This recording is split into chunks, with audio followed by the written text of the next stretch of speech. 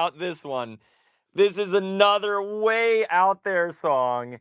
But by any chance, Joanne, can you or anybody else in here, for what it's worth, can you name that tune or name that artist, Joanne? Any ideas? Oh my God. Hi, Ian, and thank you so much for hosting. I've never heard this song before. No, I don't know. What Well, is that it? would make, I got to be honest, that would make two of us. I'm curious, David, have you ever heard this song or no? No, I have not heard this. First time. Okay. All right. So nobody. All right. If you know it, put it into the purple pill. I'll be curious to see if absolutely anybody can get this one. If not, and I'm going to guess that might not be the case. Although it does have millions of views on the various platforms here. So that is a song, Joanne, that is entitled "Walking on the Chinese Wall," which I thought would be fitting for this, by somebody named Philip Bailey. And the reason that in particularly, I chose this, not just the topic, also that it had a really interesting little feel. And as I always do, I like to try and dive into what are the backgrounds on some of these songs.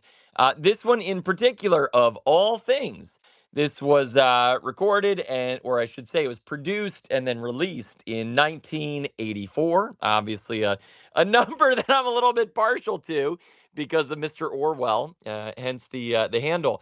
It happens to have been produced by, written by, and the drums on it all played by none other than Phil Collins, one of the absolute all-time greats from the 80s. And so if you listen back to that, again, Walking on the Chinese Wall, not familiar with it, by Philip Bailey. If you do, add it to your playlist.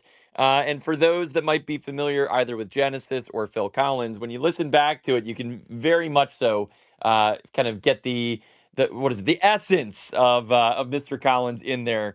And I know I've mentioned him, some other artists I'm certainly partial to from that time period. But that being said, this is going to be a banger. I am very excited. Back by popular demand, Mr. David Baumblatt, who in our prior conversation went through, and I'm going to ask him to give a bit of just a recap, of course, for anybody that might not have listened to it. We will put that into the purple pill. But David, a FBI former not only employee, but also whistleblower, who noted all kinds of awkward connections within what today people would refer to as the deep state. Started noticing some of the alignments, curiously, between the intel agencies and political leadership with that nation we often talk about. He talked about how, in his day and age, when he was there in the agency, that there were rumblings amongst some of the individuals in the back end, maybe a different day and age when people were still loyal to the fundamental ideas of patriotism, of nationalism, of what it means to be American, and not having sold out to this cabal, whatever we want to refer to it as.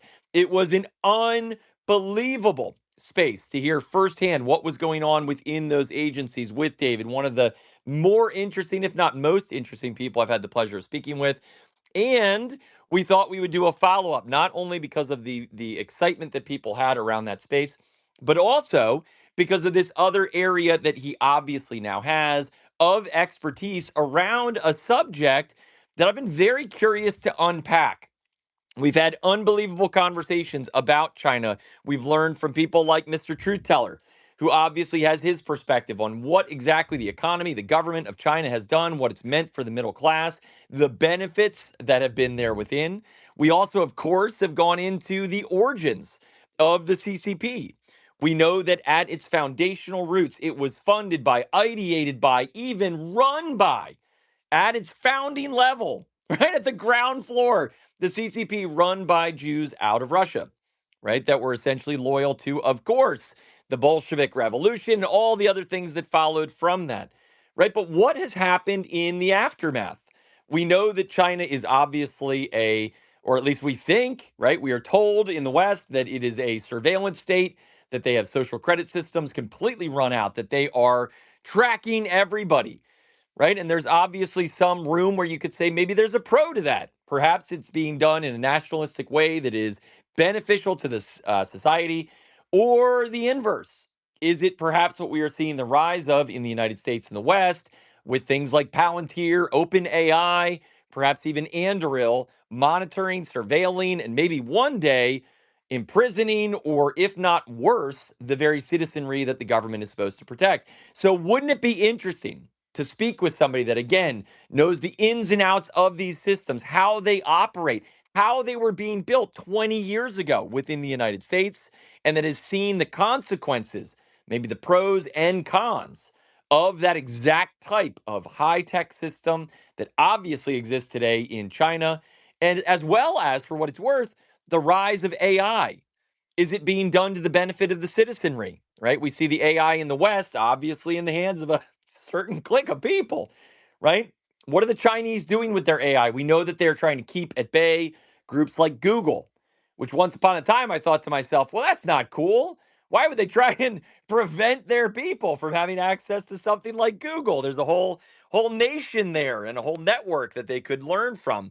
But then we start to recognize, well, perhaps they're doing it because they want to ensure that their citizenry is not propagandized by either Israeli, if not, let's call them Jewish supremacist networks, right? So we're going to hear all about it from David. I am incredibly excited. Again, one of the most interesting people that we've had the pleasure of speaking with on this app. I want to welcome, of course, Mr. Christopher Wood up here onto the panel as our honorary Thursday co-host. I actually saw his video. They dubbed it with a little additional musical background in it, which made it more exciting.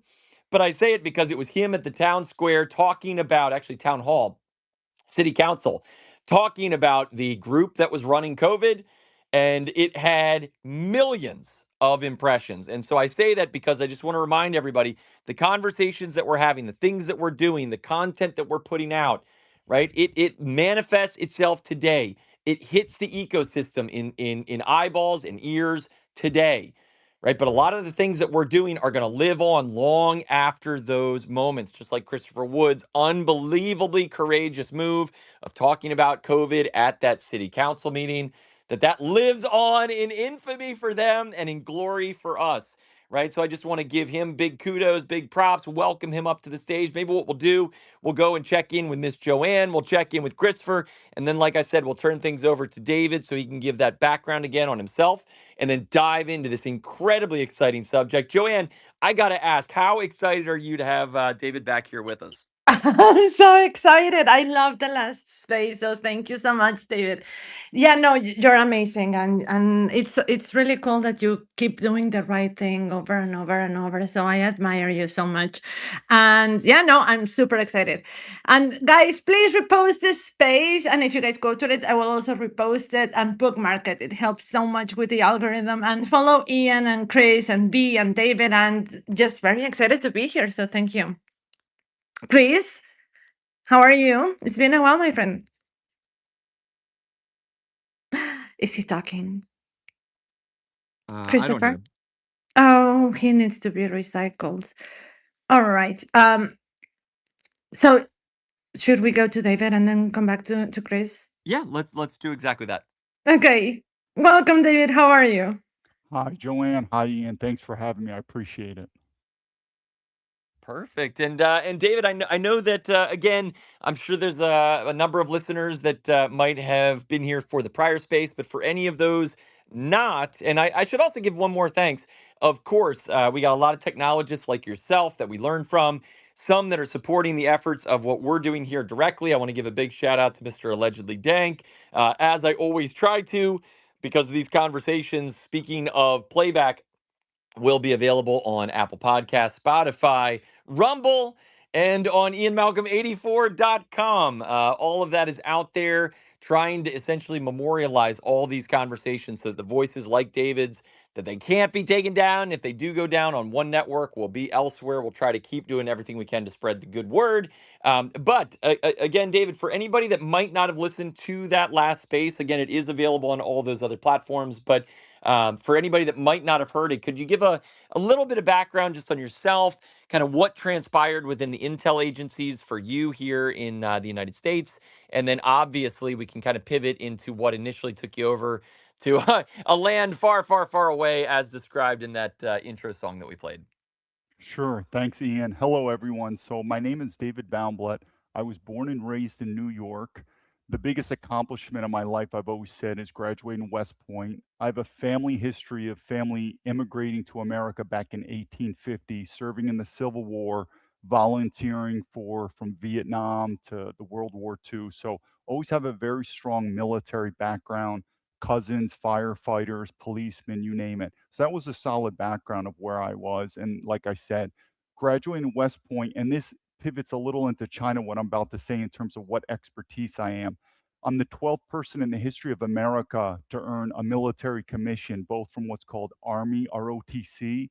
I graduated Marion Military Institute in Alabama, and then I went on to West Point. So I was commissioned twice by both West Point and Army ROTC, and that gives a lot of leadership. And so when I focus on China, my expertise again is focusing on that leadership, strategy, political security. So one, there could be people that are more expert than me on China. If you said, "Hey, David, give me the ins and outs of the export of iron ore in China in terms of a specific element," they'll probably more expert than me. And I've also said in the private sector, it depends. There are a lot of China experts in the private sector. But if you think your State Department diplomat, your defense attache, your FBI, your CIA, you name it, are the China experts and you're relying on them to understand China, it would be probably like comparing someone who graduated with a high school diploma and someone with maybe even a PhD. That's be the difference between the private sector expertise and the government. And I think we're all realizing too, and this is also one of the reasons why I left the government. I just didn't want to work, is there was a time back in the 1950s when I say America was at the peak of its power, that there were three jobs in general that we called them the Cadillac jobs of the government. This would be a CIA, FBI, and even a State Department. Obviously, the military gets very good if you make general. I've always said the military is a very harsh job, but if you make general, it could be one of the best jobs. But generally speaking, State Department, a Foreign Service officer, FBI agent, CIA, the caliber of people back then compared to the caliber of people now is drastically different. And there's a couple reasons why. One, let's just look at salaries. Back then in the 1950s, the salaries in the private sector we're only better than maybe 10 to 20% salary wise than the government. And then also, for many reasons, there wasn't as much DEI back then. You could say what you want about J. Edgar Hoover, but only white men were allowed in the FBI. So there was a lot of reasons. But working in the government back then was more prestigious. It's just not. I do believe that if you take an average CIA and FBI person, they are above average intelligence than the American people. It's an above average job without a doubt. But the term of best and brightest, I don't think our best and brightest are in our government, they're in the private sector. Even a person like Donald Trump, that if you followed me, I was an avid supporter of Donald Trump. I'm drastically dropping my support with him. But here's a guy who's never served in the government. In fact, he's made record books. He is the first president in history that's never served prior political or even the military, which again, I'm not, as him being a draft dodger, I'm not saluting that, but he made his claim and fame in the private sector. So again, the private sector is where it's at. So going back to the story is I served honorably in the military, joined the FBI in 2004 to 2007. This also relates to China that we'll go into. When I joined the FBI in 2004 to 2007, the number one threat that we're facing, if everyone remembers back then, was the war on terror, which is sort of, and this sequence is what I'm about to say. Notice it's repeating, meaning the war in Iran. Even as a, I guess we could say, a common sense American citizen, would you even think that we won the war on terror, meaning Afghanistan and Iraq? It was a complete failure to include Iran. So when I joined the FBI in about 1 year's time into it, and I don't even think you need to be that smart. You just could read, as the Chinese say, read the tea leaves. In about 1 year, I petitioned management that we are facing the wrong threat.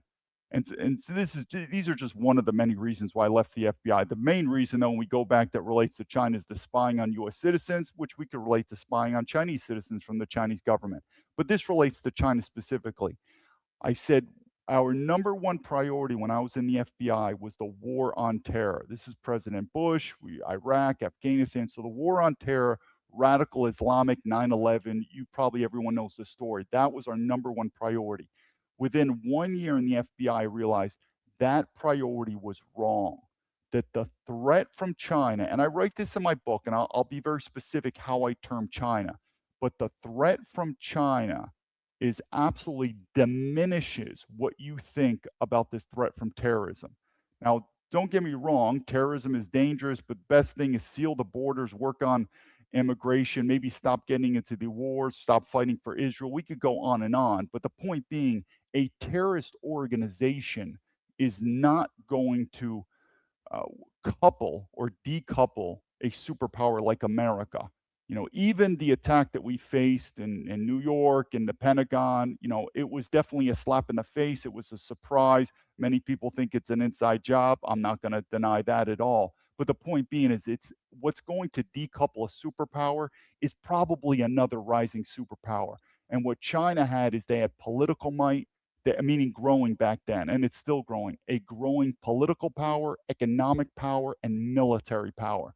So now the question is, David, why didn't they believe you or think about this?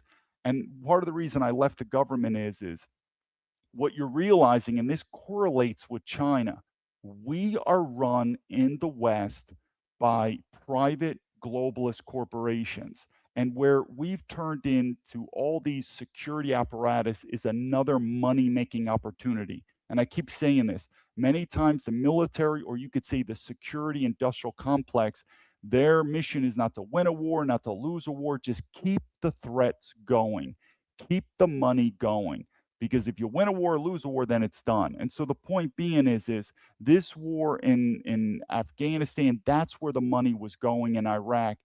And so the point is, back then with China, I would have determined it. So this was 2004 to 2007 when I was in the FBI.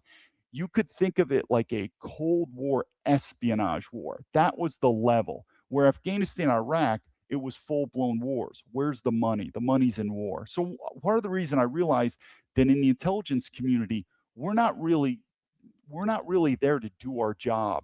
We're just there to keep the apparatus spinning, to keep the money going. And I said many times, if you really want to protect the American citizens from active terrorism, I say again, probably seal the borders, redo immigration. And Donald Trump is definitely looking at that with birthright citizenship and illegal immigration. I get that.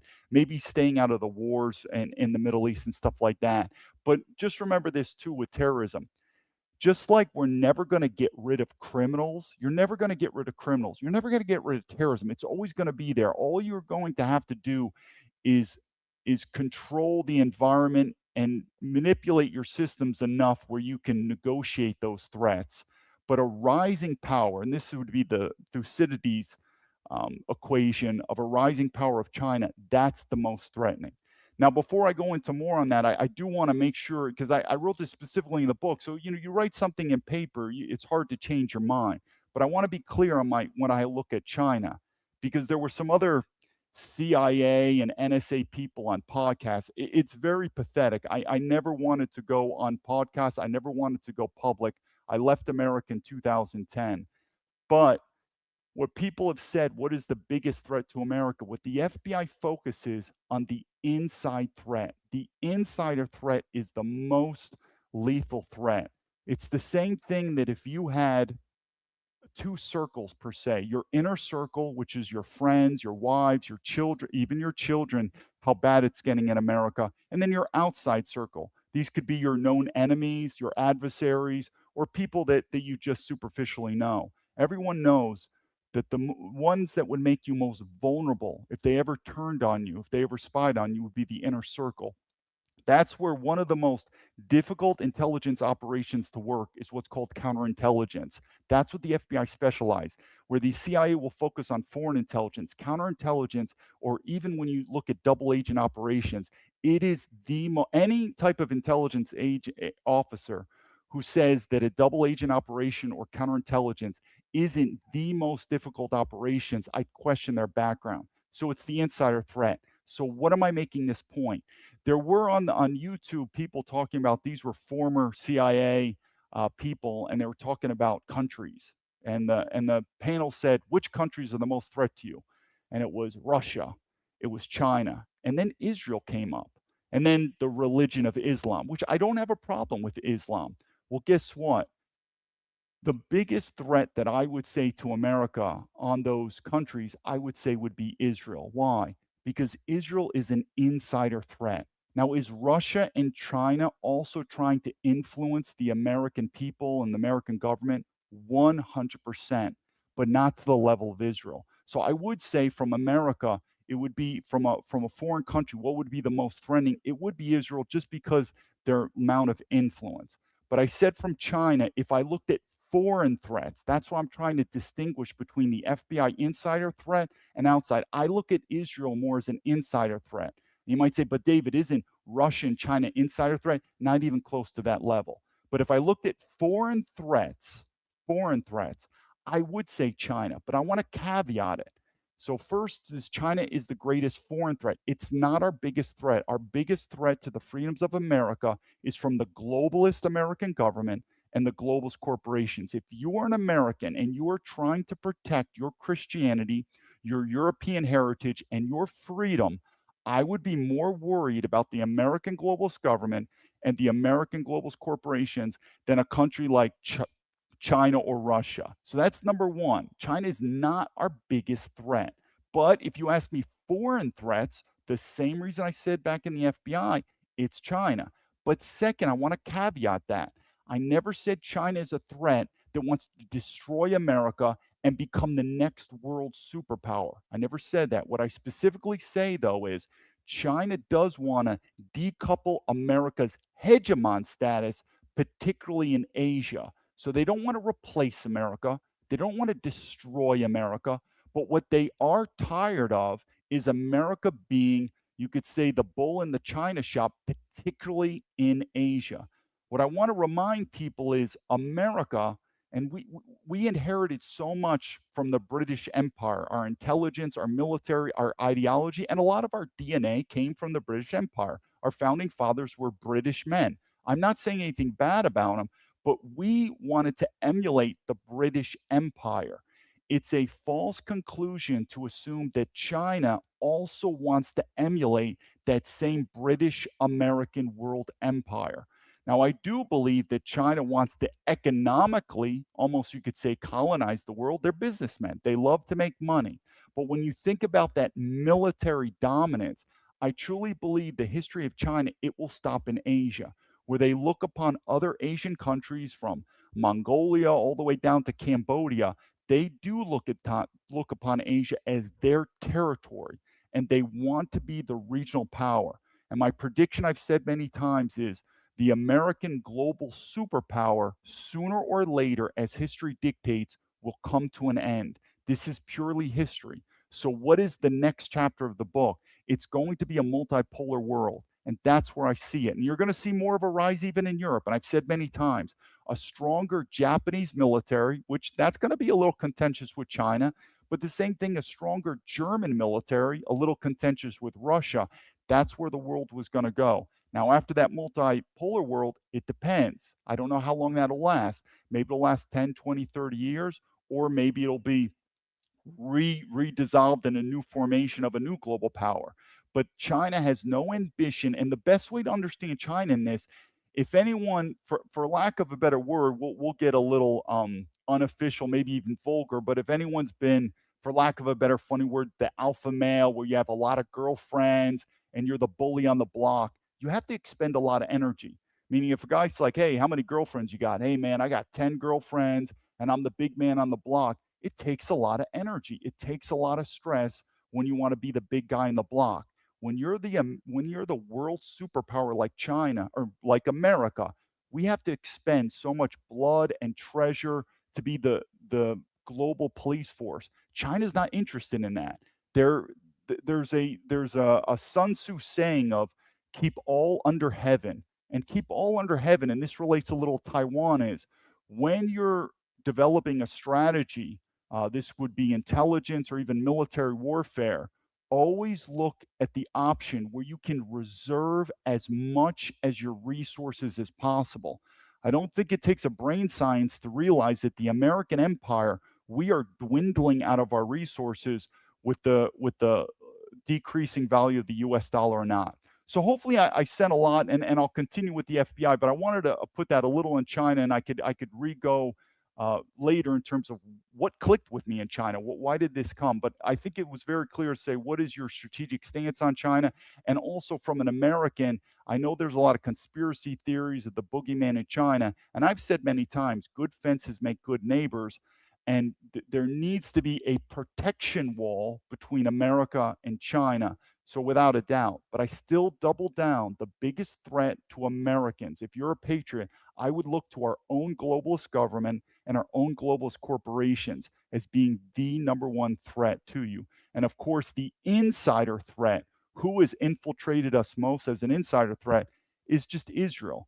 And many times, I don't want to do a caveat, and many times, we'll keep going, but by all means, we can continue to talk about that. So in the FBI, one of the biggest things that I saw, and remember when I was in the FBI, there was something, I think everyone probably's heard of this before, the Patriot Act, the FISA. Well, the Patriot Act was the FISA on steroids, and this was the post 9/11. I was the post 9/11 class going into the FBI. So again, war on terror and the spying on US citizens, that took a whole new level. Now I do want to make a caveat. I don't mind. Now, there are people that want to absolutely ban the intelligence agencies. I'm not going to argue with that. It's not like these intelligence agencies were my friend. They want to destroy my life. But if I was talking as a rational person, intelligence is the second oldest profession in the world. It's just, it is what it is, and you're probably always going to need it. But these agencies need to be drastically defunded, number one. And two, I'm much more lenient on spying on foreign nationals. The bright line that I had was spying on US citizens for the same reason. And we'll go into it with our system, how it's easy for the Chinese government to spy on you. But I still would be more worried about our own government that you pay your taxes to, that have a loyalty to you. It's when your own government spies on its own citizens.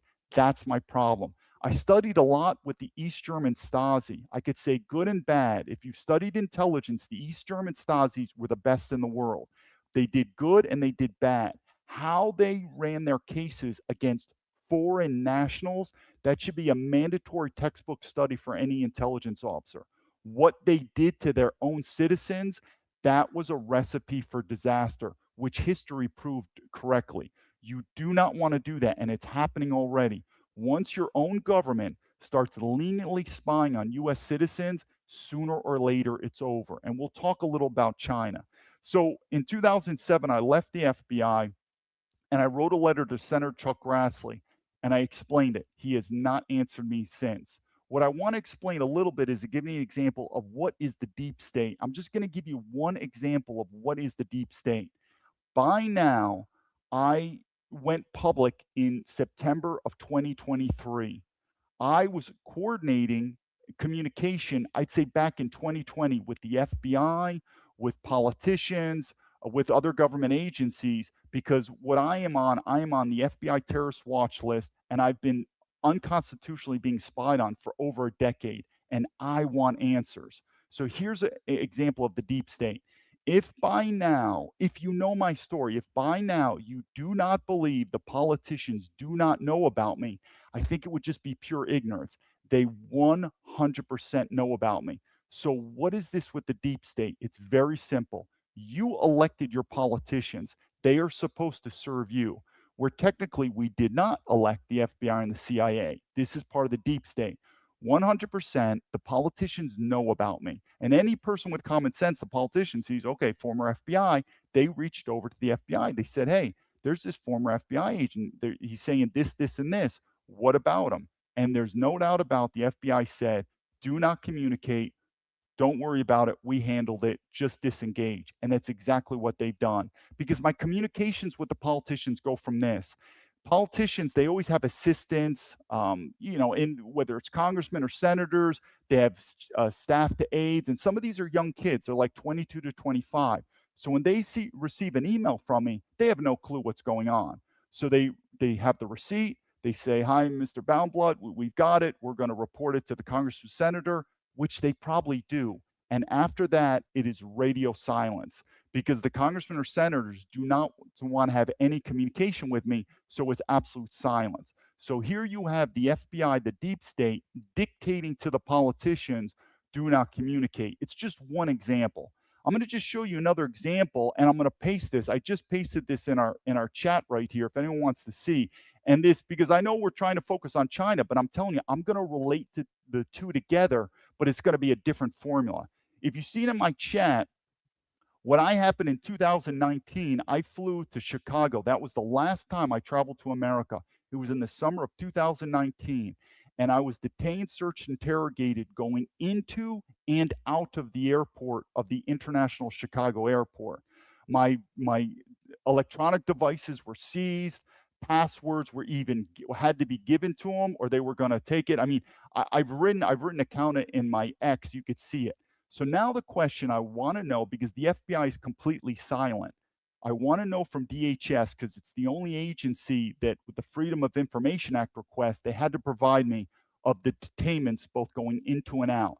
And I want to know, am I still on a terrorist watch list? Yes or no? It's a simple question. If you read what I wrote in there, and there are multiple emails of me going back and forth with the DHS. Now remember, the Department of Homeland Security is a government organization. Your tax money pays them. They will not even give me the name of the person I'm communicating with because you want what's called an accountability. You need some type of accountability. So I keep telling the DHS, who am I speaking to? They say we are not allowed to give out names. You're not Jason Bourne. This is not 007. You work in the DHS. You're a public official. You're probably like a GS10. Give me your name. If you can't give me your name, give me the manager's name. And these are other emails I wrote him. Give me your public affairs officer name.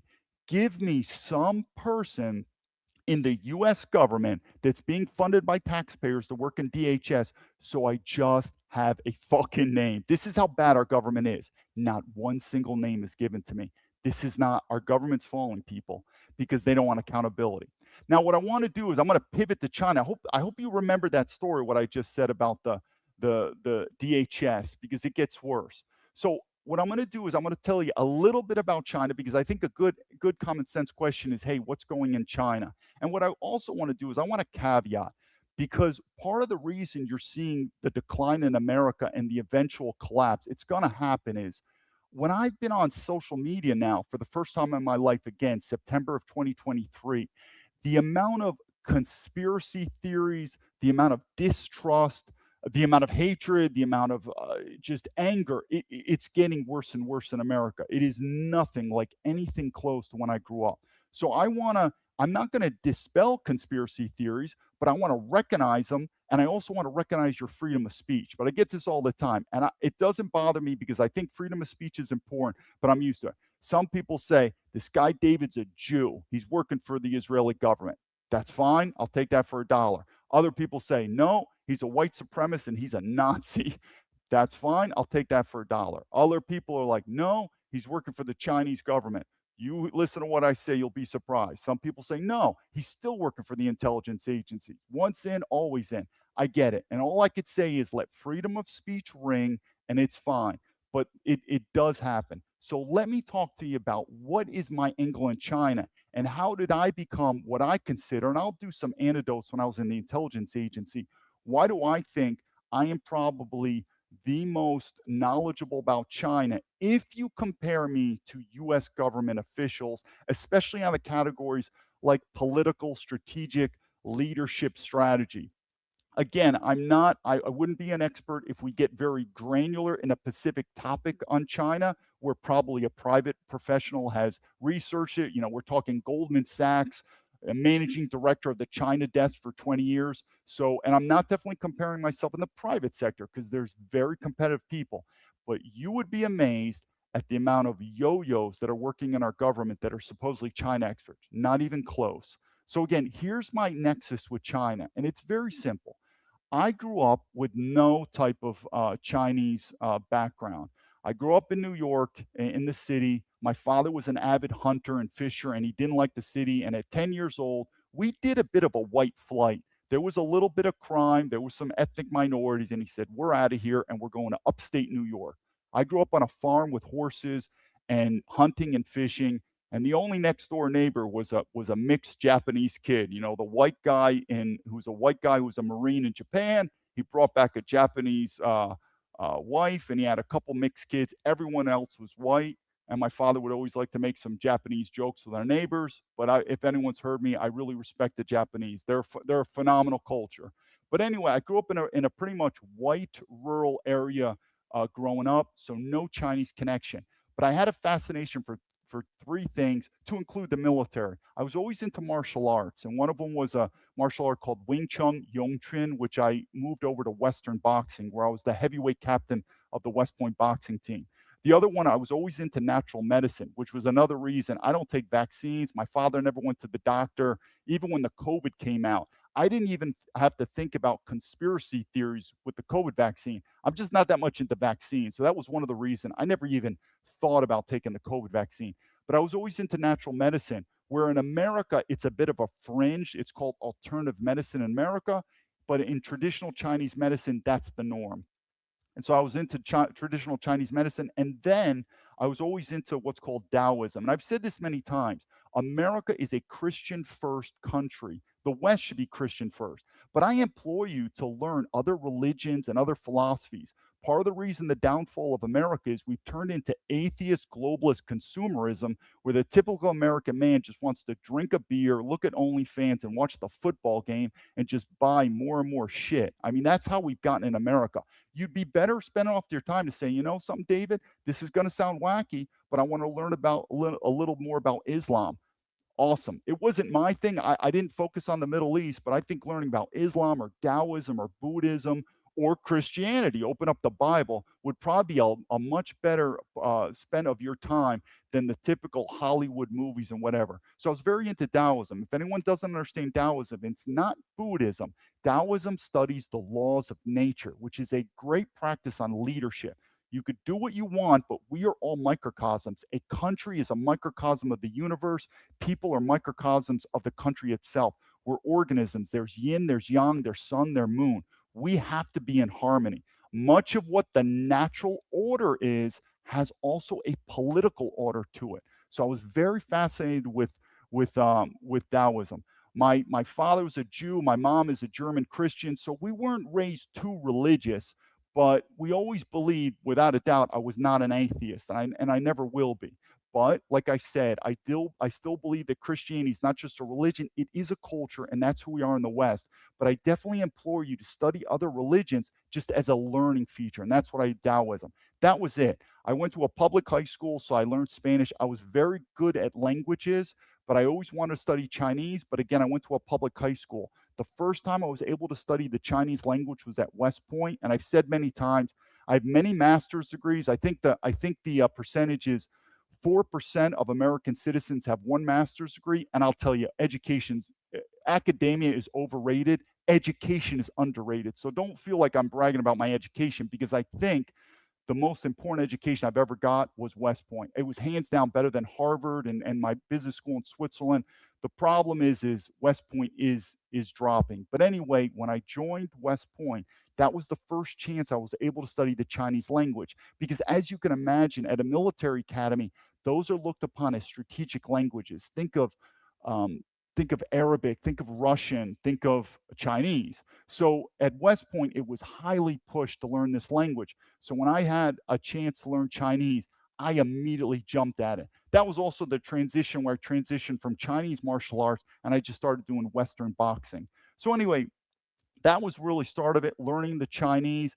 And then I developed further in that. I did a master's degree in Chinese studies at the University of San Francisco. As we like to say, the People's Republic of San Francisco, wacky city, learned a lot, but it's definitely an Asian city.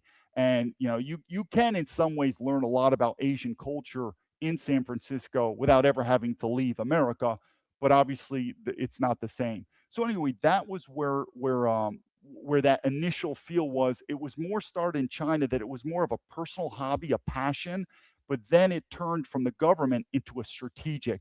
But it's not just the government, where the government may look at China as a strategic adversary.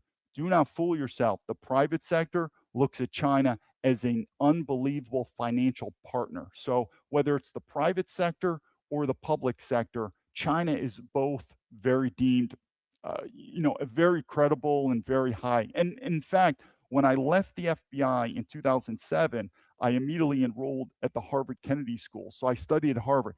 And in 2007, the topic of China, but not from adversary, it was, I mean, there was a lot of US intelligence, foreign intelligence. The Harvard Kennedy School is just a hub of, in fact, out of all the schools at Harvard, if you think about law schools and medical schools and undergrad, the Harvard Kennedy School is the most international school in all of Harvard. And I did like that. I thought it was good. 50% of the students, the graduate students at the Harvard Kennedy School, 50 are foreign nationals.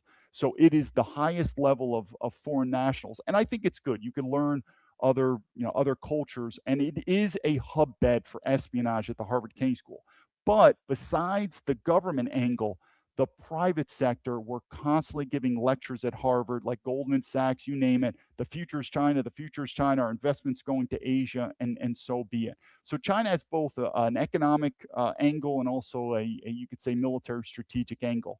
So part of the reason I went to China, I should say, is in 2005, and I think I don't know how old people are in this on this podcast, but when I grew up in America, I never once believed that America would collapse, there would be civil war, that America is not the best and the brightest and the land of milk and honey. Even when I was at West Point, never did. When I was in the U.S. military, so I served in the U.S. military until 2004. You have a 5-year contract with the after West Point.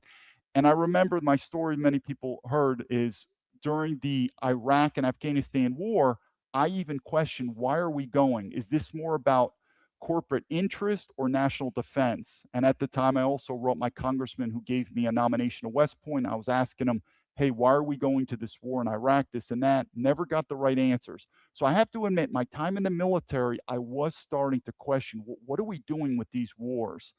So after that, I went into the FBI. In fact, this is why I'm different than other FBI whistleblowers. I never planned on going to the FBI. What I wanted to do, and just the secret's out, and I'm going to do a video on my Rumble about military leadership. Unbeknownst to many people, on average, the best and the brightest West Pointers, once they finish their 5-year commitment, they're in the civilian sector. They don't stay in the government. So the West Point generals that you see, on average, I mean, I see some of my West Point yo-yo classmates now. They're what's called brigadier generals, first star. We'll just say, we're trying to be politically correct and just not on average, the best and the best of West Point, 5 years. In fact, the saying at my West Point class was 2004 out the door, meaning 2004 is when your contract expired. I'm out of here. So that was my plan. I wanted to go in the private sector, and I was done with the government. But I'm not saying I did high level work, but during 9/11, I was stationed in Heidelberg, Germany. That was called the Pentagon of Europe. That's the US Army European headquarters. And I did some good counterterrorism work during 9/11 at that general flag officer level. And I was recruited by the FBI. There was a West Point graduate who was at the Frankfurt, Germany office. So in Frankfurt, Germany, the US consulate, we have what's called FBI legal attaches scattered throughout the world. And it just happened, just meeting after meeting. And he's like, you'd be perfect for the FBI. And I think I always use this saying, any red-blooded American male, at least back then, 2004, if they said, hey, you want a badge and a gun and you want to work national security and do cool stuff, I think most guys would say, yeah, this sounds good. But that wasn't my number one choice. I really just wanted to go in the private sector. But I took that opportunity, and I still say I'm very honored to have served in the FBI. But I'm just saying, the FBI now, and it's got even worse, is not the FBI back in the J. Edgar Hoover days, just like West Point's not the same. And the founder of West Point, Colonel Sylvanus Thayer, would not be pleased with West Point now. So anyway, I took that opportunity. I went into the FBI, and it is what it is. But in 2007, I said, I've had enough. I'm not interested in this anymore, and I just want to go into the civilian sector. And so in 2007, when I left, and then I was in the Harvard Kennedy School, I was a fluent Chinese speaker. At the time, I wasn't like super business fluent, but I was definitely solid conversationally fluent. And the talk was China, China, China, the future, future, future. And back to the story that I was continuing on is when I grew up in America, I never thought of America collapsing or anything. Even like I said though, in the military, started to think about it. But in 2005, when I was in the FBI, that was the first time I thought that I don't know if America is going to continue to be the best country in the world, the superpower. Like it started to dawn on me that I think, everyone can't see the video when I'm doing it's sort of my hand, I'm doing a curve. Like I believe we reached the apex already. In fact, I think the apex was reached in 1950, and we're more and more on a decline. And I started researching more about this. And I thought to myself, well, if America's on decline, what do we do? And there's many options you could do, but one of them is like, let me leave America. And no, I'm not an advocate of, go to China. But for me, it just seemed that I could speak fluent Chinese. At Harvard, they were saying this is the country of the future. And I still believe that the new global world order, China is going to be a significant power because I think now you're probably seeing it more normalized of China's strength. But when I started studying China back in 1995 or earlier, in fact, go back to the 1980s, it was more Japan. Like if you looked at the preeminent Asian power, 1980s and before, it was Japan. So I think a lot of people are seeing that China is definitely going to be a major power. So then I moved to China. So hopefully that's the background. Now, what have I seen in China? So our conversation now today is about China, this technocrat, this surveillance state, the freedoms, what's the danger, this and that. And there's a lot of ways we can unpack it. So the one thing is, I was very ignorant about going to China. And I have to admit, some of the people that know me before have said this. They said, David, I don't recognize you. The way you talk about racial topics now, about women, you have radically changed. So I should say is the biggest things that have had an impact on my life. I think number one, we would all agree, if you're lucky to have a father, this is part about the downfall of America. When I grew up, having a father, I don't know if I'd say I was lucky. I think it was sort of normal. But in today's day and age, if you have a father figure, consider yourself lucky. So again, another reason why America is going down. Kill the fathers, kill the families. But I do believe my father had a major impact on me. After that, the military, because the military is a different world. And that military also allows me to understand China better. Why? If anyone's ever been in the military, the culture, the military in many ways is fascism. And so if you understand that military culture, you will understand China better. And so going to China, it's been, I cannot tell you because I'm a fluent German speaker. I've lived in Germany. I did my MBA in Switzerland. I've spent time in Beirut, and I've spent time in many different countries. China is an animal unto itself. I've never seen or experiencing anything like that. There's so many anomalies. Like, for instance, I laugh now when people say neo-Nazi. If you ask me, where are the current state national socialists? They're Chinese. That's not a compliment, or that's not a, what's the word, a insult. It's just, it is what it is. But if someone says, hey, are you a neo-Nazi? I'm like, are you talking about the Chinese? Like, it seems to be the Chinese are never in the vocabulary of neo-Nazi. It just seems to be white people. It's just white, and particularly white men. So all I could say is China is an animal unto itself that it's hard to even explain, but I'm going to do my best. But I joke many times, China is like Willy Wonka in the chocolate factory.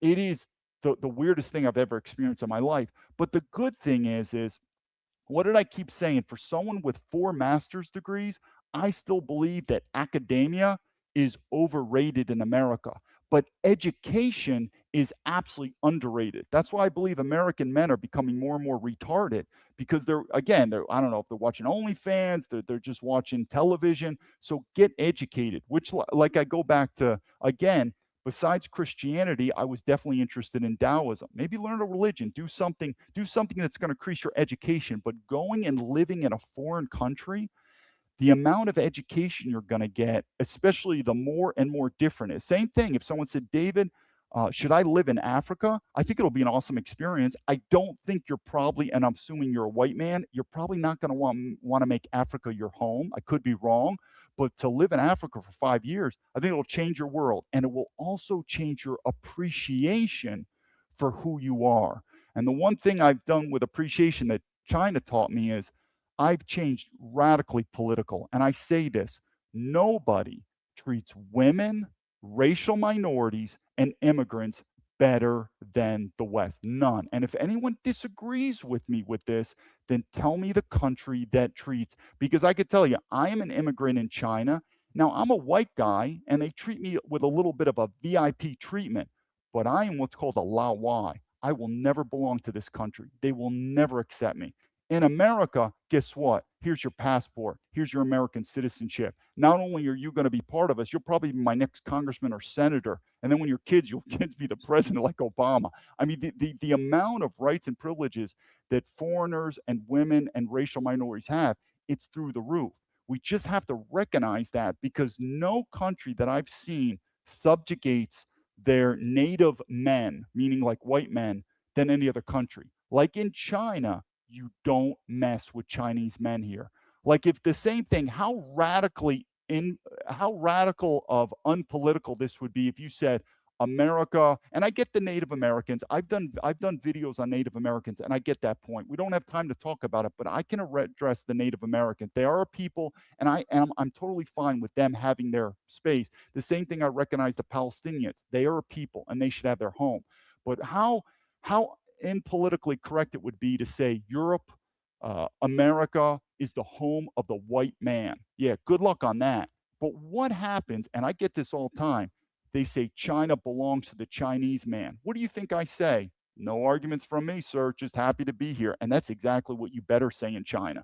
If you are a foreign national or a non-Chinese and you start pushing up against that and say, I don't know, China is racism or it should belong to whites or blacks, you're going to get deported. It's that simple. They're going to kick you out.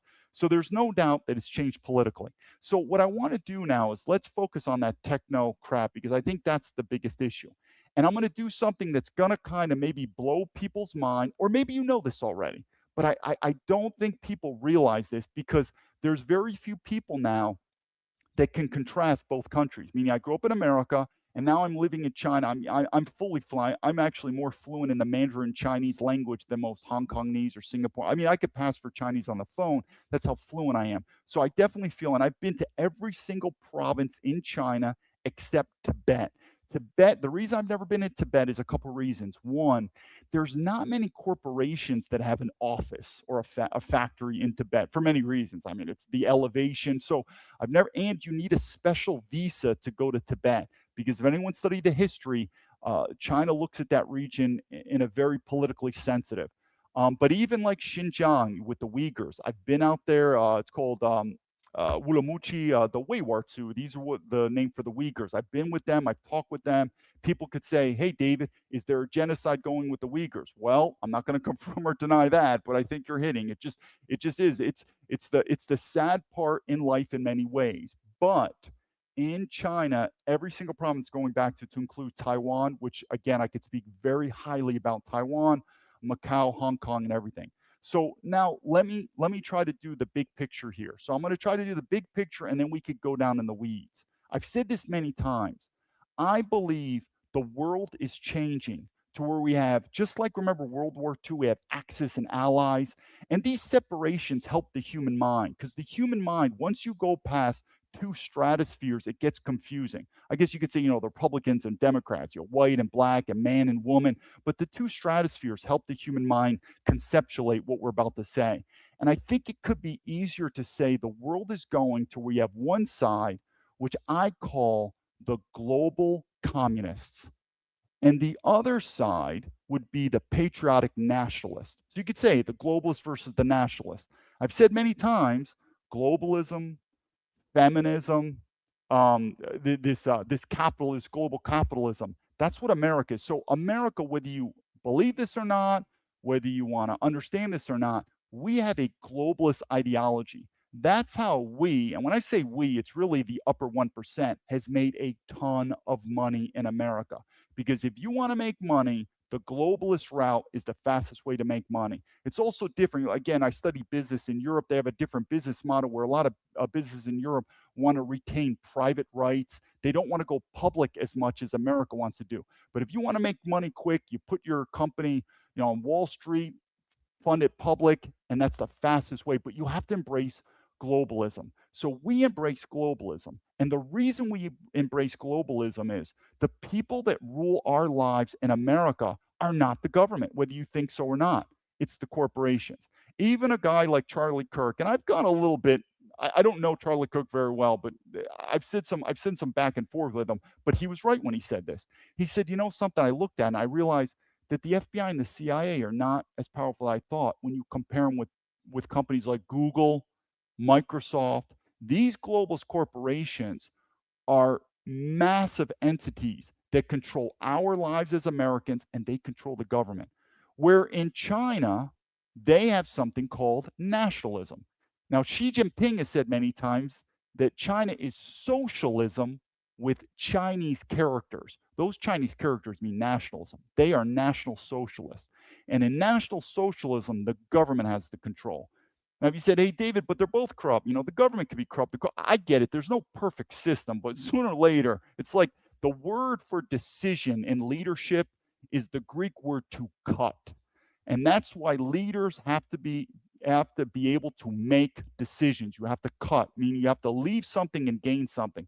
So if you are a political researcher or a political leader and you could think of a better political system for the world, I am all ears. But this is what we have. We have National Socialism where the government runs the show and the corporations and the private sector are subservient. Or you have our system where the government doesn't have control, not as much as you think, and these globalist corporations run the show. One is a globalist ideology and one is a nationalist ideology.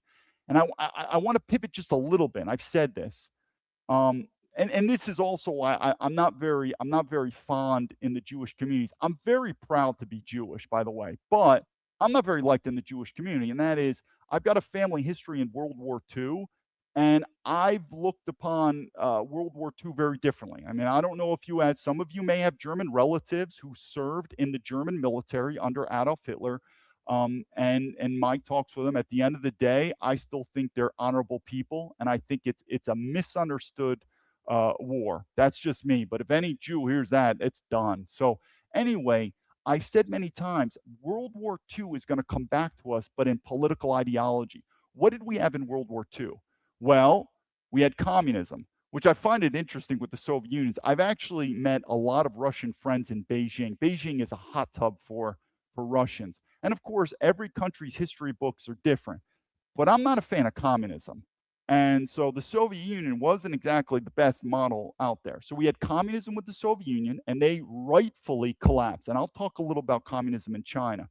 And then we had something called National Socialism or Italy fascism, which we've been brainwashed in America to think that's the most evil ideology around. Think about it. Ask yourself if you're in America, try to sell communism or try to sell fascism. I bet it's easier to sell communism.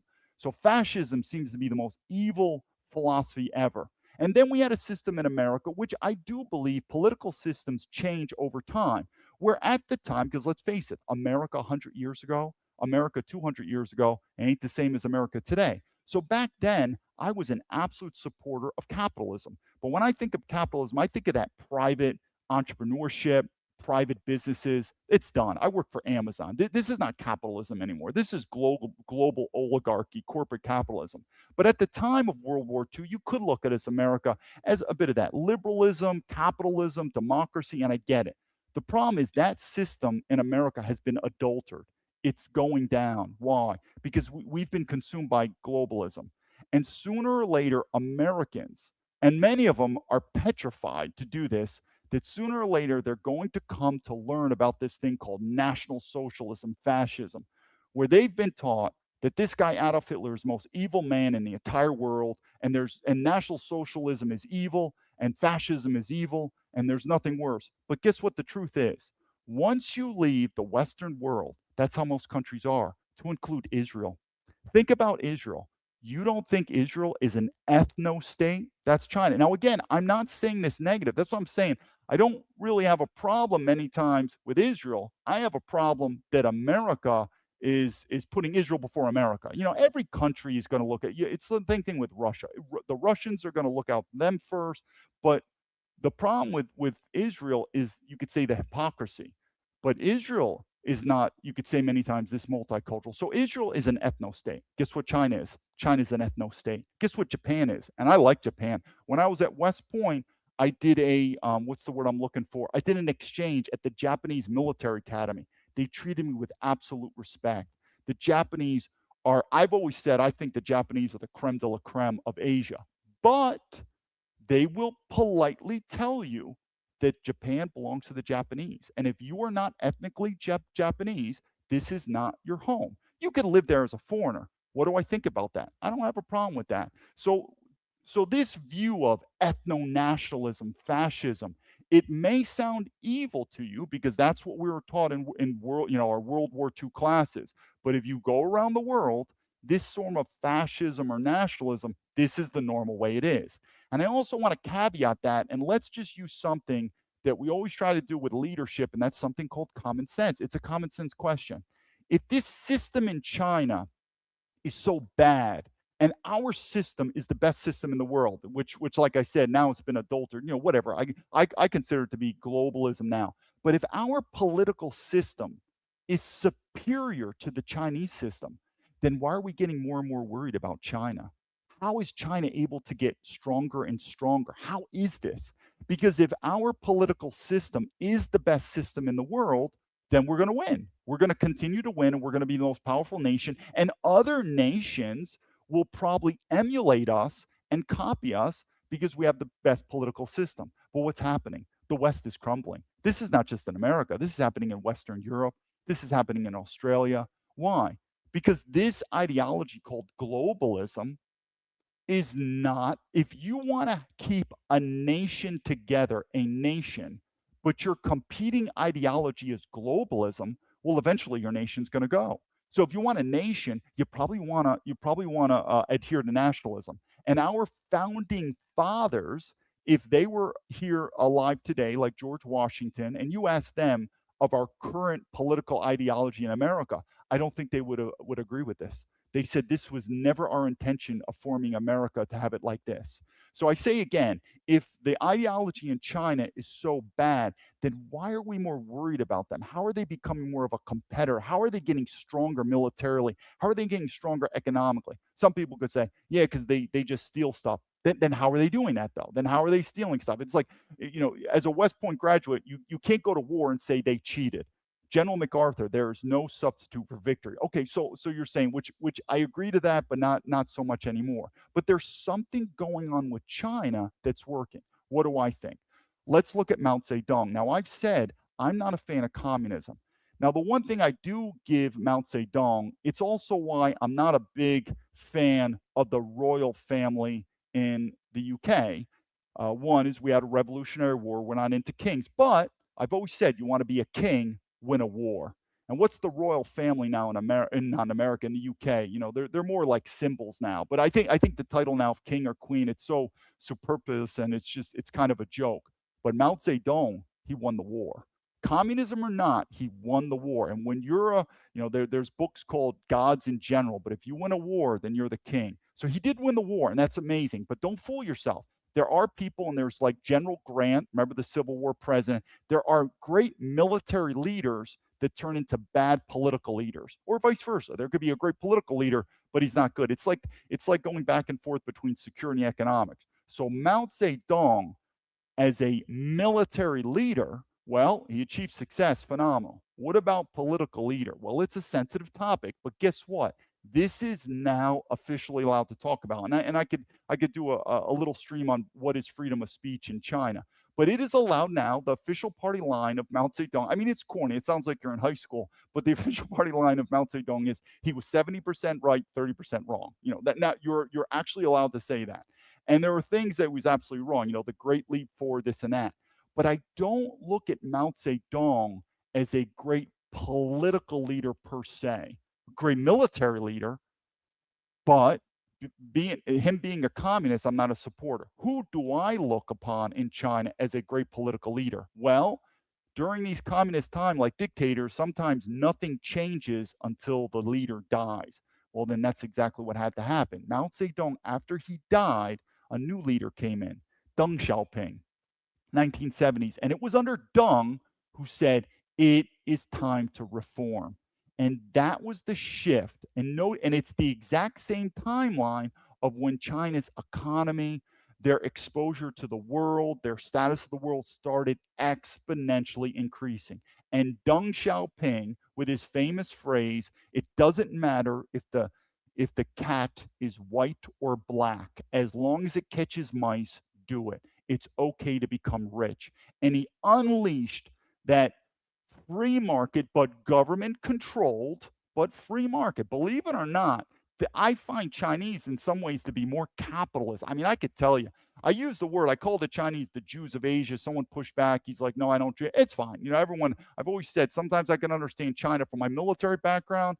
And also, they're very Jewish in nature in many ways. But these people, I'm telling you, sometimes I think they care about more money than American. I mean, these people live a life of money. So it was under Deng Xiaoping, but it's not an open capitalist society like America is. The government controls. So I say again, in China, the government has the power. I don't care if you're a billionaire like Elon Musk, the amount of influence that Elon Musk has in the White House. Let's face it, this guy's a political figure.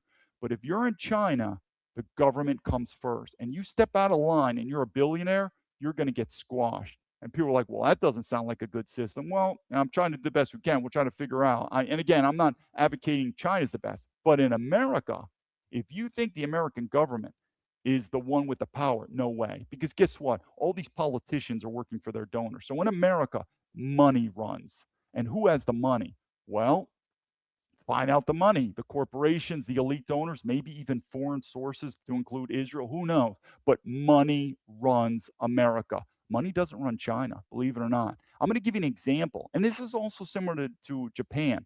The Chinese government, 100%, will take, and they've already seen it. I mean, their economy in certain ways with the COVID and post has absolutely nosedived. Just like Japan refusing to have immigration, 100%, I'd stake my life on it.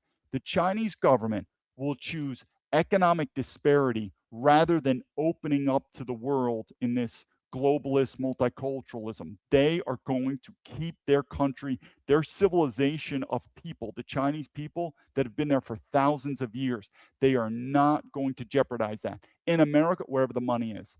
So if you think Donald Trump, and I look at Donald Trump more like a CEO running a globalist corporation called America, rather than a president leader leading a nation of people. We're not people, we're employees in America. So in America, it is the corporations. And I just do a caveat too. I mean, I like Donald Trump, but I do think this guy is probably going to go down as the most corrupt president in the history of America, utilizing the White House for personal fortune for him, his kids, the oligarch.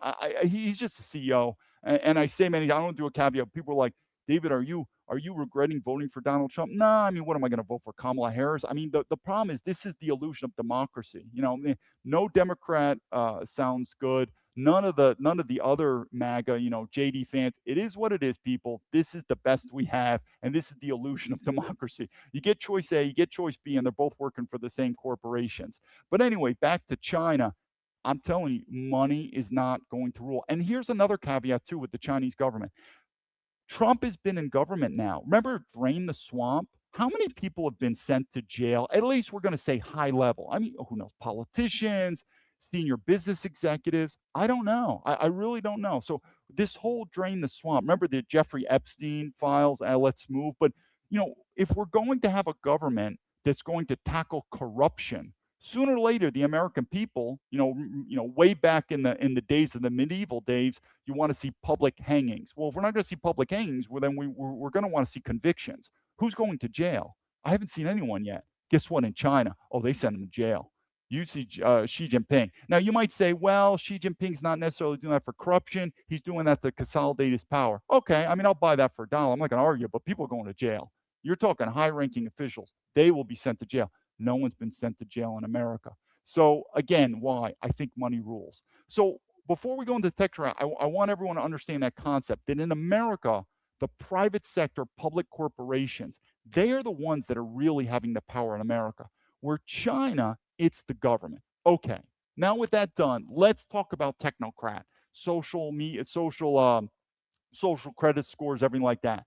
Now, it is true in China, one of the countries that they did, and this is Deng Xiaoping, this was the country where my visa got permanently denied, was Singapore. One of the countries that Deng Xiaoping wanted to emulate was Singapore. So I'm going to describe Singapore. Again, this was the country I wanted to make my home. My goal was to become a Singaporean citizen, and you'll have to give up your American citizenship. I wanted to become a Singapore citizen and live there. Just some backstories, just so you know, but the richest person in Singapore, I don't know if you ever saw the Facebook movies, but Mark Zuckerberg, his partner, who was a Brazilian who immigrated to America, and they had that legal dispute. He actually left America, gave up his American citizenship, also for tax reasons, because in Singapore, you don't pay any capital gains tax. He immigrated to Singapore, and he is now a Singaporean citizen. He's in the movie, the Facebook. He was Mark Zuckerberg's original founding partner. They had a legal dispute, but he is currently the richest man in Singapore. And America very dislikes this man because if you give up your American citizenship for financial reasons to avoid taxes, even though it's legal, the American government doesn't like it. So what I first want to talk about Singapore is we look at China as this draconian communist state. Well, let's start square one. Let's look at a country like Singapore. And you may not know Singapore, but it's considered the Switzerland of Asia. And there are many, many Americans who have made Singapore their home because they view Singapore as much better than America. Now, I'm going to give the pros and cons of Singapore, and it's going to relate to China. If you go to Singapore, the amount of cleanliness, the amount of money, the schools, the hospitals, the low crime rate, the international nature. I mean, it is a phenomenal place. It's similar. Maybe you've heard of rich Americans who left America and they're living in Dubai. And you're like, why would you live in the Middle East? Well, Dubai is an exception. Dubai is not the Middle East in its entirety. It's a very exception. It's a very uh, high net worth area, and many times the local government doesn't have restrictive natures as the other countries around them. The Kingdom of Saudi Arabia, stuff like that. But to go to Dubai, it's very easy to see very high net worth Westerners who've made their home in Dubai. Very similar to Singapore, and very similar to Hong Kong. Though Hong Kong, there's a difference because Hong Kong is becoming more and more China, for lack of a better word. So let's talk about Singapore. Singapore, many times, is a socialist utopia. It really is. It's a phenomenal place. But guess what? If you think your freedoms in Singapore are like that in America, you're wrong. Now, it is true, though, the freedoms you can get in Singapore are much better than, say, China, Vietnam, Cambodia, because they do want to cater to the Western people who invest their money there. But I'm going to give you an example of freedom of speech, and this is Singapore. And this is the model that Deng Xiaoping wanted China to become. And I do believe they're striving toward that. The problem is Singapore is 6 million people. It's basically a city state, which is easy to govern versus a country the size of China, which is actually larger than America land wise and the people. It's very difficult, obviously, to manage China. Where Singapore, it's very small. So they are, if you ever lived in Singapore, and I've been there many times on business trips, that's why I said when my visa was permanently denied, I've never had any legal problems in Singapore, never any police issues. It was from the US government why my visa was permanently denied. But when you go to Singapore, it's a beautiful place. It's an unbelievably place to live. And you, we're going to say a white American, trust me, I know them. A lot of people are like, I don't want to leave. I know many of them. But guess what? It does come, I'm not going to say with a big price, it comes with a little price because let's face it, Singapore is now rated as the most expensive country in the world, meaning you get a good life there, but it's expensive. The wining and dining and everything. So the rules, freedom of speech. If you talk freedom of speech that involves one of these four subjects and it's deemed what's the word I'm looking for? It's deemed like it's not civil, like it's causing civil unrest. Like you can talk about it, but if it develops into an argument, if people are insulted, if it's some type of negativity, then you can be arrested. But Wait, you so could you're talk. advocating for Americans to Wait, leave hold on, America. Gen Z. We all go to hands in just when he lands it. It's gonna be really quick. Yeah, sure, Jency, I can. You, if you want me to say this part, and then you could do your questions. Is that okay? Yeah. Yeah, I'll do this. That's fine. I'm open. So in Singapore, if you talk about these four subjects in a negative way that could cause civil disobedience, one is one is government, two is religion, three is homosexuality, and the four is race.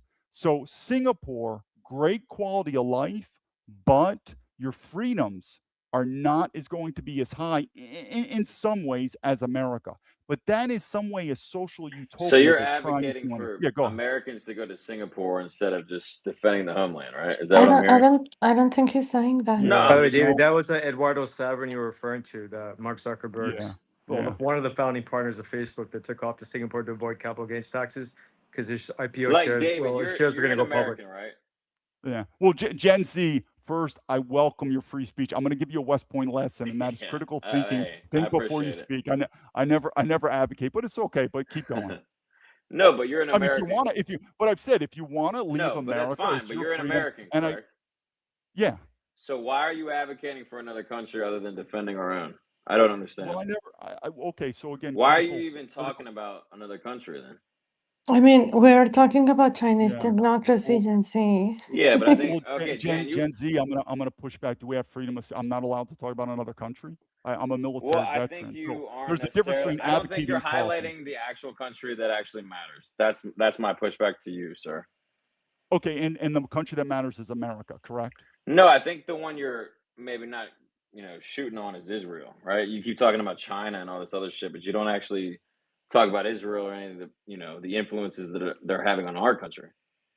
I can. I would put that in 2 points. First, the topic is more about the China's technocracy and the China topic, but No, and I also and I I think agree with So okay. why do you call it China Yeah, who technocracy is the when all most the major powerful? tech Well, true. companies and AI companies are ran by the same members of the tribe? Right. Who Who's the runs all the major AI companies wait, in wait, wait, Palantir, OpenAI? hang on. If the title is poorly labeled out, that's I got to take that one on my responsibility. But I did ask David because I was kind of curious about the essentially the surveillance state within China, how it might be of benefit or not so much for the Chinese people, and how that could be contrasted to what we're seeing here in the U.S. But maybe David, just to ask because obviously I think everybody in a lot of my rooms wants to kind of know people's comfort with sure. certain topics, right? When it comes to, so I am going to be curious on the Chinese piece, just because, again, I think it might actually be of far more, let's say, benefit to the people than the United States, where we're seeing a technocratic system that's being built exclusively by what I label Jewish supremacy, because I look at Palantir and OpenAI and Meta and just about every aspect of it, right? And so just to kind of call that out, maybe that's a good way just to get your sense here within the U.S. Do you think it's fair to say that there's basically a surveillance state being built that isn't for the benefit of its people, but rather is just essentially building like a slave colony or a prison planet that is specifically to the benefit of, if you look at the highest level of leadership of not just Israel, but let's just call it maybe global Jewish detrimental interest, right? Because Yeah. there's Jewish people that can be critical of what we loosely think of as Jewish supremacy, which Yeah. there's lots of, I suppose. So to answer that simply is in China, where I said the government runs, their surveillance is top down. It's from the government. Our surveillance state in America is just in some ways, it's hard to say it's equal, but our surveillance state in America is bottom up and it's from the private sector. Meaning, think about your tracking from I'm Google. sorry, but who's the one that's providing all these subsidies to Palantir, which is carrying out surveillance on U.S. citizens? Palantir's got 19 government subsidy contracts. So it's not just private. Palantir doesn't exist without government subsidy. In fact, before they even went private, they were a government office, Total Yeah, Information Awareness Office right after 9/11. They couldn't get funding the year after. So then they decided to hand it to Peter Thiel, Alex Karp, Joe Lonsdale, Stephen Cohen, a bunch of Jews and an antichrist. So let's at least be clear. It's not just private. no, no, Without all those no. government subsidies, they don't exist. They're not profitable, and Trump's not making all that money off it. In addition to that, we can go back further to the FBI you worked for. What was J. Edgar Hoover doing for 48 years while he served under 8 presidents. Was he not fact-finding and collecting personal files and data on every single U.S. citizen, private and public? Okay, so let me answer that 2 ways. You can label Palantir however you want. It's a private company. Their funding may It's a come public from, company. Do you even know what a well, private versus public company is? It's publicly traded. but it's a company. It's not a government. That's the Yes, the point. government subsidizes it. It's still a company. Yeah, so That's how is it why any different from any Chinese company than when you would try to make the distinction between top down, bottom up? How is it any be- different when it because serves the government purpose? Where were no, they? Who was their first you're client, David? you're David, the who is Palantir's first client? The if you want to CIA. Who is the first then entity that funded them? sure. Okay. InQtel. So what are you talking about? Like you're just gaslighting the audience at this point. You're just making What false distinctions between China and the US. If you're gonna like condemn China or point out that China surveils its own citizens, the US is no better. They've been doing it since 1924. I argue since J. Edgar Hoover took over when he treated every single US citizen like a library card. Okay, you know their name, their social security number, personal details, and he was watching over everybody. He was encouraging people to spy on each other and rat each other out. And David, can you tell me who was blackmailing J. Edgar Hoover to control him? Let me answer your questions one by one. Roy Cohn. It's funny how you don't have the balls to call it the and Meyer Let's Lansky. go. He was blackmailed by Jews. Okay. No, That's right. So the entity you serve Go was controlled more by Jews, macro. not the deep state. Go more macro. I hope my Let's microphone's just working. okay. It's I hope Let's just try everyone's to be having a blessed respectful. day. You're not worried about Israel. Israel controls the CIA, macro. controls FBI, controls it controls the U.S. Army, controls Is my ICE, the microphone IDF working? does, runs the ADL, Yes. and you want me to Perfect. believe that you just come back and say you're not worried about Israel. It's just amusing to me how Yeah, much you have control to- Israel you have has to over call out the America, top guy, and right? you just dismiss that.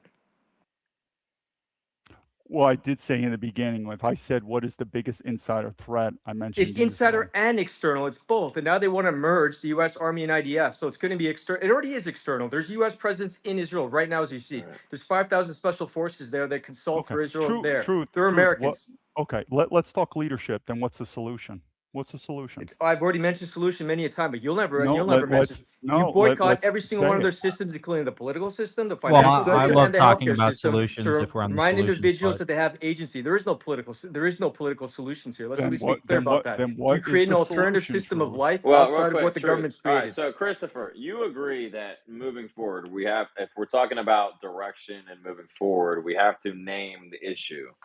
So I think that's what Truth's kind of, highlighting. It's like if we don't actually explain the macro That's the preliminary fucking step. problem here, then we can't have a nationalist debate because it doesn't make sense. Because if somebody's not willing to call out the problem, can we even have a nationalist debate, Christopher? You know what I mean? And I think In that No, you addition no, to are. I that, absolutely in agree. addition Is to that that, China I is the feel like U.S.'s David's second aware or of the third Jewish largest problem. trade Am I partner. wrong by this? I Christopher, haven't heard it a lot from David. I don't know. if China's so evil, why does the U.S. do $600 billion a year worth of business with it? Hey, David, I Wait, guess wait, just to hang clear the on. air, Yeah, I don't think David is suggesting that China is this evil empire. I I don't think there's a think lot of China, he assumptions says being China made is the here. biggest external threat. I'm like, no, they're not. They're a competitor. They're not a threat. They've never David, can you threatened the just U.S. clear the It's air the real quick and let everyone know your thoughts on Israel? Do you believe them to be the greatest threat to our existence, anyone's And this is existence? what the Pentagon believes too, David, in case you hadn't seen the latest memo. Yeah. And so first of all, I've said that about Israel being the insider threat. But It's also an external threat. It's both. sure. Well, But sure. Yeah, let him cook. Let him cook. Let him cook. what I would say is part of leadership, and this is what you're seeing. There's a sense of passive aggressiveness. So, Truth, if you're going to make these comments, then be a leader, be a man, and tell us what the solution is. Don't be I afraid. just mentioned the What? solution. I can repeat Then it again say since it. you didn't hear Then me the say first it. time. Then say it quick. Say it clear, and say it in one sentence. What's the solution? It's not a one. You're not going to frame my answer first. Don't Say be Well, an it hey, arrogant. quick. Don't be Say an honestly, it arrogant, clear. condescending prick. I will answer as I deem fit. I have a Just solution. just shoot Okay, down. Jesse, you guys, really don't let's need to just interrupt. You know I can handle my just own battles, right? Thank you, though. Thank you for trying to Just tag on. humor him. I'm good. Give him a sentence. No Give him a problem, sentence. Genji. I can speak for myself. Thank you. I won't interrupt when you speak. I know you don't need the help either. So, David, very simple solution. You understand the fact that every single aspect of American society is really compromised and controlled by the Jews. starting with politics, of course. And that's What's because the they control the solution? fight. I'm getting there. I know you have a Get short attention quicker. span. It seems you can Go only handle quicker, processing Truth. one sentence. So you fucking monologue for 30 minutes, but Okay, I only get a no, minute to Truth. speak. Let's be So why don't respectful you to the show the same guest, dude. respect to me that I did to you when you ranted all your bullshit for 30 I minutes like without your identifying the Jewish Truth. problem Okay, in Truth. America? he's the No guest, problem. though. I'll point out the Let's just solution be right now. respectful to the First, Gen guest. Z is correct. You have to identify the source of the problem. It's the Jews. It's a Jewish problem. It's the Jews that control American finance. They control the politicians whom they blackmail through I the got Epstein that. class. I got that, I'm sure Truth. you do, What's but you the won't point it out. solution? But you won't point it What's because the you're too chicken solution? shit. And they also If control the media. So what do you do I about feel it? like You boycott I'm all in of the their military. You're one of my corporations. soldiers. Okay, What's so the then solution? shut the fuck up and I'll tell you what the solution is because Go you're ahead. chicken shit and you won't point it Go out. ahead. It's real Go simple. ahead. You boycott every single one of their corporations. You remind every American they have the agency to make their own decisions and they have critical thinking skills. They should not outsource to anyone like you, who's a fucking Fed or an Okay. influencer, celebrity, or a politician. That starts with making better health decisions to lead to a sound mind. So you boycott Okay. You're everything from talking too sports, long, Truth. Let's break entertainment, it down. Netflix. You remind everyone they need to We get the got it. fucking shape. You shame things like obesity, and then you remind them there's no political solution. No one's gonna come around to fucking save you. You don't need a Let politician to tell you to lose weight. Truth. You're talking. Truth. Your You asked for a solution is to solution. I'm giving you boycott. the solution, but it's just over your head. You don't want to Truth. boycott Okay, anything because it's let's. illegal in 38 states. Okay. If it didn't work, why did they make it illegal in 38 states to boycott anything and everything related to Israel, or you can't get a state contract? Obviously, it Okay. works. It worked because in The solution. 1933, Judea declared over bankruptcy and war on National Socialist Germany because it works. And Okay. Germany bent. So They bent the knee and agreed to the Like, Havar David, Agreement do as you a have result any of it. Truth. rebuttal to anything Truth Truth. said? No, we still got to get to the solution. So the I'm solution, giving Truth, you the is to solution. boycott. Nothing. It's a way. It starts with All right. awareness. Let Are you him talk, fucking Truth. retarded? That's the problem with a guy Yeah, like real you. quick, You real quick. think Hold like on, a hold on. Okay, Fed. Truth. You have Truth, this hold on. little. I do want Okay, he can't even All reply. right, I love y'all, and I want this to be as positive, as cordial as possible. I'm glad that people are having this. It's getting a bit of an in-depth discussion, but I want to make sure it's productive and no one's talking over each other. And we appreciate y'all and everything that y'all are doing and trying to keep as positive as possible. I see that. David, you're about to present a solution here, I imagine. Could you please, I could ramble on about a solution and it goes hand in hand in what Gen Z and Truth are saying.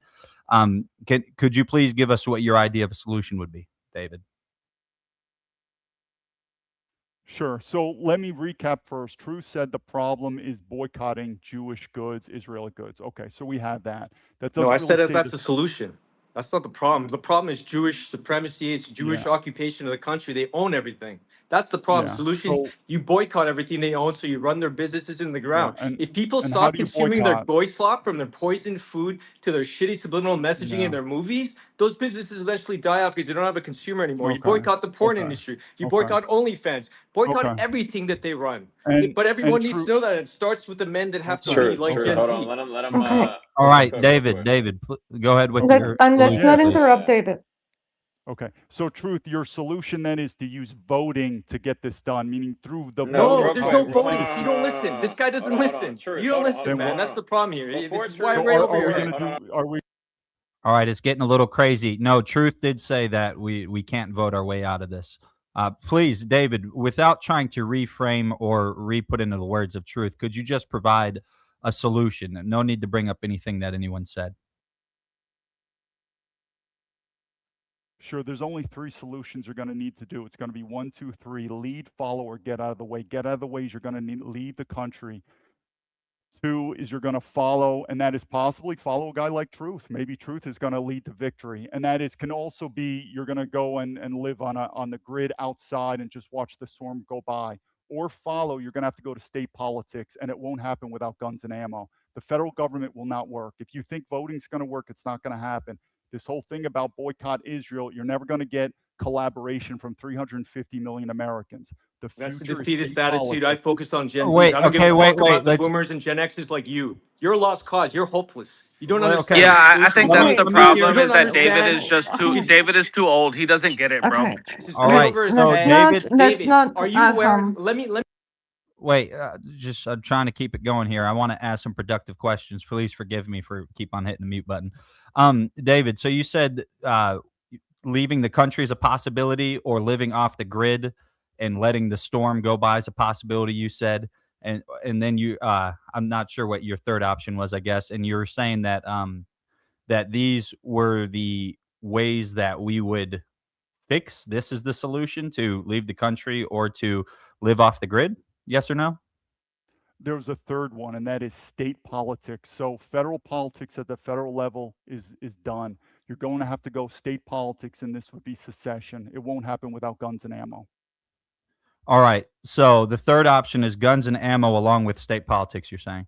Well, state politics, and if you could do it without guns and ammo, good luck. All right. So I somewhat agree with your third point there, but I believe the first and the second are not going to be valid because we cannot continue to run away from the problem or move away or hide and well, Chris, you're because already you, aware that change is happening, right? The Gen Zs Wait, barely can I? consume any the alcohol. They're far Yeah. less more. They're far more involved. Well, not just No, but the involved, problem is, aware of the Jewish problem and willing to Truth. talk about it than David's generation. They Truth. have no Let's balls talk about it, right, David? because they're You completely just said, priced out of the market. So well, they have no, nothing Truth. vested in this market, nothing Truth. to lose by Listen to speaking him. up. He said, right or wrong, David. If I'm incorrect, correct me. You said you're proud of your Jewish heritage, correct? I think you should be proud of your race. You're a Jew. No, but I'm asking. You're I'm a Jew, asking David? you. I'm you're a asking Jew, you. David? Well, no, Truth. Yeah. Let me cook. Holy So shit. the problem Ian, is what's the point of this you- conversation? You bring an enemy into the real quick. conversation. So What for do you think everybody is in going to the happen? crowd, for everyone in the crowd, David, you said you're proud of your Jewish heritage, correct? I think you should be proud of your race. Correct. So you're a Jew, correct? Bro, answer the question. Are you a Jew? Yeah, I'm a Jew, gentlemen. There you All right, go. bro. There That it fucking is. explains Okay, everything, Well, I guys, bro. he's appreciate not your a That fucking piñata. explains He's everything. literally the guest. Hold on. So let's just try to Let me keep cook. it respectful. The guest kinda that calls crazy, bro. calls out the deep Stop, state, stop. but he won't call out the Jewish Guys, occupation this is and my ownership point, of all of okay? American assets. For all the Europeans in America that actually want to like have blood and soil, we actually want to defend our fucking country. There's a Jew in here saying, "Move to Singapore" or wherever the fuck he said. We cannot take this No, I person never seriously, said guys. that though. But he No, you didn't. He did. didn't You say never said to said move that. to Singapore. okay. No, Oh I my think he just said God. move never out of the said country that. in general. No, but Joanne, come No. on. Like, I mean, like at the end of the day, No, he All offered right, that as one so of his the solutions to go live off solution grid outside of the country. That was one like of he his said, solutions. move away from America. the Am I solution wrong? is not to move away from the country, and the solution is not to move out of town and stick your head in the sand and try to live off grid and pretend nothing's happening. Chris, The am I solution wrong? Did he is not to say that? build, like what I believe Truth said it earlier, alternative communities, if that's the word you used. Sure. You know, we Parallel need to start building societies. communities in which like-minded people live. So like the Indians are all flooding Texas, right? And the culture is now going to Or live Indians. like They're the erecting their Amish statues. with better haircuts. Yeah, sure. So we got to have European people of like mind start to balkanize and move to communities and start to take over things naturally. This will eventually fall into what David was suggesting, local politics. Yeah, you know, but without getting. but real quick, I'm tired of hearing what David has to offer at all. I don't understand why we're even acting like Okay, this. then leave, dude. This is literally the He's guest a of the Jew space. telling you to Then leave America to save America. How does that make any sense? No, it's our European Who's forefathers our left Europeans? Europe. Where are you from? Wait, hang on, hang on. So I'm just from to I'm try from and Germany. to try and Huh? blend this a little bit. So I'm curious. So, David, I do think, for what it's worth, the suggestion of just fleeing America seems like a bad idea for No. heritage Americans and Europeans in general, within their homeland as well, right? I mean, if you imagine, if you think of essentially the Western European man, if they just, they get in their little escape pod and they just jettison themselves to some strange part of Africa or South America or Central America or Asia or anywhere else, right? It's essentially going to dilute that populace down to essentially nothing, right? It's basically the inverse of the clergy plan, I suppose. And so it seems unrealistic or unreasonable if it's trying to preserve what it is. I mean, I just want to call out because, David, in the last space, you were pretty in agreement with me that there is obviously some overrepresentation within technology, within the media, and that this is a demonstrably kind of anti-white, and when I say that, I mean kind of the European Western man Yeah. agenda, right? So we can both agree on that. So Absolutely. yeah, Absolutely. and I just want to call that out because I think there's maybe some presumptions being made by other people that, because of the fact that I suppose I think you said your father was Jewish, that therefore you're not willing to critique that. But whether it's Israel or this alignment of power, it's something that you seem to be pretty direct with, perhaps not to the degree of animosity that I think I and maybe others up here on the panel might share, but that's totally fine, right? We can have kind of a gentlemanly conversation. So I would really request that everybody up here, David's got some interesting perspectives, and I think we could probably be a lot more productive if we try to just, discuss these items without the emotion and the hostility. And look, I'll be if there's anybody on this app, I suppose, with Mr. Truth Teller aside, that will call out directly Jewish power, right? I think I'm up there pretty high, but I can also appreciate that if we're going to try and solve some of these things, that we shouldn't just say, oh, this person has an ounce of Jewish blood, so therefore is an enemy or an adversary, right? That seems like a counterproductive way to approach things, especially given, again, Well, David's got Ian, some why really don't we great. ask a basic question? Jonathan Go for Pollard it. recently said that the Jews all have dual loyalty. The American Jews he was referring to, one to America, one to Israel. I don't know how it's possible to have dual loyalty. How do you feel about that statement that convicted espionage spy David Pollard, who spent 30 years in an American jail before Obama released him, he was supposed to be there for life, and then Trump pardoned him and allowed him to go back to Israel, is now running for a member of Knesset? This is a guy that was born and raised in the U.S., an American Jew, sold out his country when he was a part of naval intelligence. Sure, I can answer that. I'd like to restate the opinion, though, and that is leaving America is just what I did. I still say if you want to stay in America, go for it. I didn't ask you about that. Do you have dual allegiance? Because you said you're not worried about Israel. Truth. You're being impolite. Let me speak. You Otherwise, won't then I'll just answer. leave. No, bro, you're not won't answering answer the question. It's Could a you very just answer simple the question, You please? said you weren't worried about No, Israel. because I'm wondering why you're not worried about Israel, given that the recipients about 20 billion Wait, in hang, aid hang there, on, but hang on, and Truth. there's You Section asked the question, 219 and Truth. You asked the 622. question about Jonathan Pollard, and then he started to answer it, and within 5 seconds, you just immediately asked him another question. And he diverted and didn't even answer the question. He's addressing why he left America. I don't care about that. Tell me about dual loyalty and what the Jews have. You're being truth. I don't know if you serve in the military. It's just disrespectful how we're talking. Let me finish speaking. David, you have no Number one, ranking here. David, you were You're an constantly expat. interrupting Truth when And you're Truth just was being speaking. Just to Okay, let condescending you at this know, point. right. you were Just constantly interrupting. just stop. Okay, let him answer. David, answer the dual loyalty question. just let me know when I could speak. Go for it. Okay. So first is I just want to correct the record. Just simple correct the record. I left America. If you don't want to leave America, I think it's great. Stay in America. But whatever solution you have in America forming white communities, I think it's great. You're going to have to go to guns and ammo, though. Just be prepared for that. If guns and ammo are not an equation, it's not All going right, to let's happen. relax. But I think Yeah. No, he's right though. He's telling the truth there. I mean, For do once, we a Jew want is to telling talk? the truth. Go ahead. Do we want to talk about this or not? But I mean, this is why you're Yeah, we pushing me on can, we can solutions. talk about it So, without talking about guns and ammo, right? I mean, I don't know. Well, well, boycotting it's the doesn't involve truth. any violence, David, but why do you object to that? Okay, no. I understand what David's saying. David, now you answered that. Are you please move to the dual loyalty? Do you Okay. have any loyalties to Israel? I think dual loyalties is extremely dangerous, meaning dual citizenship is a very dangerous thing, and America would probably be better to restrict any dual nationalities. Do you have any relatives in Israel? He didn't even answer though. Like, are you dual loyal though? Right? That's what you Are you asked. loyal to Israel, David? No, I wouldn't say that, but I do think there is a racial loyalty. Are I you think if you're an Zionist, David? Italian- Do you believe the state of Wait, Israel has just the right to exist? let him Yeah, speak. but I mean, You have a we're gonna- racial loyalty. Yeah, if we're going to do an interrogation, let me speak. If you're going to interrogate, let me speak. Well, no, is it more like it's not necessarily? Would you say it's turned more into an religious? interrogation. I'm fine. I could go with this, but if you're No, going to I interrogate think me, a lot you of need us to let are me curious. speak. To be fair, I think a lot of us are like genuinely curious, right? Well, Like, so let's no. This is okay. So this took kind of a hard pivot, and David, I actually I got to say something, right? I know there's a lot of heated people that might be listening to some of these things, and perhaps those with a lot of animosity. Because David, in all honesty, right? I try to be very just intellectual about these issues. I try not to approach them with a lot of emotion, but obviously looking around. We turn on the television, right? You're in China. I'll flip the script here, right? So you're in China now.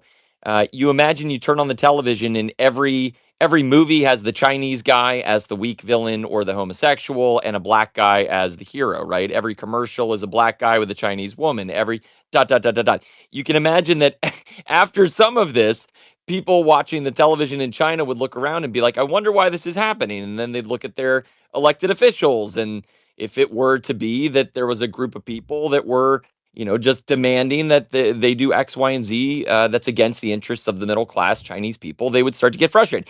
And in the West, that's basically what's happening, right? We see all of our media mocking and embarrassing and humiliating our people. We see our politicians indifferent to the middle class. They're over fighting wars with Iran that serve a zero purpose.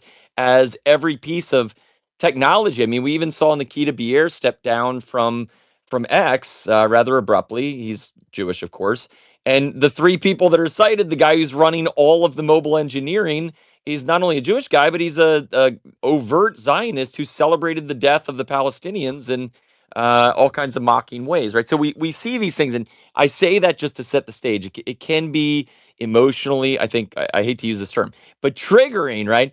And so I recognize though that you've come into this room, and for what it's worth, I think you've been very gracious, and you've kind of been withstanding some interrogation, I think is a reasonable term to use. So why don't we try to use this productively, right? The question that I think Christopher asked was a very reasonable one, and I'd be very curious for your opinion in the sense of kind of the dual loyalties, right? How does this play in from your perspective? You've seen it from the Intel community. You're now Yeah. on the other side of the planet, and perhaps you see these things manifest themselves across those borders, right?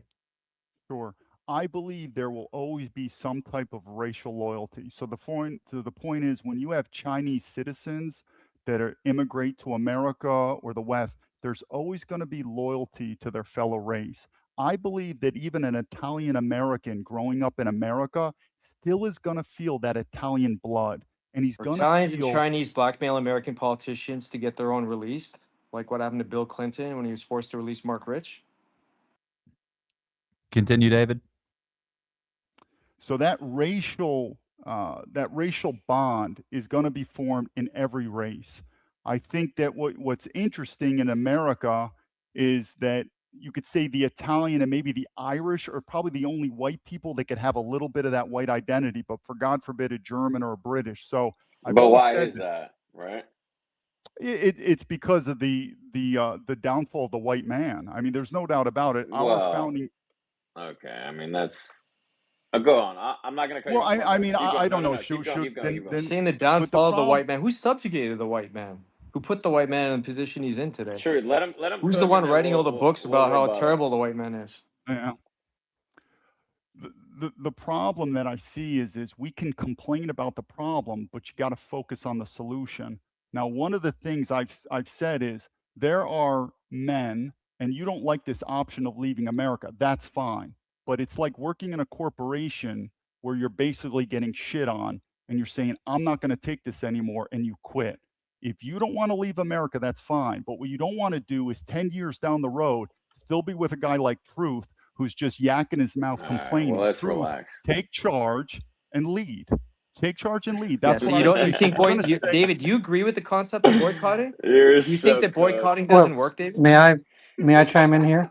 well, then You take then can. take Other charge. And David. what's the David, solution? it's you. David, Can you answer reasonable the David. question? Do you believe that boycotting is an effective method to impact and punish Jewish businesses? I do. I just don't think 350 million Americans are I going to don't get care together. about. I But don't of Yeah. care about No. your course, generation. You're lost cause. I'm talking about the Gen Zs and okay, millennials, okay. the ones that are the Well, future of then this So Truth. true. country, not the If ones that I'm have if sold I'm out a like you. I don't care about your generation. You're fucking hopeless. okay, Okay, I focused Okay. on the then Gen Zs, like David. the one in the audience, who does understand that Okay, okay. boycotting works. That's why they've stopped Then drinking. That's why they don't do then drugs. That's Truth. why they don't fuck You around and do OnlyFans. okay? Okay. Then Truth. You're going to be the leader, and I'll be your follower. Then go from there. Lead to victory. Yeah, well, good. Then you'll step aside, like you said, No, no, right? no, Stop no, no. But wasting why do people's you? time with your Why do you? nonsense. No. The problem is with that is right. We're all supposed to be leaders, right? So when you're coming Well, we up here can't and all giving be us, leaders. no, you're giving us your summary, your synopsis of everything that's going on, and then you say, "Okay, Truth, you be the leader." You're offshoring it, There's right? no need No, for because leadership. It should be a decentralized movement because the Jews will just No, decapitate one no, leader. Truth. My That's what they do. question to David is like, why should we take you serious if you're so quick to offshore everything to Truth? because I just don't think you're listening. Let me repeat what I said. I could tell you Lead, verbatim every single thing follow. you just said in the last fucking 30 Okay, minutes. then what's the three? Then what are the three issues with leadership that I just said? What are the No, three? Run our away. problem with you, Your leader running away isn't leadership, by the way. right? That's not what I said. That is what I you don't know, said. gentlemen. Then I can leave you. So It's true, lead, by the way. follow, or get David out of the just brought up a way. good point. Well, yeah, if I may. So I just want to make this point. So first of all, There's a couple of problems here with your little runaway thing. I love the fact that we're in a country founded on a revolution. I don't think our forefathers' solution was run away. I think They it was did. something They ran else. away from Britain, Well, though. They ran away Hold from on, Britain. David.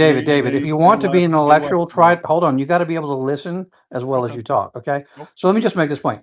You don't understand how ideas move. So first of all, without exception, the people that won't call out Jewish supremacy, when they get to the bottom of that rabbit hole and see it, they spend the rest of their life, and I'm sorry, but it's a kind of cowardice, running away from saying it. They have to figure out all ways to obfuscate. And I've always been intrigued by the runaway defense. I love this one. You know, as though there wasn't another option. Is that if you don't like it, run away. Do you think that when our forefathers were fighting barefoot in the snow, that they ran away? Do you think that when people stood with William Wallace against the greatest power on the earth, was their solution to run away? Do you think when a few hundred men stood at the pass of Thermopylae, yes, for a while, and fought the Persian Empire, do you think they were thinking, you know what, we need a leader to tell us to run away? But this is different. This is a battlefield. This is a fight that will not be won on battlefields, but in the hearts of men. And the Great Awakening is happening. So leadership, the beginning of leadership, is to go down in the basement, hide in the closet, turn off the light, and whisper to yourself the problem: Jewish supremacy. It is that which immiserates us, that which controls the giant megaphones in our society, that which controls the porn industry. Their main export is genocide, obfuscation, lies, censorship, and authoritarianism. So, the first step, if you want to be a leader, is just to say it, to recognize it, because that is what's happening. In order for an infinitesimally cowardly, absolutely sociopathic group of people to rule the rest of us, besides just controlling the financial systems, which is really the main control they have, is for the fairy dust of legitimacy to be there. And that relies upon you. It's you. And quite frankly, we're tired of trying to convince you. We're just asking you to get off of your knees, wipe off your chin, and say, Jewish supremacy, that is the problem. Well, you know what? It's okay, because the Great Awakening is happening anyway. Everybody around the world is realizing there was one group of people that's immiserating and tyrannizing everybody else. It is the lie against the truth, and we know how this ends. Every lie has an expiration date, and it doesn't depend upon you, thank God, waking up and having the courage to tell everyone else that's the problem, that's the lie, because it is happening. We are doing it. We don't need to run away. I know how this ends. It's like the Matrix.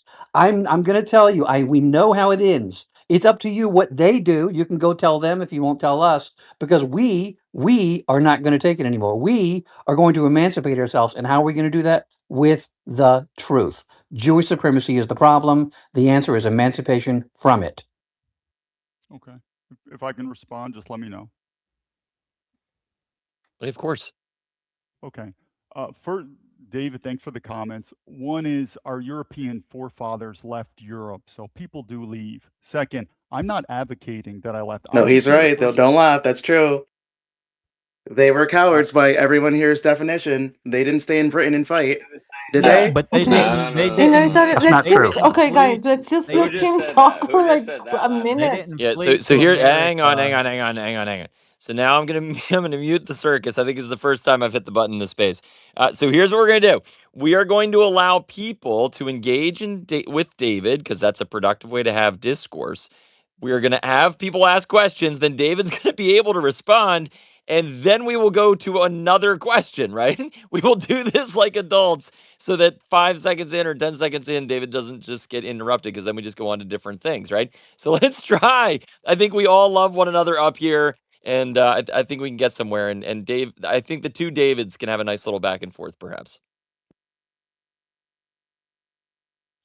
Go for it, David. Okay, thank you very much. The one is, and again, I appreciate David, Jewish supremacy exists. Hopefully that answers it. The biggest problem that we're facing in America, not going to deny it. I just said Israel is our greatest insider threat. One, though, our forefathers left America, but I want to emphasize, I'm not advocating anyone to leave America. I just left personally. There is a leadership doctrine. It's called lead, follow, or get out of the way. Get out of the way is not being a I didn't run from America. I've done many things in my life. I'm not afraid of people. The thought that I'm running away is ridiculous. And if you want to study the world, you have to go there. But leaving America, whether you like it or not, is an option. You don't prefer that option. I respect that. But I'm just telling you, that if eventually, we don't want to talk about guns and ammo, but I'm telling you, sooner or later, if you're going to stay in America, unless you still want to be arguing here on these chats 10 years down the road saying America's bad and America's bad, it's going to go that way. So if you're going to stay in America, you're going to have to realize that the federal government, Washington, D.C., it's done. And forming white communities is great, but sooner or later, the government's going to crack down on you. And if you want to defend that, it's going to come to guns and ammo. But if that's what you want to do, I think it's great. And I think that's the better decision. I don't recommend leaving. I just did it myself. It was just a thing. I don't think it's out of fear, though. But I'll let other people talk now. Well, I would say this, my friend. First of all, I wasn't personalizing it about you. It sounded like you were just sort of giving the runaway argument to truth. But my friend, listen, I would say it this way. I don't agree that it will come down to guns and ammo. After all, who would I be pointing my gun at, right? This is a matter of it really is just a matter of freedom of the mind. If I were asked you to prove to me that the authoritarian statist power exists, if you took me and showed me the big buildings in Washington, they would no more prove its existence than does a church prove the existence of God. No, the slavery is within us, my friend. And it's simply the awakening to that. And people have heard me say this many times, when Gandhi was asked by the British, do you really think we're just going to walk out? He said, yes, in the end I do, because 100,000 people cannot rule 300 million people that no longer wish to be ruled. And the reason why the censorious crowd, meaning Jewish supremacists, are working so hard, so industriously to stop us, and that's not going to happen, stop us from sharing our ideas, is because the truth spoken but once can shatter a lie spoken 1,000 times. And everything is uncompelling. You see, everything that they have done is to stop the conversation from happening.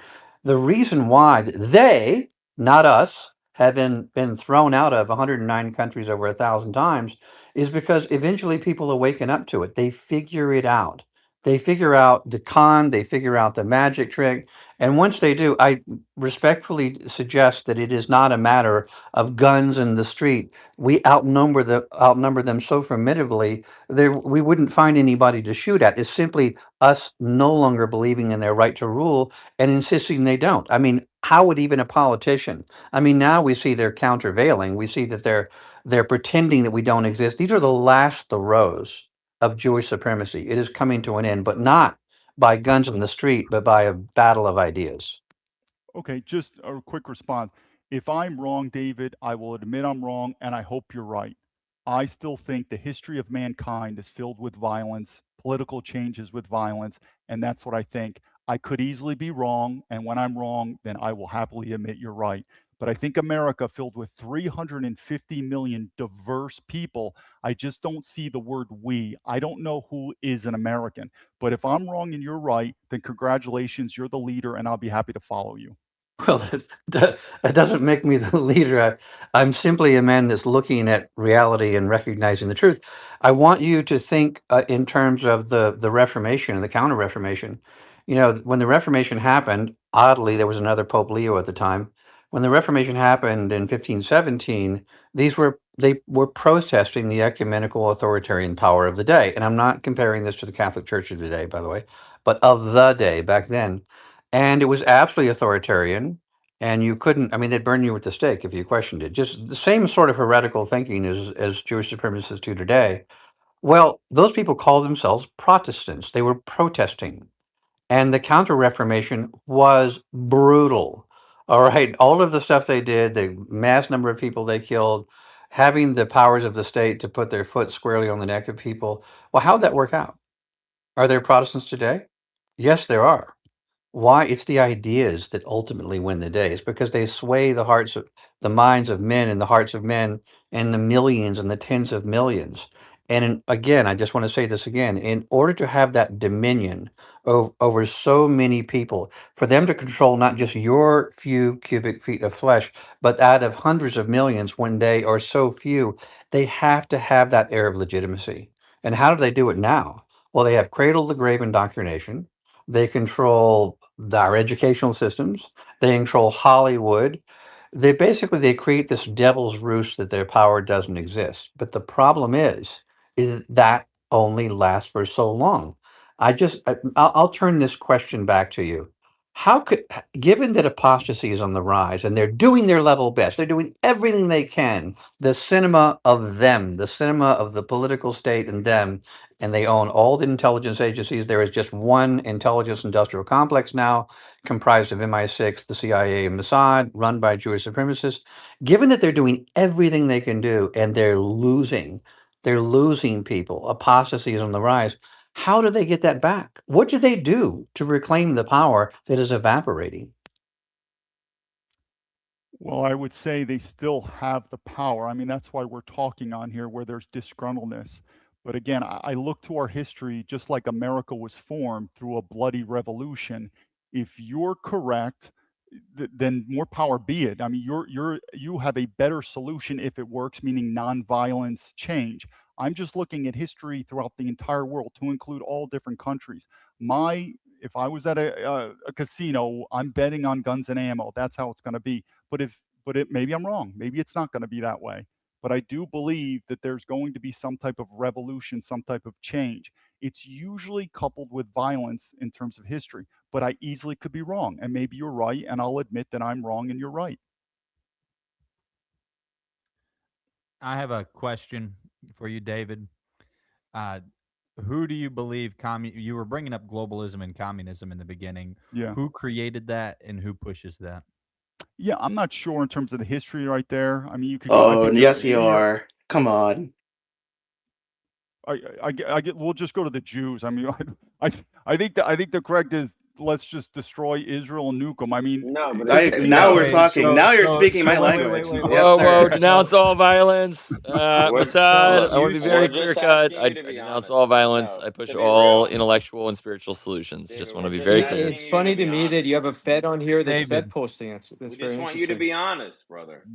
David, you said, okay, so you kind of like threw in the towel there and you said it was the Jews, but I'm wondering, like, do you intellectually believe this? Like, do you know who started communism?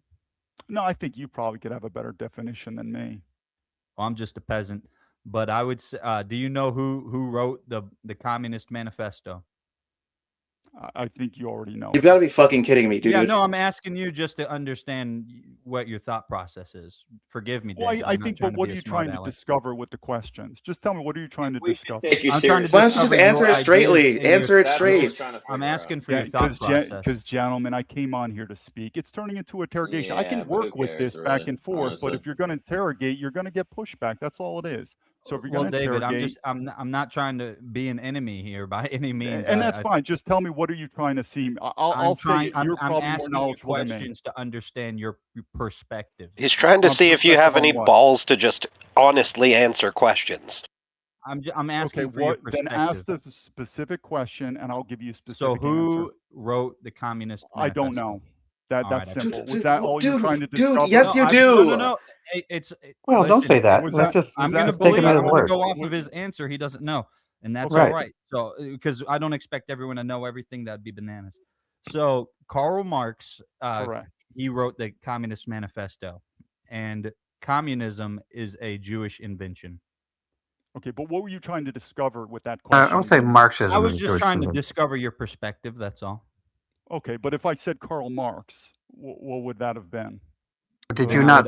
Wait, hold on a second. Your perspective. I'm understanding what I'm gauging. Did you not think it was Karl Marx? Did you at least suspect that it was Karl Marx that wrote those things? No, he knows damn well. What was the? Oh, so now he's lying. Yeah, that just pisses me off, dude. Oh, David, I don't know how many times I have to try to tell you, good sir. I was gauging your perspective. I was trying to understand what your level of knowledge on the subject was, and what you would provide with an intellectual response. You telling me that you didn't know satisfied that. So there's no reason to continue asking what I'm trying to get out of this. We can move on. Yeah, and that's fine. I just admit you probably know more about it than I do, so I admit you're more intellectually keen on that, and so you win and I lose. No, so it has I have an important question, and there's no ego in this. I have an important question, David. Why did you lie? What is the moral good in lying? You're absolutely right. I did a lie. It was kind of facetious to say where it goes. Then forgive me. But why did you lie was my question. I'm not asking if you're fucking sorry. I'm asking why you fucking lied.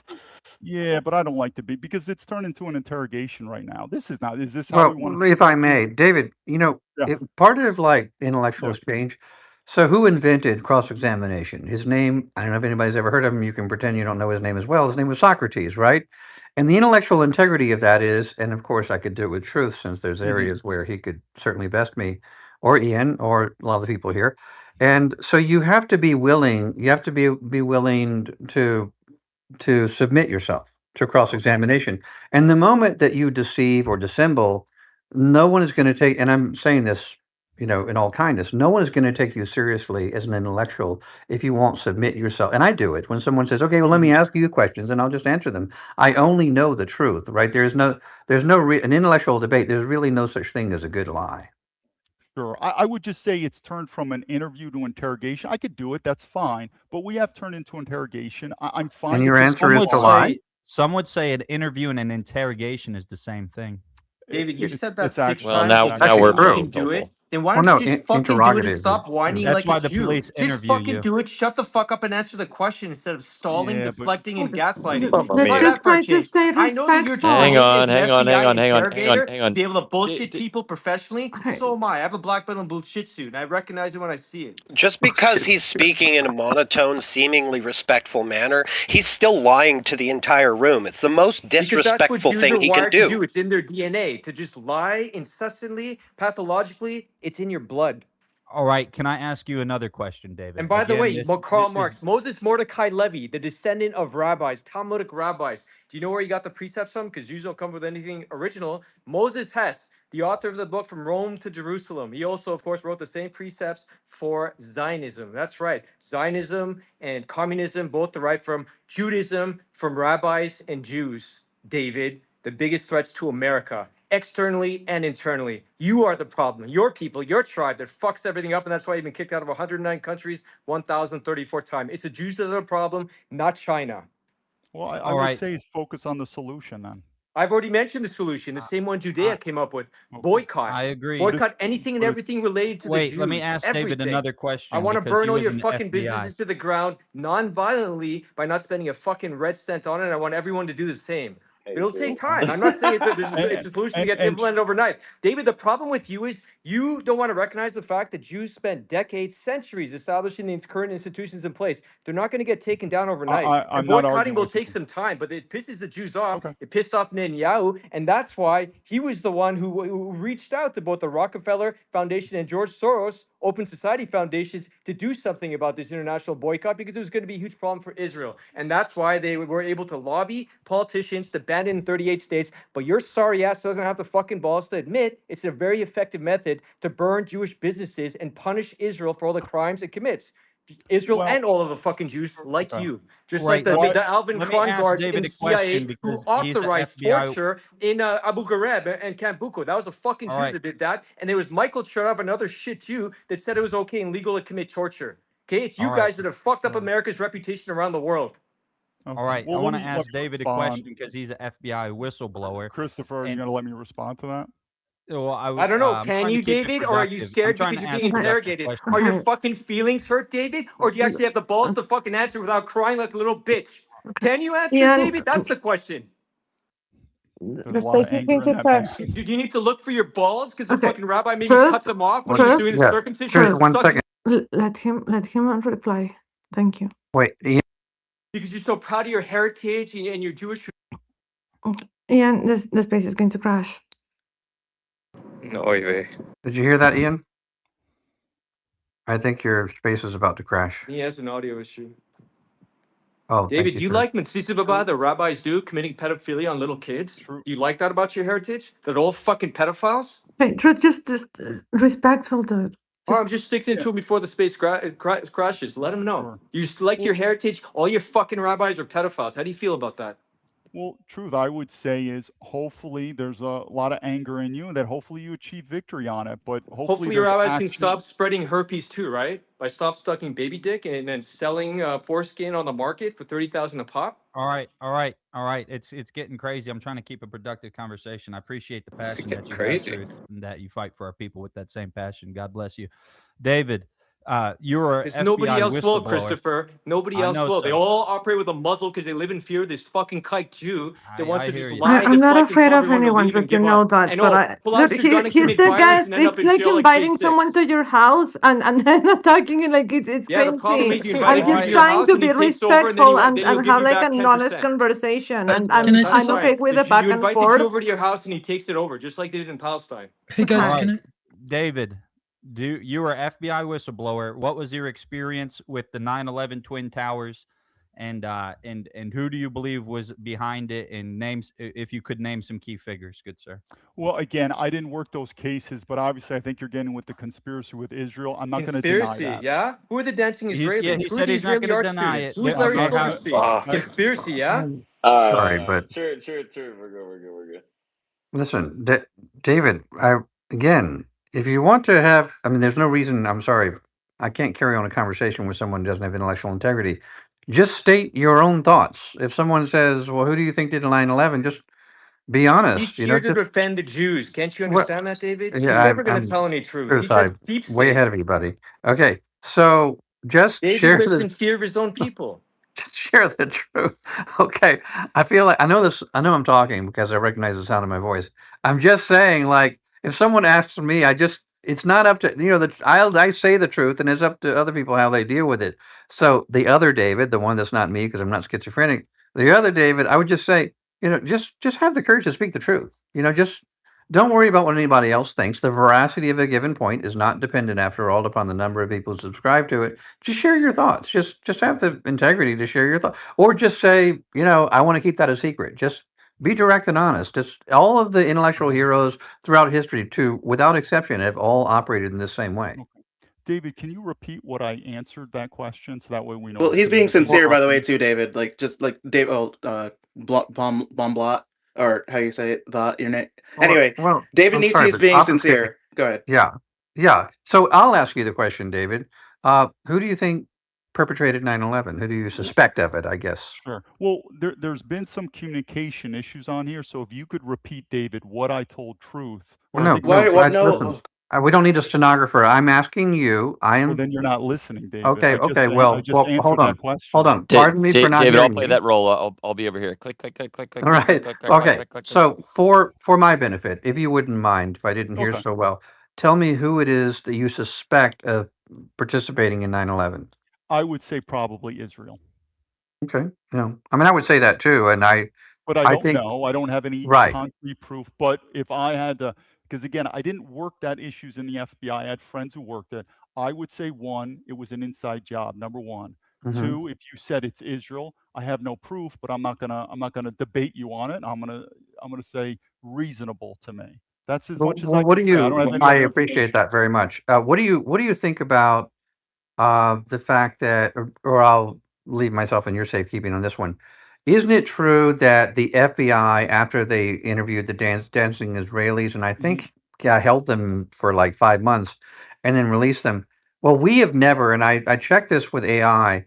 They never released all of the like transcripts and everything of what happened when they were talking to them. Do you think they should do that? Yeah, absolutely. Like I said, I believe, and I use the word again, I wouldn't argue with you. And if you Hmm. believe that Israel committed that as an inside job, I'm not going to argue with I that at all. strongly And I think suspect it's it. Well, reasonable. okay. Now let me ask you this. I said earlier that I believe, or maintain, that there is now an intelligence industrial complex where MI6 and especially the FBI, I'm sorry, the CIA and Mossad are basically the same organization that exist at the expense of their respective populations. Do you agree with that? That they're basically one unit? I would not argue with that. Well, okay. Well, I know you wouldn't argue with it, but Yeah, but if you said it, you've got to show the facts. Again, I'm not going to yeah. argue with that. I think Okay. it's reasonable, and I don't think anyone in this room has the facts in front of them. But I think it's very reasonable. I mean, I don't know if there's Yeah. any other former intelligence people who could say yes. I know for a fact. This is where you're using intelligence. You're using basically the No, I facts agree that with you that. at least have. But I'm not going to argue with that at all. Yeah. I I mean, believe our intelligence and military is getting more and more combined with Israel. So again, right. I'm not going to argue with that at all. Yeah. And by the way, when I'll give you, I do agree with this idea of strongly suspecting versus having complete evidence of them. And I can tell you, truth is the best at the evidence part. But I would say this, I'll give a perfect example with the Charlie Kirk assassination.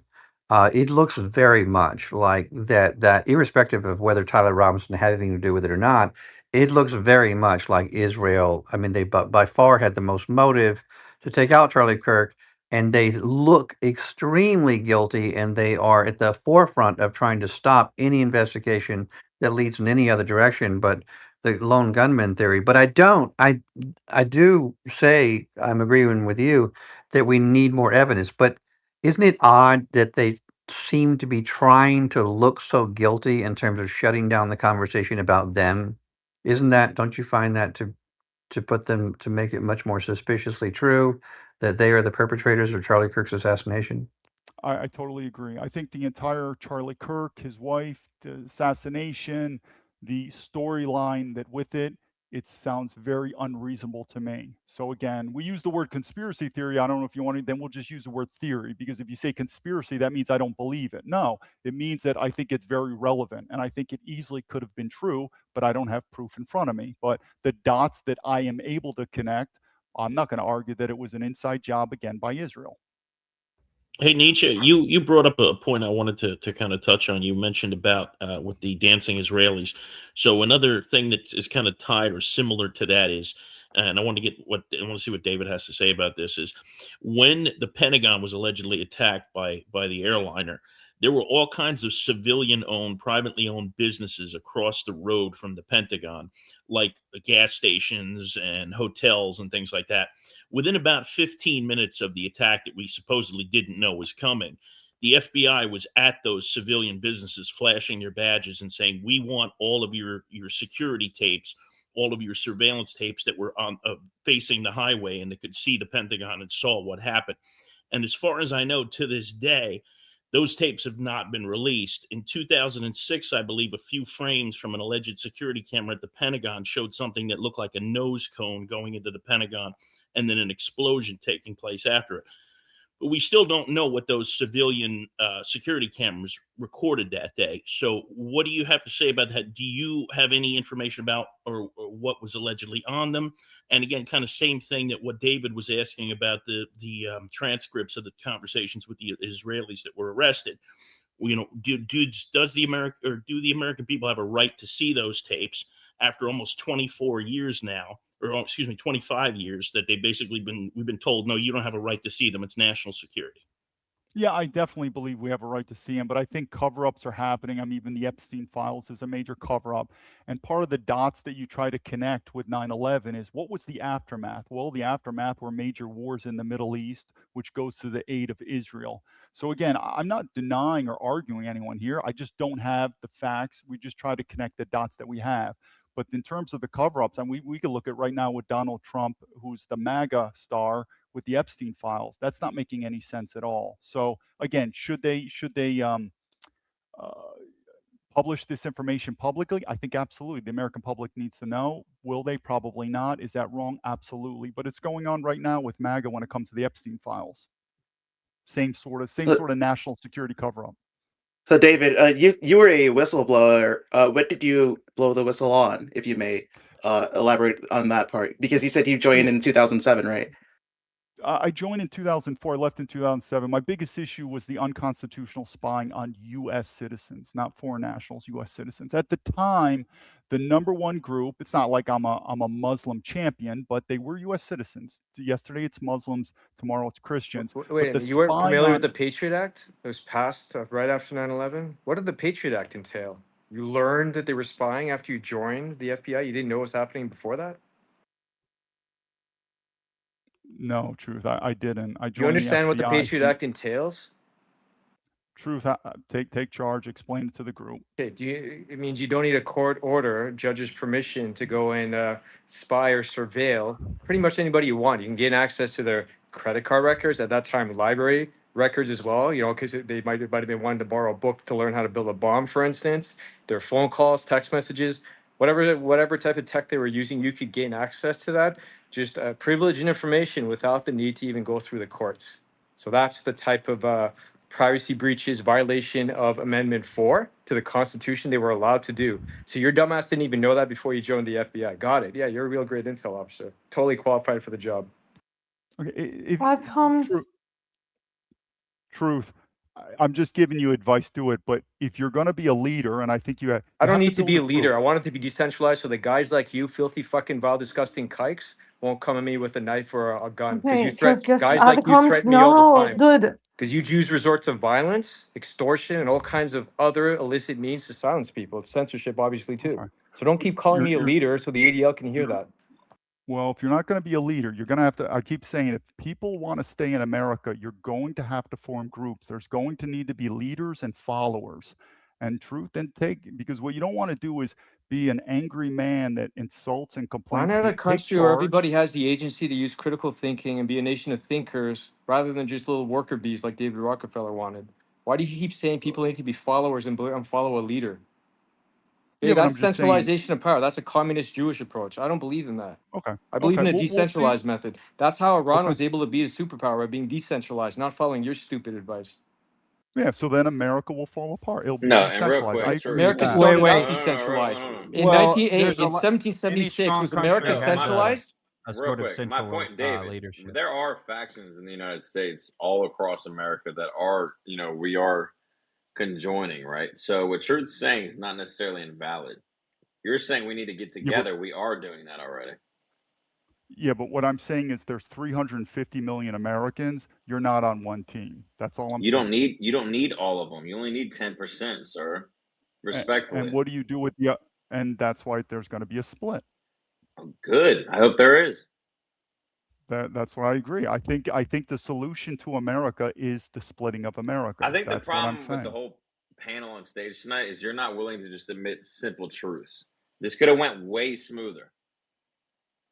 Okay, what is the question you have? It's just like, dude, it could have been really easy. Jews are evil. I guess that's what you want. Jews No, are it's evil. not Jews are Then is evil. that It's the just like, question? dude, Well, they hey, are, but okay, there's go a certain Okay, it's power when you that's toy fucking around our and say you country. don't know the evidence for 9/11. Well, did you know the Yeah, urban moving systems was run by a Jew? Just the last name Sutter, who ran off to Israel when 5 of his dancing Israelis got busted, and one of them, Oded Elner, a year later in Israel said we were sent down to document the event. That's okay, evidence, and there's a video of him saying that. That's okay, admissible in but court. So you play dumb. truth. That's the problem. You know the facts. You knew who Karl Marx was. Okay, You knew he was a Jew. You knew communism's Jewish. You play dumb. okay, You toy around. That frustrates the okay, audience, and you're like, Yeah, "Whoa, why are there's you like a guys getting level mad of at me? Why is you this turning just into not an admitting it, right? interrogation?" Because you're deliberately playing dumb. So this way, when you Right. appear before your rabbi, your Jewish community, you're like, "Hey, I played dumb. I played along with the goy, being deceptive as usual." You're not a straight shooter. You're not an honest player. okay, That's why I okay. challenge you. Well, that's fine. So if do you still pay your taxes, Truth? Don't worry about what I do.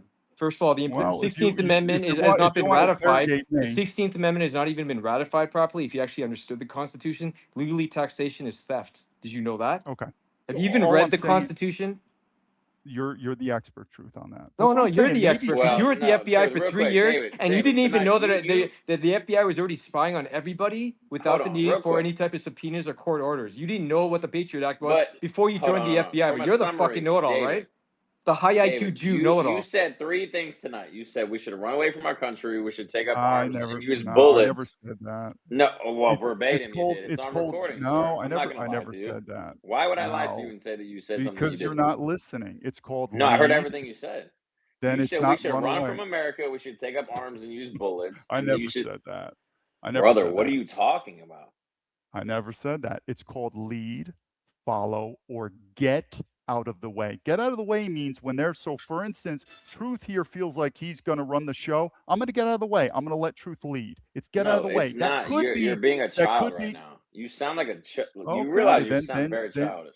then Gen Z, then you take charge. Then take No, it's charge. fine. We're already taking care. We don't need you. That's the whole point. But Then, you sound then like an there you idiot up here go. tonight. Okay, then that's your opinion. You have your free speech. We're But, trying to but explain to you our position, and you're just neglecting everything. Can you get well, that? David, what did you blow the whistle on? You didn't answer that, right? Like 2007, 2004. What it was the smoking gun, the red flags that you said. Like, what did you say that makes it so that you don't want to go back to America?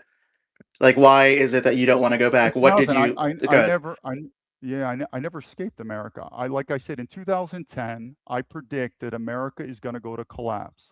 one of the options, it's just an option, and many people are also doing it, say, I think I'm going to leave, just like our forefathers left Europe. And I'm not running from the law. I never fling anything. I just decided. Did I pick China and I'm advocating for China? Absolutely not. I mean, go to Argentina, go to Europe, go everywhere you want, or stay in America. But if you stay, Wait a minute. Why did be you say prepared to fight. Argentina? That's where Peter Thiel went. That's where there's a Jew on the show that's getting subsidies from America too. Might as well say Israel and Ukraine while you're at it. You Okay. gotta That's a understand, good like, our point. forefathers It's didn't just funny leave how the Europe. Jews Europe think of all expanded. places, you said Argentina, where Peter Thiel ran off to. Okay. I guess I won't say that anymore, Truth. Oh, you didn't So, That's realize not that, allowed. dude. For an FBI whistleblower who has all this knowledge, you don't seem to know fuck all, or you're just playing dumb. I say there's a one thing you lot of said, willful ignorance there, but I really believe you're just deceptive. Typical Jewish ploy. That's why I don't trust you Okay. guys. Yeah, and what one oh good. I will say that just a correction that the majority of our forefathers were born in the American colonies, so they didn't leave Europe. And the second thing that I think Nico was just trying to make the point of is these were colonies, so ostensibly they were still part of the country, David, they the were born United in British Kingdom. colonies. They weren't American colonies at the time. There Right, were no right. American colonies at the But they time. didn't And leave Europe to come here. The That's majority of correct. our forefathers But I mean, they were lived in born colonies the British ran as part of their Commonwealth. okay. right. They were born here, right. Sure. But if you want to use that, then we can also say America was formed through guns and ammo. Well, yes, the revolution. There was Yes, definitely the revolution was definitely kinetic. But when someone earlier referred to the 10% rule, right? He wasn't saying 10% of Americans against the rest of them, but it only takes a certain, and it's less than that, a certain percentage of people to be awake and to be active in the situation. The difference in this situation, it's really more like India because if we awaken to the fact that these people have no right to rule us, it's just you won't be able to find them. Do you understand? Like they're so infinitesimally strong. I mean, when do they ever, like even now, when are they ever fighting their own battles? Do you really think that a bunch of Jewish supremacists are going to leave their pickled herring and come out and after they're trying to rub their two coins together and make a baby and go, oh no, well now we got to go meet them out in the field and we're going to take them. You know, I don't think that we're going to end up in a battle in the streets with these people. It's just not going to happen. Well, like I said, if I'm wrong, I'd be happy to admit I'm wrong. But I think violence has been the history of humankind. In America, there's always violence. My money is on guns and ammo. And I'm but gonna like I just said, say if again, I'm I wrong, denounce all violence David, that and advocate for so David, intellectual solutions. David the Jew, that's bullshit. That's not how China operates. They're not firing bullets when they establish their bilateral trade agreements with over 140 countries around the world.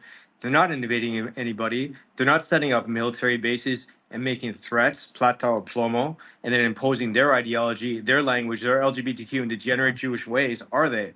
No, that's a Jewish thing. well, It's the Jews that want wars and violence. It's not an American way. This is what they did in the Dutch Empire, which they rose up and then caused the downfall of the British Empire. Now they're doing it to the American Empire.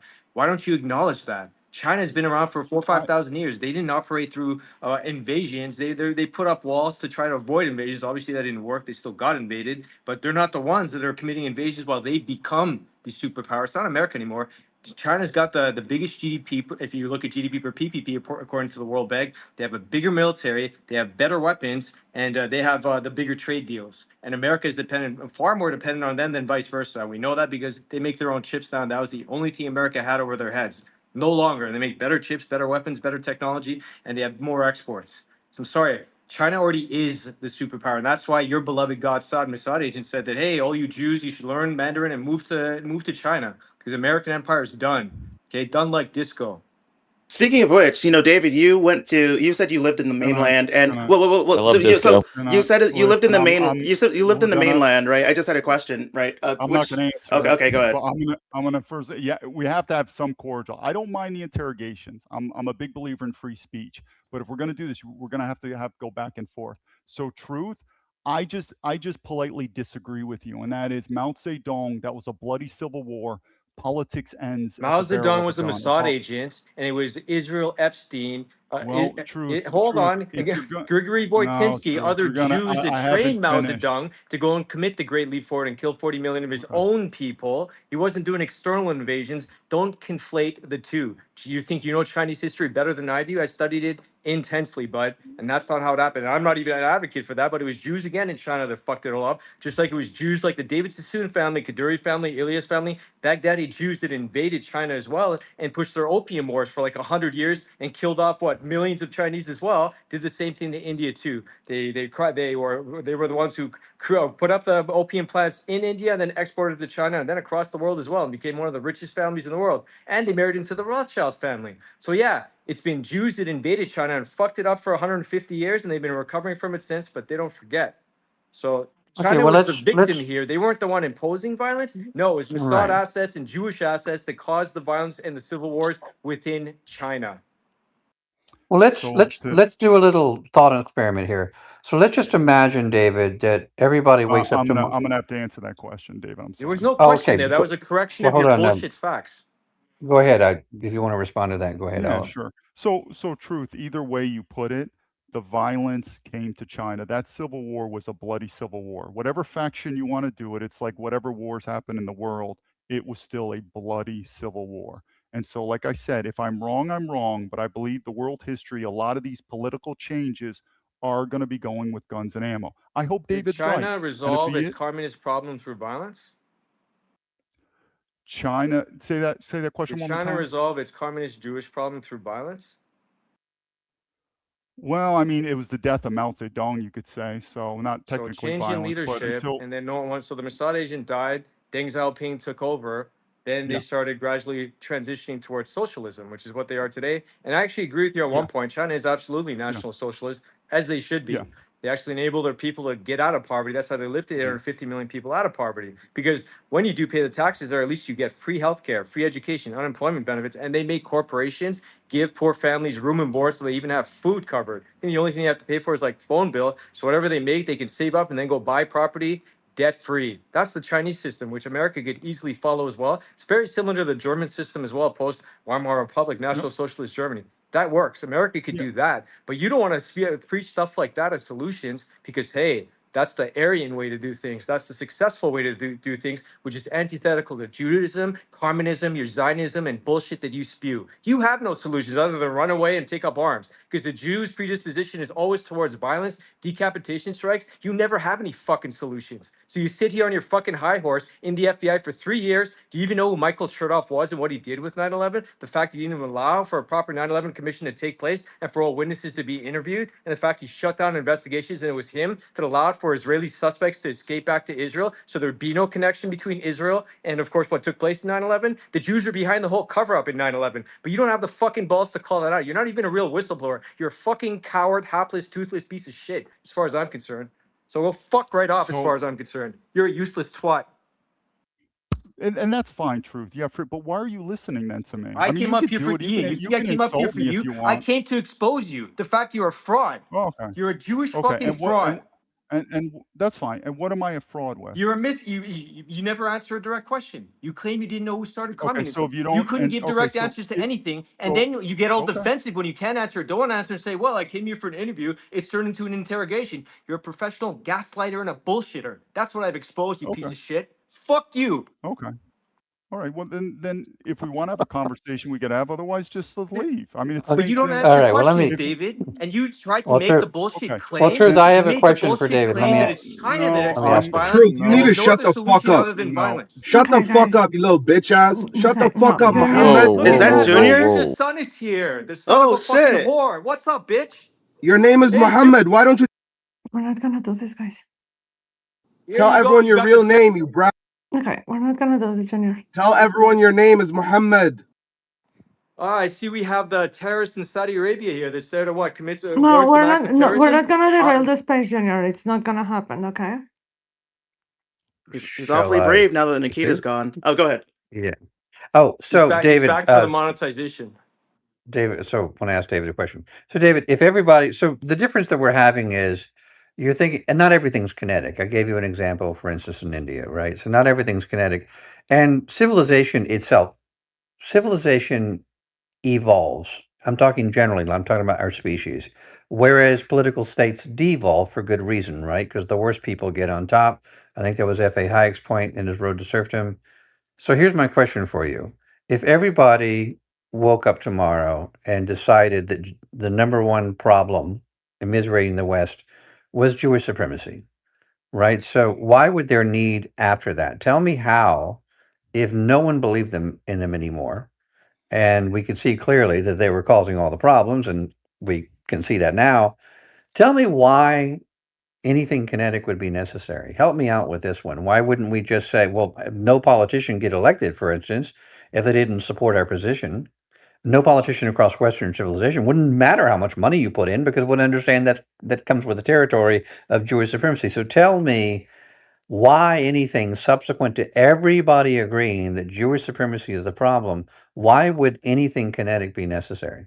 Yeah, if 100% of the population, like you Hmm. said, agrees on that, you're Right? 100% right. I don't think 100% will. Okay. I just don't So, think we could agree on any 100%. But if that okay. happens, if that assumption is correct, you're right. I think a non-violent political reform absolutely can happen. Okay. All right. Fair enough. Now, we agree that if 100% that there would be nothing kinetically necessary. But here is the thing, right? In a democracy such as we have now, with all its failings, in a democracy, it doesn't really need to be 100%, right?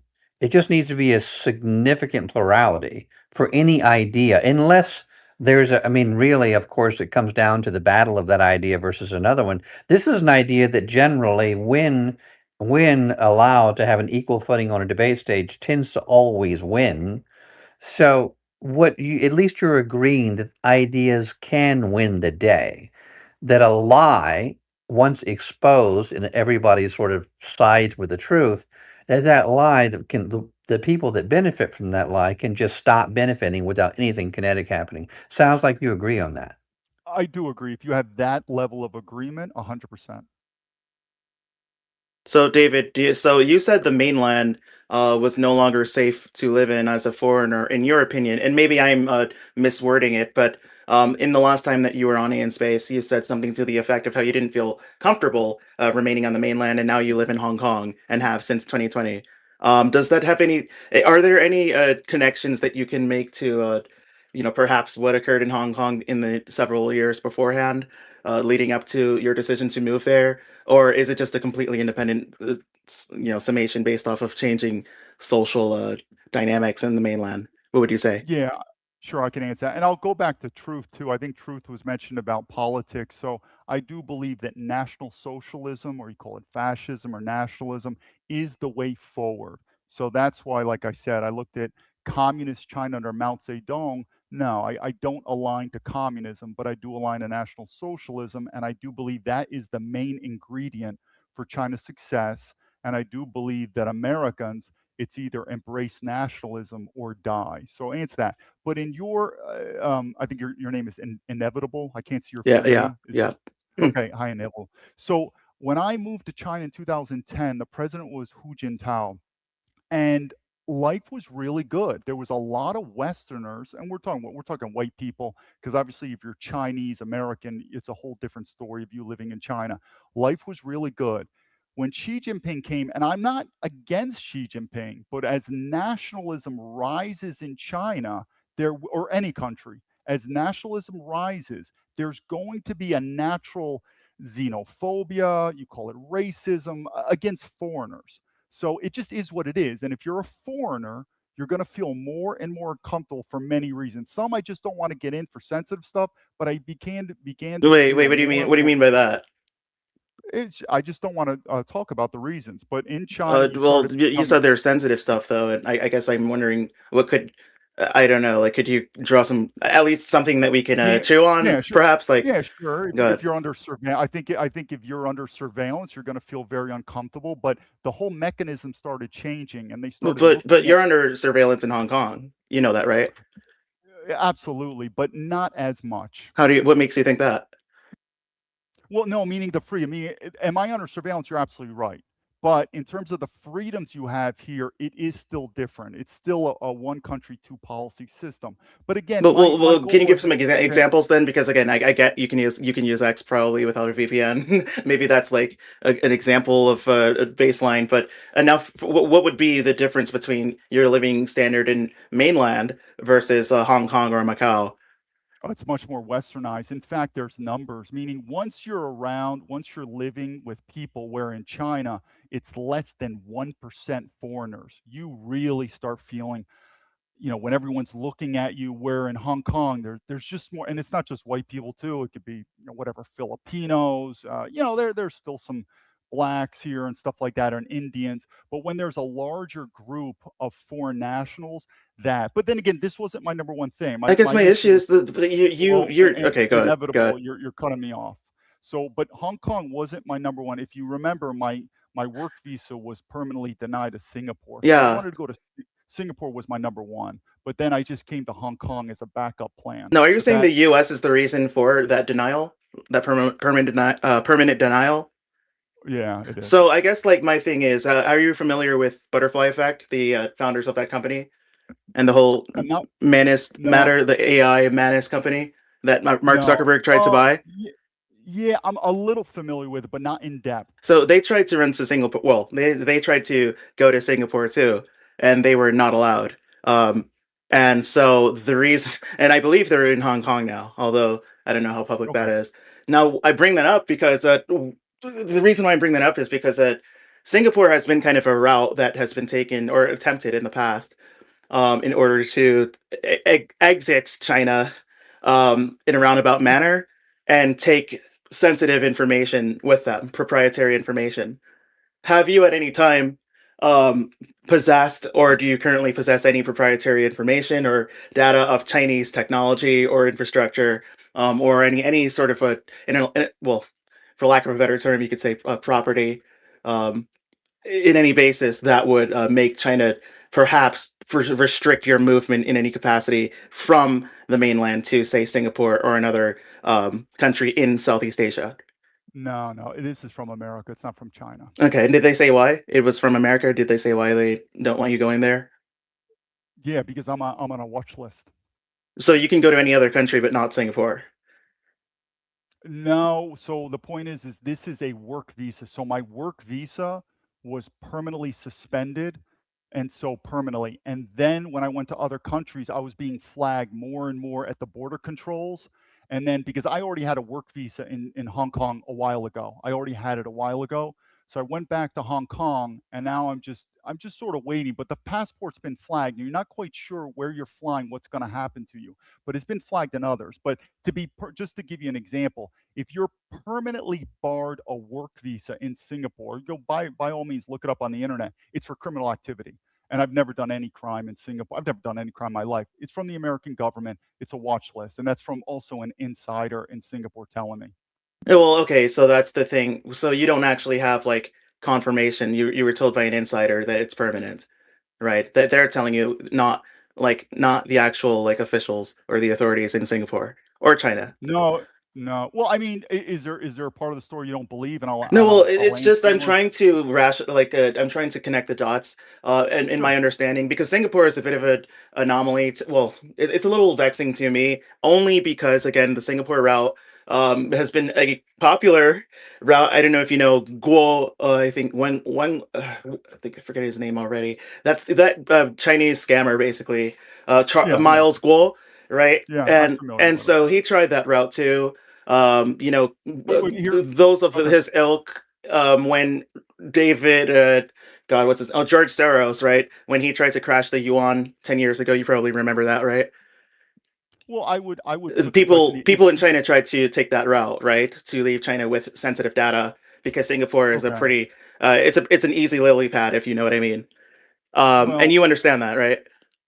let me put a question on you, and that is, if you're worried about China, I mean, you're much safer in Singapore than in Hong Kong. Then what do you think happened to the work visa? If you don't believe my story, what would be your theory of why my work visa was So permanently denied? What do you it's think? not that I don't believe it, but my issue is you said, I guess the thing that I'm not sure about is you said that you had no issues going back to America. that there were, that you could essentially go No, back that's because not. no, wait, you said No, that you didn't no, blow any whistle that would prevent you from going back to America, right? You said that, correct? no, Yes, you no. I did. didn't. But you did say that. That Okay, so you this is did. So getting. you said you were an This is FBI. Okay, I asked you. You were an FBI whistleblower. What did you blow the whistle on? You said, yeah. um, I don't. You basically just kind of like, I don't know. You kind of like got lost in I the don't know. sauce. But you tried to. No. You tried Then to go back. inevitable. You tried to go. No, No. inevitable. Then Dude, say Okay. he what if claimed you're he What? blew for the Go whistle direct ahead. on so-called communication. surveillance, which everyone knew about after Right. 2001. You didn't blow the whistle on shit. Okay, But a and so real you whistleblower is like yeah. someone like John Kuriaka, who actually blew when the U.S. government was denying it. That's a whistleblower. You're And using that title in a fraudulent way. You're not a legitimate whistleblower. Everybody knows about the surveillance program. Palantir was already in effect, and they already had that in 2001, the Total Information Awareness Office in place right after 9/11 to surveil everybody through Okay. Palantir, which was initially public, and then it went through the government, and then they handed it off to, of course, Peter Thiel, Alex Karp, Joe Lonsdale, and Stephen Cohen, three Jews, and of course an Antichrist. But you didn't know all that either, right? As the FBI guy. well, Just and it just to tack that on, like that's my concern, right? So you said you went to China 2010 by choice. You're not. There was nothing keeping you from going back to America in theory. And now you're saying in Singapore you're not allowed in due to legal issues, but there are legal issues that were pressed by the American government. So yes, there is something keeping you from going back to America, right? yes. I didn't I say that. You didn't know that's the opposite of what you said at I first. no, I've said many times I am not welcome back in America. If you've seen my videos, I've Okay, said it welcome back, but no, you didn't say it for any legal purposes. You said welcome back, like people are going to throw no, like tomatoes at you or something. No, no. it's Let there's a me huge difference. Okay, inevitable. but No, you're you not didn't listening. specify at first. That's my problem, Well, you can right? keep And that talking. well, I'm that's gonna my I'm gonna concern, explain and this. that's maybe that's the source of No. confusion, right? And So so I'm when hoping that I you can went, clarify. yeah, What is it about? Because again, Singapore, you have to understand, Singapore is a red flag to like anybody that's like interested in tech. Like I'm in Hangzhou, so anybody interested in tech whatsoever, like they're gonna think, oh fuck, there's like a million cases where people have thought about Singapore and can't find out that they can't do it because of the Chinese government. All right, but if you're being restricted from the American government and not China, which I believe you, right? But then it begs the question, what is it that you're whistleblowing on? Like what was it that you've said and done that made you on some terror watch list, like you may have said before, like you said before, where you can't go back to America now? yeah. So I've always said I don't believe I'm the terrorist watch list for being that whistleblower. What happened was I put that letter to Senator Chuck Grassley. He didn't do anything. He sent it to the FBI. And the FBI, what happens is there's a personality issue. They don't like you. You go to China, you say certain political issues. And if they feel like you're in any type of way a political dissident, you can easily find yourself being spied upon by the FBI. That's exactly what I reported to Senator Yeah, Chuck but Grassley. everyone is fight That on, well, though. You know that. you're interrupting me, and if you want me to talk, let me talk. So what happens is in the FBI, as long as they consider you some type of a security threat, they don't need any evidence, they don't need any proof, and you're on it. Yeah, So we when I know. said, you're interrupting me again. If you're going to keep interrupting me, I'm not going to talk with you anymore. So what happened is going back to America, I was detained, searched, interrogated under covert surveillance, deceived, and physically assaulted. And that detained, searched, and interrogated was both coming into and out. So That's when was not this? normal. What year? Well, did you listen to my story? I've said that many times. Y- If you don't know, I'll repeat. It's one detail. Just repeat it. What year? August 2019. Okay, good. Okay, it's fine. This conversation has turned into No, interrogation, which dude, is I'm fine. literally just No, trying to get an you're understanding inevitable. and You're piece interrupting details me. together. But yeah, but you're asserting You're something that's interrupting me. not that I'm not. You're Okay, go ahead. interrupting. Assert You're what you want. Go interrupting me. ahead. Gentlemen, we can have this, but if you interrupt me, I'm going to leave. I can do these debates. You could call whatever names you want at me. I don't have a problem. But if you want me to talk and you interrupt me, I'm going to leave. But you will have freedom of speech to say whatever you want to me.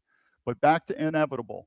This issue going back to America is not normal. That that work visa was permanently denied. You can just Google this on the internet. If your work visa is permanently denied for Singapore, that is criminal matters. I've never done anything criminal in my life. And an inside source, now I'm not going to give you this because it's going to reveal it. it is due to a watch list. There's only one country in the world I can believe on a watch list. And by going to America, detain, this is what we did in the FBI, detain, search, interrogate, so you're on a watch list. That's it.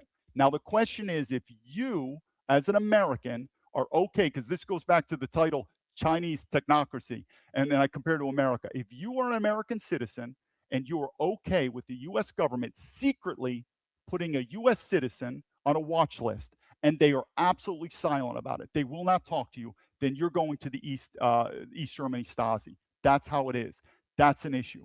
Because if the FBI's, and I've reached out to the FBI, even the FBI consulate in Hong Kong, they refuse to speak with me. They're hiding. You don't do that. So if we're going to talk about the Chinese spying and surveillance, that was my original topic. We had that going on in America as well. But the FBI, and I knew this after 2004. Now, Truth says I should have known it. Well, Truth, I wasn't as smart as you. When I went into the FBI in 2004, I thought it was a prestigious organization. It wasn't for me, and I quit. But I'm telling you, the FBI will arbitrarily put US citizens under surveillance, under watch list, without zero evidence of criminal activity. If you think that's fine, that's fine. That's per the Patriot Act. Then Truth, that you're smarter than me. Then you lead and I follow. And the point is one of the issues that I just preferred to leave America. If you want to Why stay did you in think America, the FBI was a prestigious Truth, institution? Can you explain that? Truth, if you interrupt me again, I'm not going to speak with any of your questions. That's the rules. Welcome to the military. If you interrupt me again, I will not answer any more of your questions. So back to the point that I'm making is, if you're okay with that in America, then that's fine. But the issue with me is the entire government is silent and they're hiding, because you have to remember there's two sides. When you're a private citizen and you choose your Fifth Amendment right to remain silent, that is not an admission of guilt. You have a right to remain silent.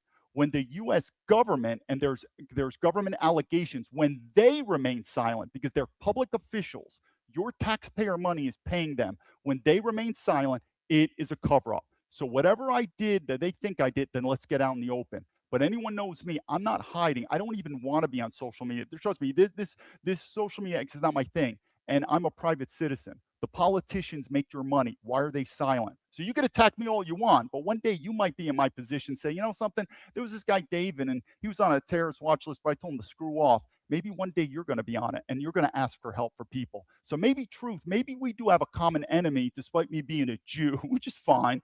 Maybe we have a common enemy, and that's the government. And one day the government may be doing exactly what they're doing to me, to you. And so you might say, maybe there's an enemy of our enemies where we can work together. But it's your choice. I'll open the floor.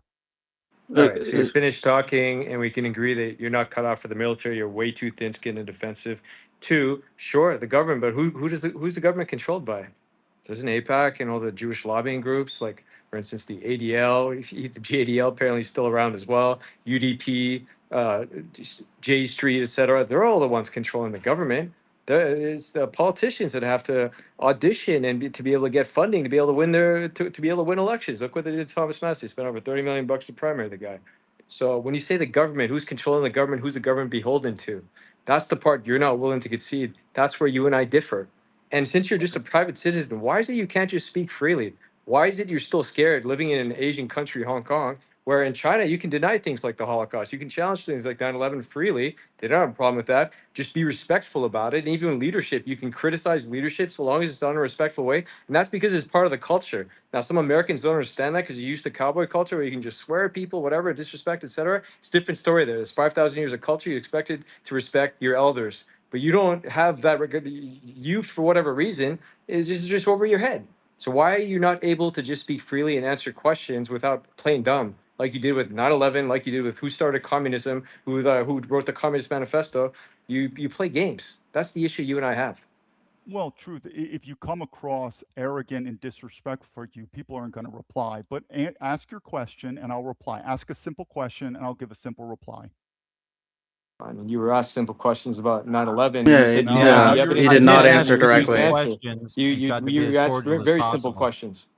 Okay, Christopher asked the question. Ask the simple question. I'll give you a simple response. No. Yeah, I've already asked my simple questions, good sir. I appreciate you. Y'all can continue. I was just letting you know I was asking simple questions before, no doubt. Well, if I didn't David, answer let me your ask you question, this. I'll answer it. Were you aware Not that the you Epstein didn't class answer for them, many it's that you decades? lied. Hold on a sec. For many decades has been blackmailing U.S. politicians such as Bill Clinton. You say it again. You think the Jews are blackmailing the politicians? Was The that your Epstein quote? class, yes. There's a Yeah, coordinated child absolutely. I trafficking, agree. Jewish I pedophilia plot. That's correct. Yes, they I blackmail U.S. agree. politicians. But here's my problem, Truth, is there just seems to be anger and complaining with yourself. What's the solution from your end? You say boycott Israel. Good luck with that. There's nothing wrong getting angry and being complained, but you have to put that through actions. And when you insult people, maybe it works. Who knows? Why do But you then what's the consider action? boycotting not an actionable item? Is it working? Look at America. Is it working? Is it going to work in 5 The years? Is that the message plan, needs. Truth? It's only something we've been discussing Okay, for when's several it going to months work, now. Truth? It Truth, takes when's it time. going to It's a work? coordinated When's it? effort that Okay, needs give to me a take time. place. Give me a time. 5 years, 10 years. When's it going to work? There is no specific timeline, just as Then it's going to because fail. nobody Then it has will it. That fail. doesn't mean it's going to Then fail. it will. Yeah, with a No, there's defeatist, no time. David, with a defeatist attitude like the one you have, of course it's going to fail because you don't want Okay, it to then. succeed. Because you inherently don't even want to subscribe to it because it's going to impact your interests, the Jews that you support in Israel. That's why you don't care. You even said so that Israel is not a concern for you. Why Well, did you say that? then Why did you say Israel is not a concern for you? because it's not a concern. I'm not an Israeli citizen. Why would it be a concern to Because me? Israel controls the American government. You said the American government's a problem. So shouldn't you Okay, be then concerned kick and about then kick Israel out of America. How's that for a kick solution? Israel out of America? Is it that simple? Are the Jews just going to voluntarily leave? Nope, you're going to need guns and ammo. What's your solution? So Boycott. you Good want to luck. use guns, and so once again, it's always the I don't know. predisposition to Truth. violence. How old are you, Truth? Just Old, curious. Now we're doing. How old are you? old enough Have to you ever served in the order a special military? beverage if I need to. Have you ever served in the Brother, military? you know that Don't worry we're about like what a I've served. direct I'm not question, going to disclose my information Hold service on. mining, level. man. You're mining. Hold on. No, inevitable. I'm speaking. Truth. What we're trying to do is look at is I don't mind your anger. The anger is very powerful, but we got to focus on solution. Now, you said boycott Israel goods. It sounds good. It's not To just me, it's a boycott pie. Israel. Don't It's not. interrupt me again, But Truth, I need you to little clarify. soul. Wait a minute. Truth, Let me you interject. interrupt me one more time. I'm not going to speak with you anymore, boy. I mean, we What got to the bring who back the the military what the discipline. fuck? Like, No, why do you keep threatening inevitable people, dude? Like, because you don't you keep interrupt. You threatening don't do people, it. dude. Okay, No, Like you what the let's don't. fuck? just stop interrupting people. Inevitable. Just curious, inevitable. Now we're doing it. You're in China. Are you a white guy? Just curious. Yeah. Okay. How cool do you feel Lawai. like being? I am Yeah, you're a Lawai. Lawai. Wumao Yeah, and I don't. Lawai. Yeah, and do you feel like you're part of the Chinese culture as a white guy in Asia? I know my place here, right? Yeah, and you're a It's foreigner, not to right? be Please. Han Well, Chinese. to It's be not to fair, be a Yeah. Han Okay. hey, hold on, No, supremacist. no, all good, Okay. all good, let's all have this good. conversation. David, I'm Inevitable. here to contribute and add value. That's what inevitable. I'm It's here all good. for. Good. I am a white European American, David. So I don't understand what that argument's going to. You were asked simple questions tonight, and you couldn't answer them. And even when you Then did, and you Gen no, Z, real quick, then real quick. ask the simple Let me talk question. for like No, 10 seconds. ask the simple 10 question. seconds, and I'll give it to you. Okay, sir. No, Now ask you're the simple interrupting, Can I question. not David. have 10 Stop No, seconds? disrespecting people and interrupting them. David, let You me fucking explain ask the something to simple military you. meathead. question. Shut up and let him ask his Okay, guys, question. No, let's just try to Nico. keep it respectful. David, I respect you. I'm explaining something to you. Okay, maybe there's an idea that you presented, and it's all good.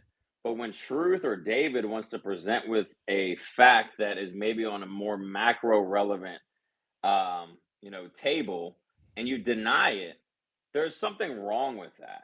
What did I deny? No, it's not necessarily okay. Well, we can play this game back and forth. You You said my Just keep it boycotting no, plan simple. would you fail open just with because I don't have a Okay, then you specified maybe it real works. timeline. quick. Okay, You Maybe expect me to be a boycotting, fortune teller. maybe you opened boycotting with Israel worked, China. and You I'm wrong opened and with Truth is right. China. I pushed back and I said Israel. You go, hey, that's cool and all. This, and this, and this with China. Truth comes back and gives you a whole array of information about why China is not that much of a threat as much as Israel is. The And problem, that's no, exactly what I the said. problem that we have tonight with you, I have nothing against you personally. I just think we've been wasting time and you're not being honest with us. I think that's where the animosity comes Then from. ask the question, Gen Z. You're Do you lacking believe testosterone. Israel is Just a ask the greater do fucking you think question, Israel is a son. greater enemy to America than China, sir? Did you listen to the I fucking just asked you a podcast, simple please? question, sir. I just told you that the greatest insider threat is Israel. The problem is you guys wouldn't get through West Point. There's No, got to be that's critical fine. thinking. Okay. I But said why that are many you talk times. okay, why don't you talk about local factions talking about this issue, building a parallel infrastructure towards the certain government that we have current in place instead of talking about fleeing to fucking Singapore or taking up Listen, arms? Do you not Because the understand that a topic lot is of us? about No, Chinese excuse me, technocracy, sir. and we're talking about China. Excuse You're me. not Do the you not speaker, then you understand that be a the lot of us speaker. come in here every single night and try to scheme up ways to actually accomplish what we would consider victory? And we don't appreciate somebody coming in here and just giving us fucking elementary ideas. That's where we're Okay, coming from. then take charge, Gen Z. You lead and I No, that's follow. You fine. lead. None of it. Look, with all due respect to Ian and Joanne and Christopher, I'm not sure any of us are concerned with you leaving. That's fine. Okay, so that's what I'm saying. If you've got better ideas, then put them out to the group. We'll No, let I'm you not speak. saying that you have to listen to us, but I'm saying keep an open mind and maybe you can have a conversation instead of acting like you're on some high horse because you were in the FBI. Okay, well, I left the FBI and I quit. Do you have a specific question, Gen Well, Z? I have a question. No, David, we're going to do Sure. this No, by order. Well, hold on. Gen You're not the Z, host. You're not the David, host. we're going to David, go. real quick. David, real quick. No, You're not I'm even a telling good. you, we're going to have to have You're a order. parasite, but not a good host. Nietzsche, Well, real quick. Nietzsche, real quick. The other David. Does that make sense what I'm saying to you at least? Yeah. And of course, Okay. no, he's asking me now. Yeah, that absolutely makes sense. And did everyone notice though when Truth Teller asked him about Epstein? Notice it went to an ad hominem. Remember, he's attacking truth. He's saying your emotions and your anger, and then he goes to the kinetic because this means they're losing, right? When they're trying to say, so nobody's going to go, oh, it's kinetic. Here's an easy test for this. Thomas Massey, through great accomplishment, pushed to get the Epstein files released. If you agree that that was important, if you think it's not important, it's because you're kind of in on it, right? It's obvious, right? But if you think it is important, well, why would you think that's important? Because it's showing who is behind the curtain. You see? And when our friend here keeps saying comically, and I'm sorry, it's comical, well, then you lead. Okay, I'll lead. Let's see if you'll follow. You won't follow. You're not going to do anything. I promise you that you will not follow or lead, right? Because this is obfuscation. Here's what it is. You go everywhere you can go and call out Jewish supremacy, right? Because if you tally up for America, the next 9 things that are immiserating the country, impoverishing the country, the next 9 things do not tally up to 1/10 of 1% of what Jewish supremacy is doing to America. Charlie Kirk said it. Who is it that's inveigling people with across our borders? Who is it that, of course, is controlling our media and silencing us? And so then all of a sudden the truth is getting out thanks to people like Jews. Hold on. The truth is getting out thanks to people like Thomas Massey. And so the answer is obvious. So here, let's see if you can follow. Will you from now on do everything you can, not by the way to call out the Jews, because we invite our Jewish brothers and sisters to join us, but to call out Jewish supremacy. Now that we've recognized that as the main problem, and you want to join the forces with us, now we're leading and now you can follow. Will you follow? Will you start calling out Jewish supremacy? Yeah, absolutely. I think the issue is I was prepared to talk about China, but I think the audience wants to talk more about Israel and the Jews. We can do that. We could pivot, but I think that's where I think the disconnect was. It was more about China and technocracy, and I was going to compare it to America, but I think the audience prefers more about what's the real problem. But you didn't answer And any of the Jews. direct technocracy China questions either. Inevitable. You You're didn't in speak China. to your Relax. experience. You did not. You did not whatsoever. Okay. So if you want to, I would love to hear it. I would love to hear exactly what about the mainland, because look, I personally, one of the people who inspired me was she before I came here, right? So now you said when she came into office, things changed, it became more nationalistic. However, frankly, how does that apply to you and specifically? How does that relate to you and how your experience has been, especially if you're going to go to Hong Kong following we know what happened in Hong Kong in 2018? Go ahead. Well, since this topic is a lot about the Jews and race, and there's an interrogation, let me go back and forth. Inevitable, you're a white guy. Just correct? answer his question. Dude, Stop asking questions. so you're not going to answer my question? No, we're going to. So you're going to ask for. So host. You came here for a topic, and you're being asked a question from that topic, and now you want to shift the questioning back to you want to turn the tables. Bush. What does that mean? I think you support. It doesn't matter what you think, David. Answer the question. Who's speaking here? I am, you fucking idiot. All you've done is prevaricate, obfuscate, and lie. Nico, that's not how it works. I mean, Nico, then you do it. No, this is literally how it's been working. People have been asking you questions. You've dodged, you've prevaricated, you've obfuscated, you've lied. You're wasting time, Nico. Ask the simple question right now. I'm Go ahead. wasting time. You're the one who can't Do it. answer a single fucking question. My Ask the question is, question right why now. won't you answer Ask Inevitable's the question. question? Ask Why the won't question you right now. answer Inevitable's question? Because I'm telling you he's a Jewish supremacist. I'm going to explain it very simply. Whoa. Okay, answer his question. Wait, I'm who? gonna explain it very I told you, he's a Yeah. fucking idiot. What? Oh, okay. Oh, is this Gen Z? So Inevitable. Do you have a Chinese girlfriend by the chance? Holy fucking shit. Oh my god. Inevitable. He's just a I fucking idiot. have a harem, in fact. How did you know? How did He's you not an know? intelligent person. He's come in here. He's done nothing but lie to us and waste time. Like he's here on friendly terms. Shut up and stop fucking interrupting me, you fucking hypocrite. Shut up. You don't have any fucking balls. You don't have any integrity. You don't have any loyalty. Go away. Nico, real quick, Inevitable. Did you hear him say, I wanted to come here and talk about the Chinese problem, but correct. See, it seems like you guys want to talk about the real problem. Well, I'm just Inevitable. Are you? So is there an issue because do you know how many Lahoi have Chinese wives and kids my friend? Inevitable. Okay, so I don't know where is this an issue for you? Is that why you left the mainland? Do you feel like are the girls in Hong Kong more receptive, David? Is that now we're getting to the meat, steak, and potatoes here? Okay, look, if you started there, right, we would have saved a lot of heartache and grief personally. But no. You've got to answer now, right? I told you I have a harem. I told you I have a harem. I have one. Don't let him rage bait you I have two harems. Don't let him get you off topic. One in Hong Kong, one in Macau. Inevitable. Let's stay on topic. Inevitable got hosed in different area codes.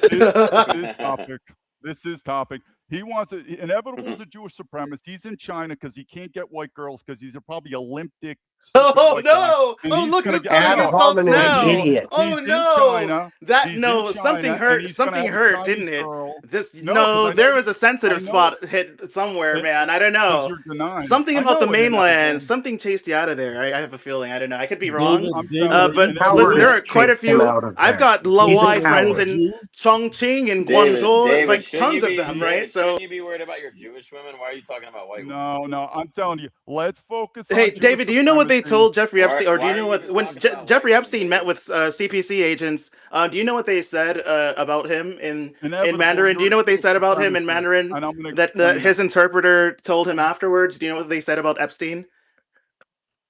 Guys, I'm gonna. Do you know what the CPC agents who met with Epstein said about him? No, what they said. Answer the question. They said. Do you know, David? Do you know? No, I'm okay. You don't know, so they said, "Hey, let's be careful with this Jewish dog. This Jewish dog. Let's be careful." Now, he didn't say white. They didn't say white. Okay, and he didn't know what they were saying until after his interpreter let him know. They said, "Watch out for this Jewish dog." Now that's interesting because you keep saying "our" with European ancestry and heritage, right? But the Chinese can tell you apart from the European. Why is that? Like they can tell Epstein apart. You think they couldn't tell you apart? David, are you Jewish? Let's just be clear. Yeah. Is he a Jew? The Chinese. Do the Chinese know you're Jewish, David? Yes or no? Inevitable. Do you have a Chinese girlfriend? Do the Chinese know you're Jewish, David? Yes or no? David, do you ask Mark Zuckerberg the same question too? Jesus Christ! Because he does. Oh my God! Against white guys or Jewish guys to date Chinese girls? Does that bother you? Oh man! Gee, well, David, what's cat got your tongue? What's going on? Mitch McConnell has a Chinese wife too, by the way. Yeah, David, do you remember me? Do you remember the conversation we had in the last space, David? I think. Do you remember me?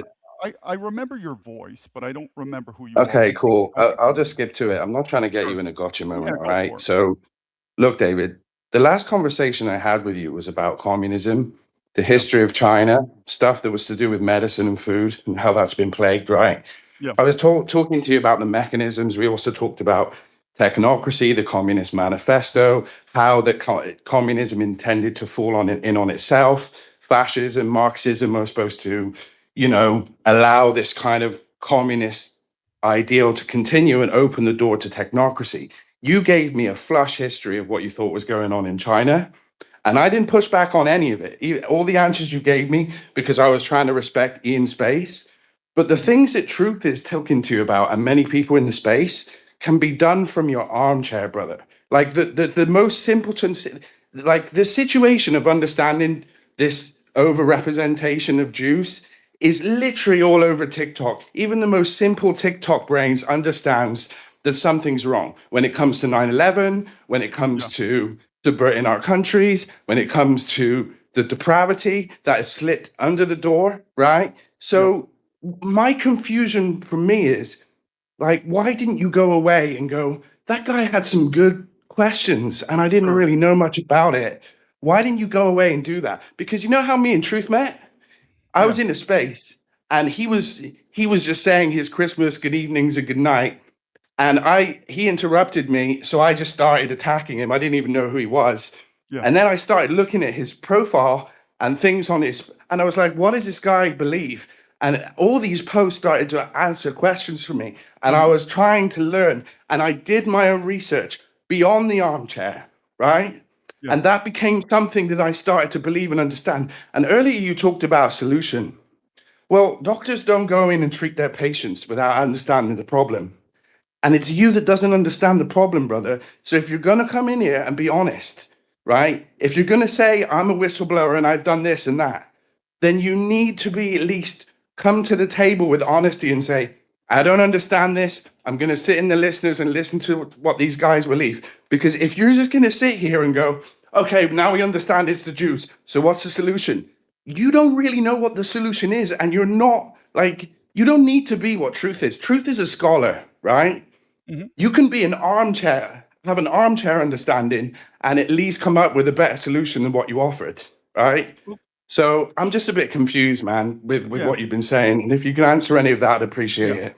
So I think, based on the audience, the topic should not be about China. I think the most important topic is about Jewish supremacy and Israel destroying the world. So that's what I think the topic should be, because that's what the audience wants.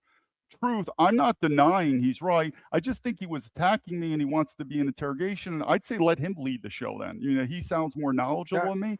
Let him lead it. But I think the topic really that I was a little confused is I don't think China is the important topic. I think Israel and the Jews is really the topic. And that might have would have changed Are the you way Jewish? I prepared. Are you a Jew yourself? He's just giving Jewish, himself bro. Let's permission move to past shut that. down. That's what he's doing. Giving himself permission to shut down. Like, let's, like, David, you know, go ahead, Truth. No, look, David, the issue here is that you want to deflect from the Israel Mossad Jewish connection and just focus on China, and that's what Jews like Laura Loomer do when they don't want to address, and other Jewish influences as well. That there's this big threat from China. It's China that influences elections. There's this, or for instance, there's Russia collusion when it comes to elections, or there's Iranian sleeper cells. It's anyone and everyone but the Jews in Israel. So you just start to notice patterns, especially since you admitted you're Jewish and you just call it a deep state, knowing full well whether it's the CIA or your beloved FBI. And I gave you examples. J. Edgar Hoover was blackmailed by both Roy Cohn and also Meyer Lansky, two Jews, and he was in power for 48 years. And he refused to even acknowledge there was a mafia in existence because guess who represented the heads of all the five families? Well, Roy Cohn. In addition to the fact there's also a kosher mafia that's very prominent. You never hear about it because that, of course, gets tucked away. And your beloved FBI that you work for never really want to spend much time, investigating guys like whether it's Mara Lansky, Arnold Rothstein, or the Bugsy Siegels, or the who else, Lefty Rosenthal, Mickey Cohen's, etc. And there's so many of them across different states that committed so many different types of crimes. In fact, the originator, the founder, the guy that's considered the godfather of organized crime is a Jew. Arnold Rothstein. He was the guy that, of course, he's famously known for fixing the White Sox, the World Series, where the White Sox should have won. They became the Black Sox after that. In addition to that, though, he was running illegal card games. He was into bootlegging. He was into drug trafficking. He ran an international global syndicate and trained all the future mafiosos of the day. And yet, even though you had J. Edgar Hoover take power in 1924, he was still around until 1929. Nothing, zero. He died under mysterious circumstances, of course, and that seems to be the trend with the FBI. They don't go after all the major Jewish criminals. They never did then. He was in power during 8 presidential terms. Nobody liked him, by the way. They just had to tolerate him, but nobody had the power to fire him. So you see, that's more like a dictatorship because he's not elected. It was Calvin Coolidge that put him in power and then couldn't get rid of him afterwards. And he, of course, was in charge of The same surveillance stuff you're talking about as if you're a whistleblower. He was doing it then. He was spying on people then. He was encouraging people to rat on others. He arrested over 400,000 people, 500,000 people. There was like 550 cases that might have been relevant that led to deportations. All the other cases were bullshit because they were spending their time just harassing people that they deemed possible threat or association with communism. So you're part of you think the FBI had prestige? You didn't even look into who J. Edgar Hoover was or what the history of the FBI even was before it even became the FBI in 1935. It was a Bureau of Investigations before that. Like, why do I know more about the history of the FBI that you worked for than you do? That's concerning. And then there's the CIA you call deep state. It was a John Kuriako that famously stated, and this wasn't his quote, by the way. He just stated what Colonel Wilkerson stated when he was chief of staff to, of course, Powell, when he was joint chairman of the joint chairman of the chief staff of whatever it is, the top general of the USA, chairman of the Joint Chiefs, and that was that Israel. Sorry, Mossad controls the CIA. The CIA is Mossad's bitch. And what was his evidence? You had Mossad's agents coming in to the Pentagon to go up and see David Wormser, go up and see Richard Pearl. They didn't even have to show credentials. And it was Donald Rumsfeld who said, this is Colonel Wilkerson quoting him, he doesn't even have control over his own building. This is after 9/11. And then you want me to believe it's China that's the threat when they control the DOD, and now they may have the privilege of watching the IDF and U.S. military combined through Section 219, and also CIA and Mossad combined through Section 2622, and you want to say it's China? It's your gaslighting. The fact you refuse to acknowledge the Jewish problem and the control they have over the country, it's not just internal, it's external, because they make America fight wars overseas. I'm sorry, but the Clean Bear Cleaner Around policy paper written in 96 was written by 3 Jewish neocons by the name of Richard Pearl, already mentioned, David Wormser, and Doug Fife, to go and invade Iraq and Syria because they posed a threat to who? Well, Israel. It was written for Benjamin Netanyahu when he came into power. You didn't know that? Or in 1998, Project for a New American Century. Who founded that? Well, of course, Robert Kagan, Bill Kristol, and then you had Paul Wolfowitz as well, who later could become Undersecretary of Defense, I believe it was. All these Jews, and they were planning policy. And then you got General Jewish Wesley Clark stating we have to attack 7 countries in 5 years. How are you not aware of all these facts? When you say China, China, China, what does China have to do with it? China was a bottom tier economy right after World War II. They dug themselves out of massive debt to get to where they're at today because they were being undermined or destroyed from within by the same members of the tribe. So I'm sorry, but you're not a real whistleblower. You haven't exposed anything that people didn't already know. In fact, you just gaslight and deflect from who's really in charge. That's the issue I take with you. You're not an honest player. All right. May I ask a question to David? David, what was your experience, or what do you understand was the occurrence or the plan behind COVID? Do you believe China had anything to do with that? Of course, do you believe Israel had anything to do with that? What is your thoughts on COVID, the Wuhan lab, Fauci, and all that? I would say it was definitely some type of collaboration with American entities, of course, with Fauci and the Wuhan lab. Whether it's intentional or unintentional, I don't know, but I believe it came from a lab without a doubt. And whether it was intentional or unintentional, I don't know, but I do believe it came from the lab and not some type of, we say, wet market in China. The intentions, like I said, in terms of So the you Israel think connection, COVID got spread through a wet market and a bat? Really? truth, don't interrupt me again. Don't Then let believe it happened everyone in the let truth U.S. through talk. Camp Dietrich or through one of the illegal biolabs in the Ukraine the U.S. was funding? Through Victoria Noodleman, by the way.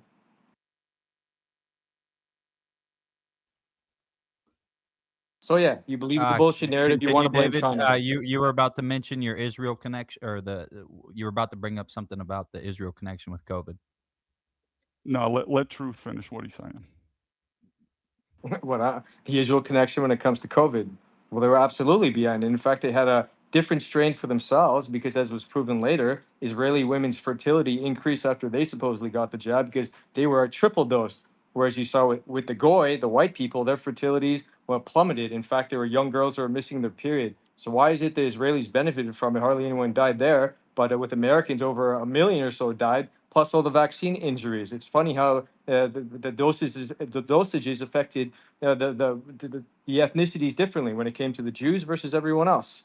What else is there? Well, it's already been mentioned. Albert Bourla was, of course, the head of Pfizer. Pfizer had record profits just in 2022, over 100 billion just from vaccine sales, plus all the other bullshit drugs they sell. Of course, you also have Talzax from Moderna as well. And then you have all these Jewish doctors promoting it too, like Stanley Plotkin. Do you even know who he is? He's the father of all vaccines. He was the one who stated in a video that I have and I posted that none of these vaccines have ever been tested for safety. Yet he doesn't think to ever call them out, and they pulled them off the shelves. I wonder why that is, because he's paid so well by these vaccine companies. Or why don't we get into Dr. Peter Hodes, MD, PhD, who states, yeah, all these vaccines are very safe. Or we can get into Dr. Rachel Levine, who's actually a man, another Jew, who's Undersecretary of Health, who believed in lockdowns and said that everyone should be vaccinated as well, including 6-month-olds. So how many more Jews do you need me to name?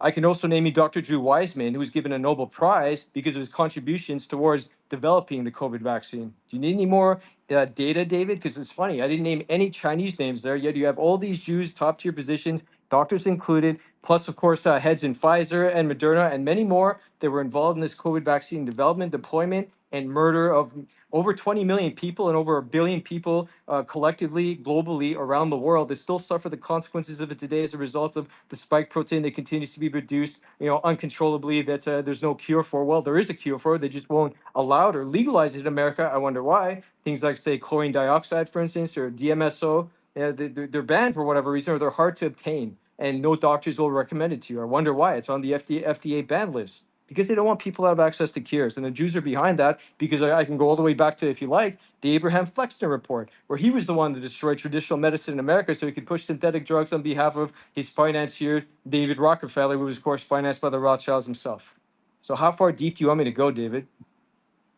No, I would like to focus on the solution. So You keep boycott saying the is solution. really The good. solution is to get rid of the Jewish problem. Jews cannot be in positions of power. Okay, They've so lost that how? privilege. Keep going. Keep I just going, said, well, Truth. the What's the solution is All very right, solution? all simple. right, all You right, people need to all be in right. concentration camps, labor camps, where you can be watched Okay. over. You can go learn Okay. trades such as plumbing, Wait, you can be an wait, electrician, hold on, and you can hold put on, in a real day's work and hold on. rebuild all the shit you've destroyed. All Truth. your assets Wait. should be seized, and you should be All right. giving reparations for all the goy you fucked over I don't want this several to get centuries, from into the Palestinians, the Syrians, a the battle. Lebanese, the Germans, the Russians, Armenians, Assyrians, Don't talk Greeks. about Palestinians. How's that for a solution? Don't talk about Palestinians. Hey, shut the fuck up. You're an What the Egyptian. fuck? You're not You even don't Palestinian. And you're represent All and you're right, Texas. all sitting there right. as a Saudi Listen, fucking terrorist, let's. part of the human trafficking game. Inevitable. I What are know you All you're right. doing in defending Saudi Israel. Arabia? Okay, I'm just gonna hit guys. one of these. Please forgive me, but I want to try to. We got these hands, and we got hands requested, so we do want to get through the hands. We got Jeff Shields. One of the people just left that we were gonna get to as a speaker, cleric or something like that.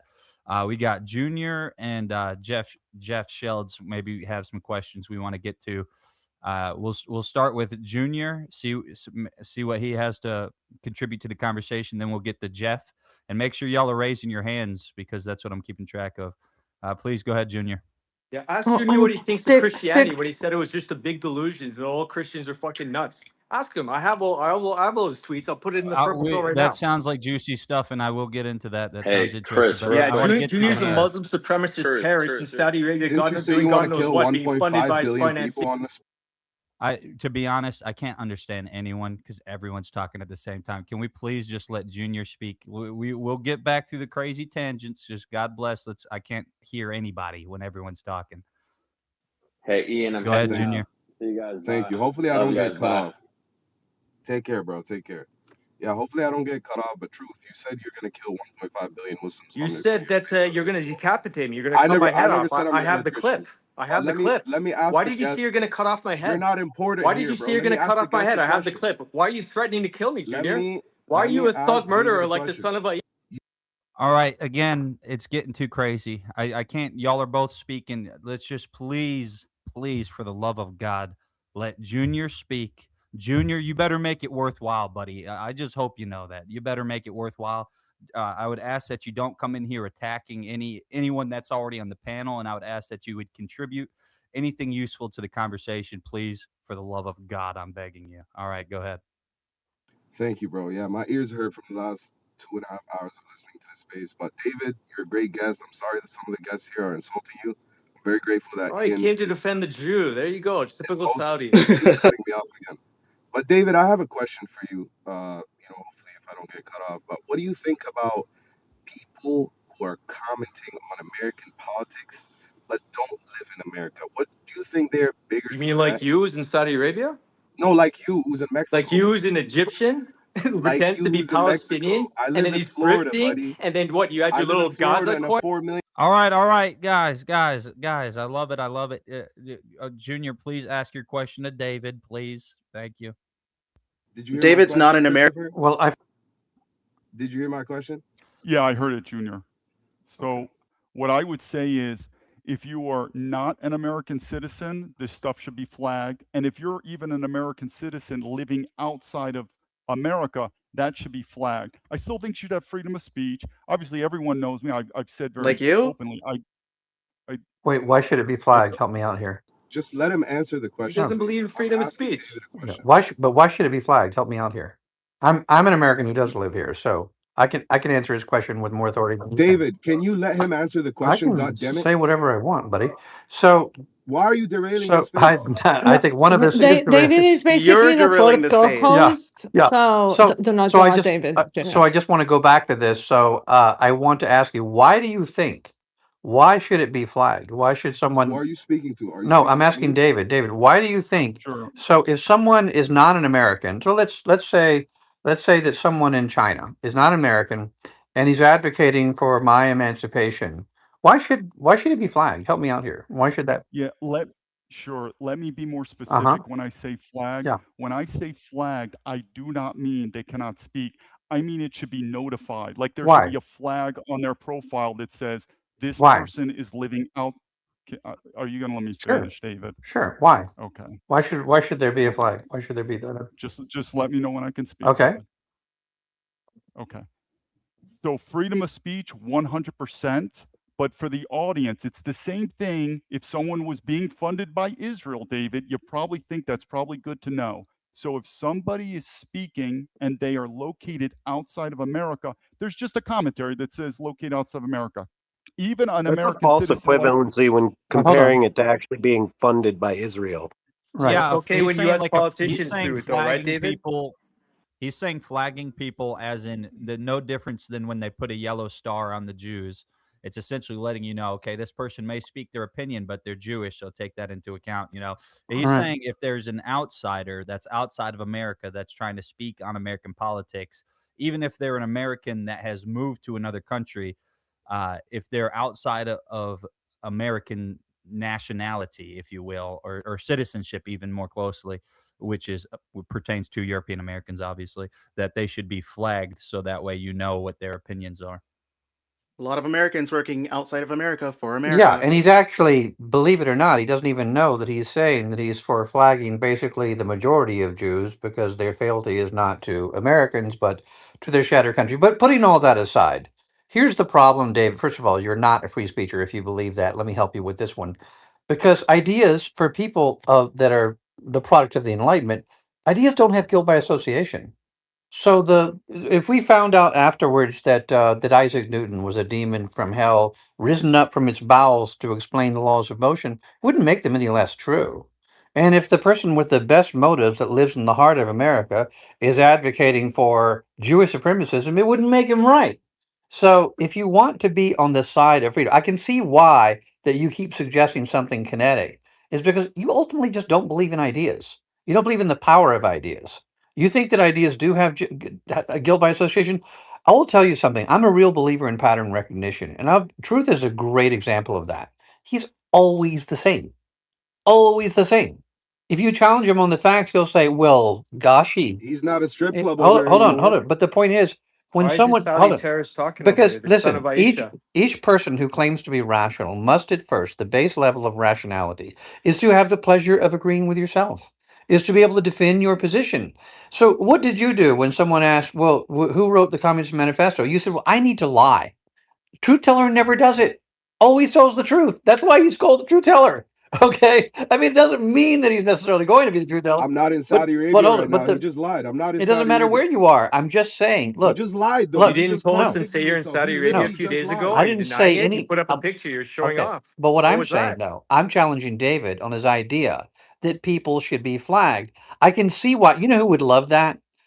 The Jews. Jewish supremacists would love that. You know what did Jonathan Greenblatt say? He said, we're working with the CIA and the FBI.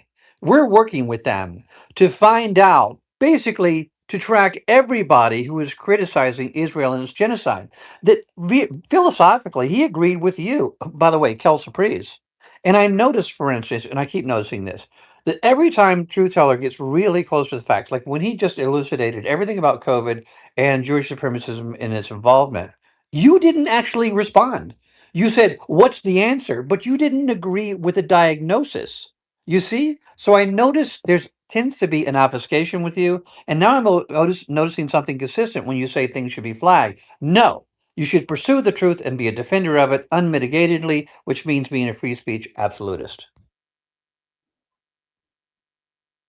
Yeah, so to respond, David, I could easily change my mind. I think you're right in terms of privacy, but I still believe that people, but I could change my mind for privacy rights. No, you don't know their identity. But if someone is speaking, I know I would personally want to know, are they American citizen or not? Are they overseas or not? But for the sake of privacy, I think I could override that then and say, no, their identity is private. You do not know. But I think we all would Why agree, not for the though. sake of truth or ideas?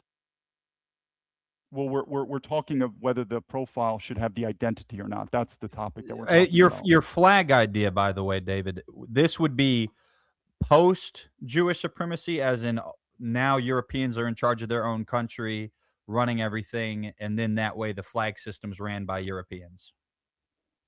Like I said, if you're a Frenchman and people are talking political, I would think I'm going to take French citizens' opinion first, particularly those who are living in France. French citizens who are living outside of France second, and then it goes on. But someone could push back and say, David, that's a violation of privacy. I could see agreeing with them, say, all right, then keep it private. But I would know if someone is talking about politics, I'd like to know, who are they? Are you an American? Like, if someone is not even an American citizen, that would influence me. Like, why is he talking about it? But someone could push back and Shouldn't say just that. the Well, truth you're an influence you, American though, living and in the Hong ideas? Kong. You're living in Hong Kong, and you're a whistleblower, but you didn't say anything that Edward Snowden hasn't said. So, Well, like, then Edward Snow. should your Then opinion be taken last then in that case?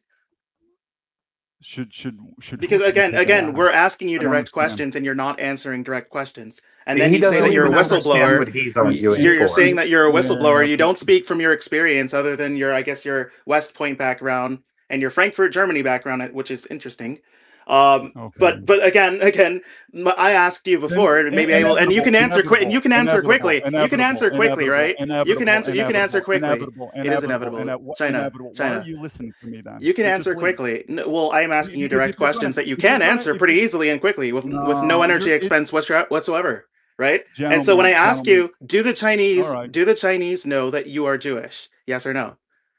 Yeah, inevitable. Were If you're you going to have, okay The on yes your or no okay, question. it's a yes or no question. Do the no, Chinese know so that you are Jewish? Yes or no?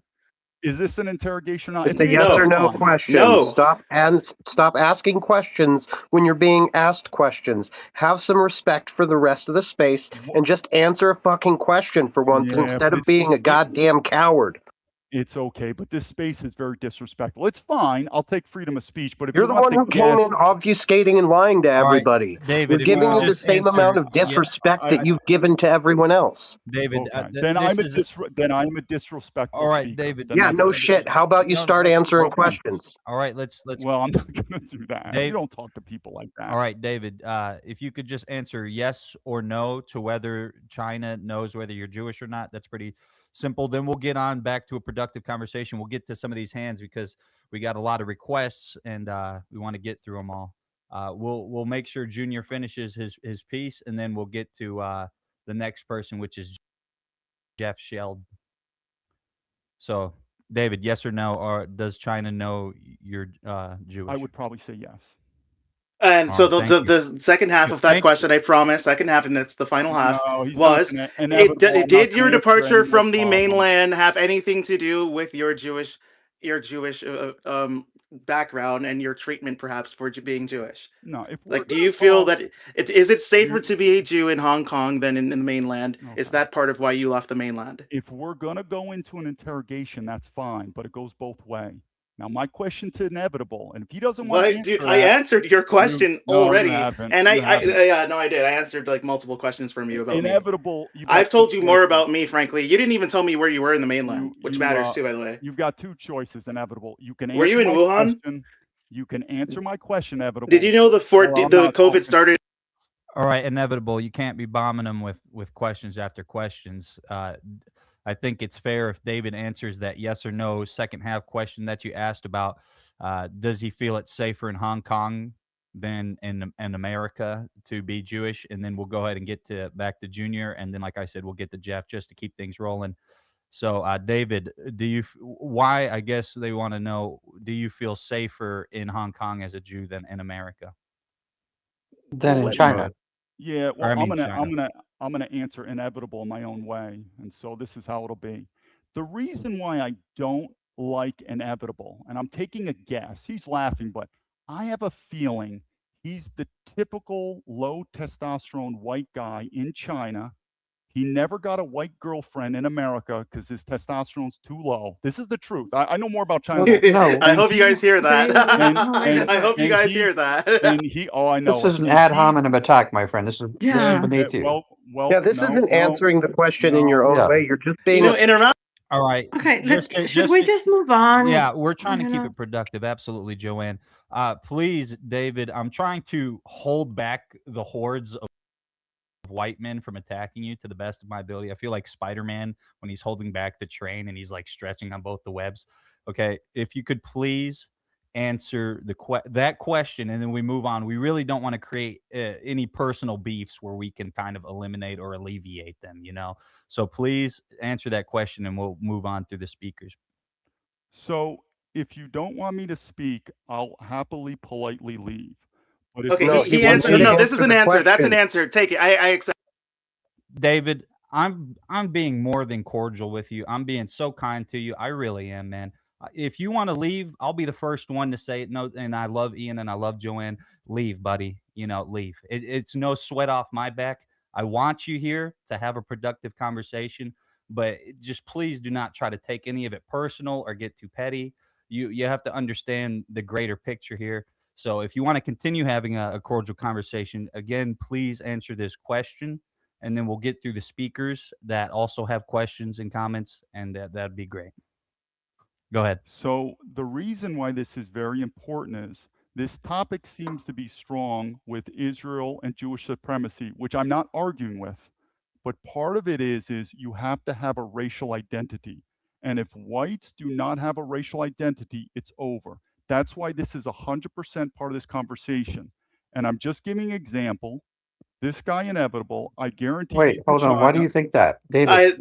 That's his answer. I get it. Oh I no, get it. can I talk Go to ahead, our please, can I please. talk to our friend here? So, and I heard what you said, David. If hope I'm not interrupting. So you were saying that white people need to have a white identity. I I actually do not agree. I mean, I think it's racial realism is an important thing, and white people should be proud of whatever it is they are. But I don't think that that is gets to the heart of how to overcome Jewish supremacy. And you know how I know this is because the Jews say it in Israel.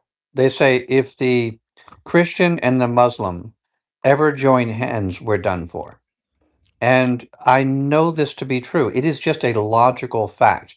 It takes about, I think if you sit in a room alone, to paraphrase Pascal, that you can come to this very wise conclusion in about 45 seconds. You're like, wait a second now, if they cannot get Muslims and Christians to hate each other, if we realize, if we have solidarity with one another, Jewish supremacism is done. And I don't think, even now after this conversation, that you fully realize how bright the future is of all human civilization. Even the Chinese and the Americans will get along better because we have now people that run us that aren't incompetent firemen, they're dedicated arsonists. So I appreciate the fact that white people need to be able, that Jewish supremacists have taught white people to absolutely hate themselves or try to. And in our educational system, they're simply torturing white people by tearing them down. And of course, Ian and Trueteller have pointed out like 10, 15 books that Jews have written on white supremacy of how we're just bad, evil people.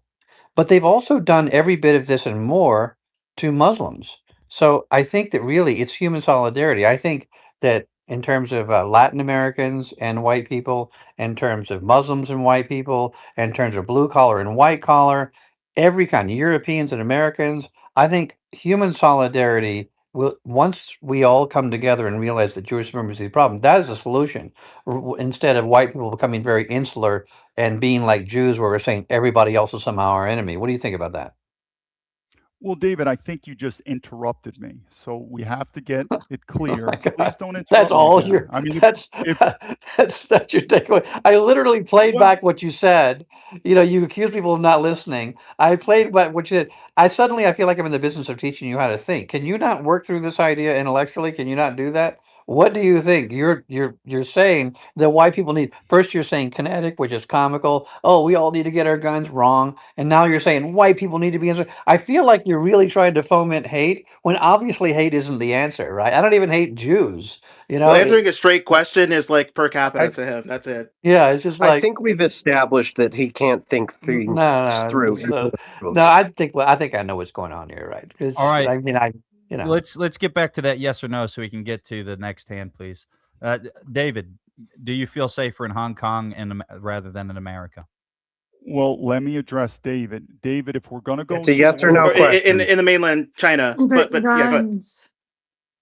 Yes or no? if David, if we're going to go to a world of Yes or no non-violent, question. Stop prevaricating. Answer the question. Okay, guys, let's just let him answer. Let's not let him because he keeps well, no, hold derailing on, everything, Nico. Let's fucking up the space. let him respond. David, it's just something you are proposing nonviolence, and I think it's great. I think violence, but part of it is interrupting someone is rude. And so the point is, if we're going to lead down a Dude, you're a nonviolent, fucking hypocrite. Oh You're the my rudest God. person in the space. Shut the fuck up. Okay, guys, Yeah. stop I also think interrupting is wrong. Okay. so I agree. I'm a rude person, and I need to correct myself. So Then I answer have the my errors. question. So back to David. The part about interrupting, if we're going to go down a path of nonviolence, you should be the exemplar of being polite to people. Where me, I maybe advocate violence. But in terms of the point, this subject is very important, and that is China has taught me also that race is real. I don't hate the Chinese. I have no problem with the Chinese, but race is real. Some people have different opinion. That's great. But I'm telling you, I've seen it all the time. Inevitable is a white guy, and he's going to have mixed kids with Asian I women. know If this is this, it. This is like he said he I started to know it. LARP as that like disenfranchised white guy who's not welcome on the mainland and went to Hong Kong No, to I fit in, don't. and now he's down No. talking white people in the mainland because he's not white and he knows it. We knows it. We know it. He knows that we know he's not white, right? He knows that we know he doesn't identify No. as white. He knows that he went to Hong Kong because they didn't like a fucking filthy Jew in the Xi He's era, getting right? They didn't like a filthy Jew trying to fucking subvert or do whatever the fuck you were trying to do and run to he's Singapore with angry. any secrets that you took. You're a That's what very it comes angry down to. person. That's what No, it comes down to. inevitable. So you gave me your answer right loud and clear. That's I This whole our European heritage shit, it was all bullshit from you from the very beginning, from the very start. That's where it okay. comes down to. Okay? So all of this other bullshit you can blow it up your ass. Okay. Inevitable is going to be bringing back a Chinese woman to America with mixed kids and have I'll be fun with bringing that. back your mother to China. How about that? Sure. Fucking Okay. That dickhead. sounds good. All Okay, right, Kosher all pussy right. guys. that you came out of. Okay, You're as let's soft just as the move on to kosher pussy the you came next person. Hold on. It's Inevitable. getting too But Joanne, inevitable. just to Inevitable. Can you keep it Chris, so we're cordial, man? clear though. But just is there a stance? So any white guy that goes with a Chinese girl is therefore low testosterone. There's something wrong with them. So you're completely against that, is what you're saying. Well, no, it's very simple. There is an absolute pattern of white men with Asian women, and 90% of these white men usually can't get a white woman, Not an and they get absolute the pattern. Look where this has You gone. know Look You where what? this has understand the gone. Don't fall for Think it, fucking about words it. David. that you're Don't fall using? for that. Don't fall. But Hold on. what Did are you it ever doing? occur to you? Did it ever occur to you? Perhaps there's a problem with the OnlyFans culture and the Pornhub culture that all these white women are getting sucked into that because there's Jews I that think spread their Truth has an Asian pornography and their girlfriend. Like perversion. him. Like And him. hold on a sec, David. Hold on a I second, think David. Truth On has an Asian Instagram, girlfriend. hold on Instagram, OnlyFans has agents that promote to 13, 14-year-olds that, hey, as soon as you turn 18 years old, You can start an OnlyFans account and look how much money you can make. You can be your own woman, go the feminist way, and screw up your whole life and become a whore. So perhaps yes, there are challenges in finding that ideal white girl who's traditional and wants to have kids and settle down. And maybe there are that's created unfortunately a generation of passport bros that seek relationships abroad with traditional women. But that never occurred to you that it was because of Jews, filthy fucking disgusting kike Jews like yourself, who spread this degenerate culture of OnlyFans and Pornhub that's destroyed the white female race. And because Jew pimps want to become billionaires like Leonid Radvinsky and that filthy rabbi Solomon Friedman as well, who of course runs Pornhub through Equitable Capital Partners and his other Jewish partners. But it's funny how you just want to make fun and single out inevitable for even if he did want to go and find a Chinese girl, can you blame him? So There aren't really Truth, that many good white girls left, unfortunately, because of filthy Jews like you that spread this disgusting culture because you push pimping, prostitution. You also push LGBTQ, hijacking the minds of both boys and girls to go change their fucking gender. That's done by the Jews as well. Rachel Levine, Undersecretary of Health, was all about giving easy access to kids to actually be able to do their own surgery, transgender surgery, without even getting parental consent. And she was a fucking Jew, transgender, himself, herself, Rachel, Richard Levine, whichever. So Jews are behind destroying the fabric of society that's caused guys like Inevitable. I don't even know if it's true or not. I don't care, to go out abroad, whether it's to somewhere like Colombia, China, wherever, to It's seek not for traditional pussy. wives. I will tell you That's that. fine. It's not. That's fine. He's there for maybe And he's there for Ian, a job. I don't care. The Yeah, that would point be is, a David, why long don't you way to acknowledge travel. that point? Right. And you never call it out please tell. either that there's this Jewish problem when it comes to wanting to pimp out young girls. And with guys like Ron Jeremy saying, yeah, the reason why he got into porn, he's a Jew porn star, by the way, in case you didn't know, was so he could fuck lots of Catholic girls. Did you know that? Or what well, about what Professor I Nathan Abrams, who said that Jewish sex is anal sex? And yes, there's lots of Jews in porn because they want to destroy, of course, the Christian culture within America. And you also had, of course, Al Goldstein, who said the exact same thing. Yeah, there's lots of Jews in pornography because they hate Christianity, they hate Jesus Christ, they want to destroy American culture. So that's why. That's why so there's passport I bros out there, David. Do you call that out? what I'll call out is the Jewish connection with pornography, and I'm also calling out that the solution is not pathetic white guys like you getting Well, pooped in a that's not I'm tube. allowed not in the boycotting mainland it, either, by the David. way, Why don't you call? pornography. Right. I I see call why for he's not boycotting it comfortable and there. banning it. I think pornography should And be illegal, Ian, but you don't call for stuff Crystal. like that because you're complicit. You support it because it's a Jewish industry that's made Jews, filthy Truth Jews like has you, an Asian billions of girlfriend. He's dollars. trying to hide it. Truth, you have an Asian girlfriend. Just say it. It's okay. Hey, Ian, can I have co-host privileges, please? Thank David, you. at least I had to neither of recycle us are myself. homosexuals like the Jews. 1/3 of Jewish men in Have fun. Israel Have are fun with your Asian bisexuals. They girlfriend, Truth. fuck men. Have fun. Okay? It was Professor Nathan Abrams that said that That's why anal Truth sex is is so Jewish big into sex. China. So you He's got a guys like Chinese anal sex, girlfriend. you like That's faggots, you probably like why. LGBTQ, and you like pornography. You're the filthiest, most disgusting people out there. Then why are you All right. listening to me, Well, now Truth? we're going to get to the next speaker. Jeff, thank you so much for your patience. Jeff, what's on your mind? This is Christopher's Wow. keeping it I going. couldn't fall asleep. I was trying to fall asleep and I couldn't because of the humor. Okay, I You're just wanted to welcome. say Here one all week. statement and then I wanted to ask a question. Hello? Yeah, we can yeah, hear you, welcome, Jeff. Go Jeff. Okay. ahead.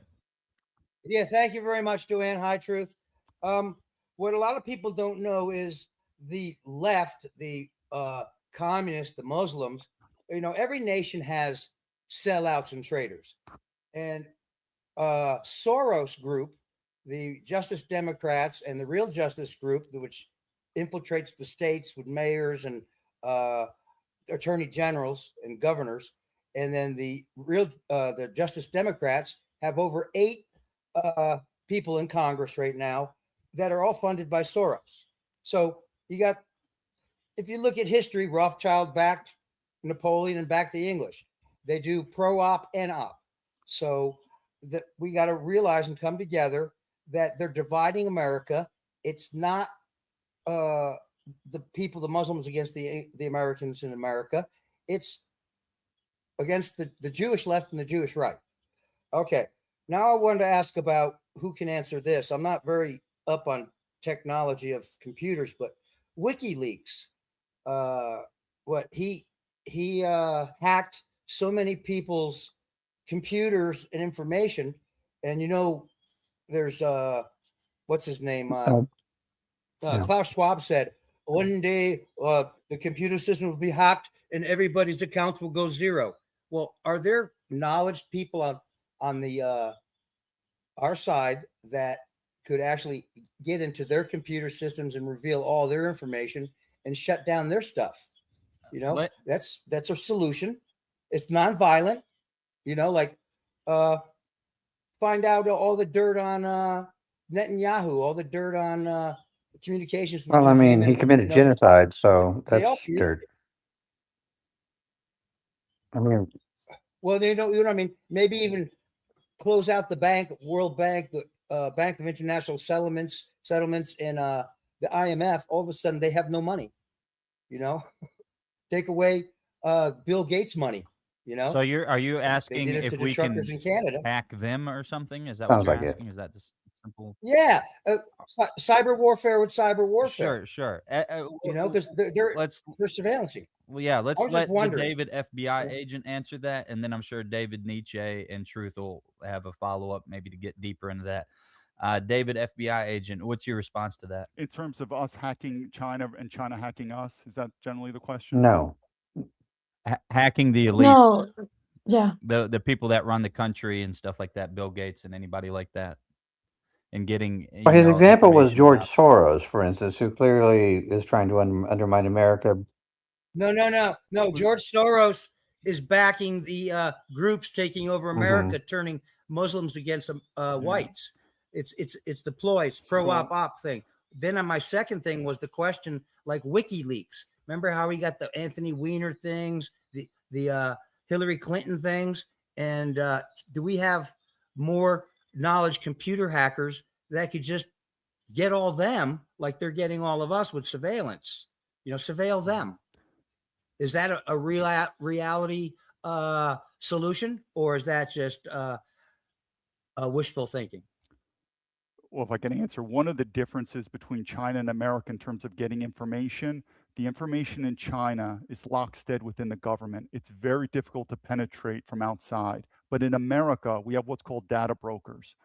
Everything from Google, there's so much information. This is where the FBI uses national security letters that they do not need a judge's approval or any type of probable cause. And it's also coveted with an NDA.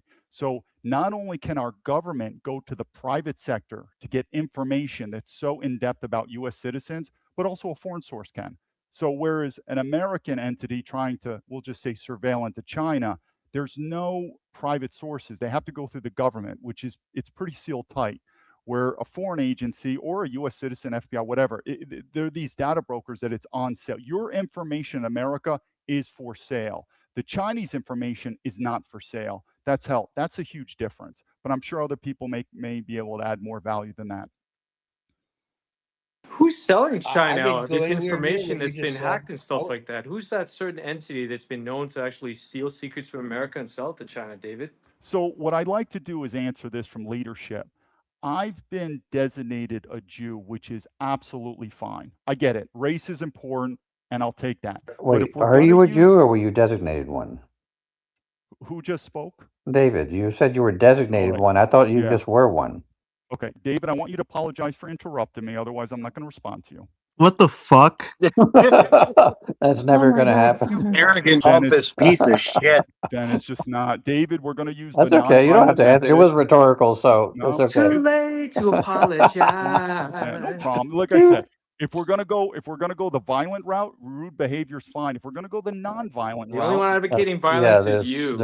is All right, not violence. David FBI answered the question on the hacking situation. Christopher, David he's no longer an Nietzsche. FBI No, agent, he and it's didn't answer also my a crime question. to impersonate one. Just keep that Yeah, in I do mind. want to make a point. I do want to make a point, Christopher, that WikiLeaks, they don't do all the hacking themselves. So they've partnered with people that do hack, including, for instance, when the military secrets were revealed, the video of our military actually culling innocent civilians in the Middle East from a chopper and these sorts of things. So I forget what was the person's name that turned out to be a tranny. They released that to WikiLeaks. But there are all sorts of examples where, just like the New York Times, for instance, which is weird that they would have gone after Julian Assange for essentially doing the same thing the New York Times Was does. it Chelsea And Manning? Chelsea Manning, thank you. So, I mean, Chelsea Manning's a tranny, but still more of a hero than a lot of men for releasing that information to WikiLeaks. But that is the way that works. As far as the spying and stuff, I don't think we're ever going to be able to out clever these people. I really just think it requires, just to more broadly answer your question, a great awakening. I definitely believe that there is massive spying going on in all directions, and of course, why wouldn't there be? But I just don't like the example you gave. You said Netanyahu. He's a genocidal lunatic. I mean, he's one of the most evil people that we've ever known to exist in the roughly 12,000 years of human civilization.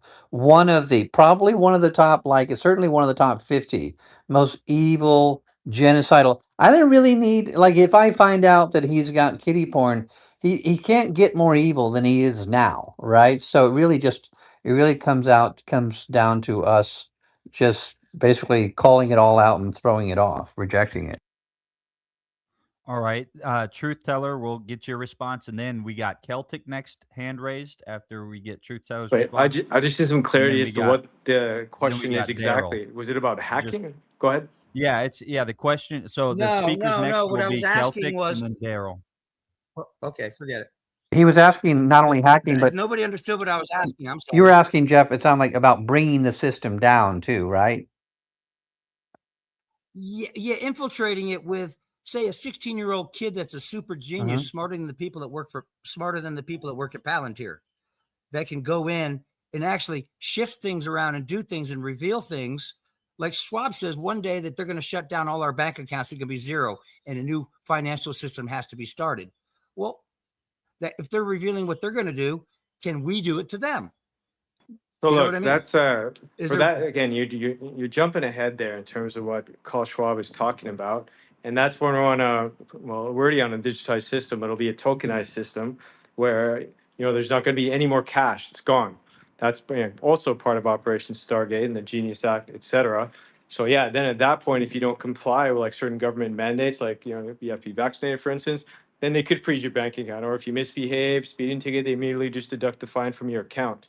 So that would mean they have like a world reserve currency or tokenization or token status, where they control the currency you use to be able to purchase things like food. They're not there yet, though. So what you're asking about is a preemptive measure.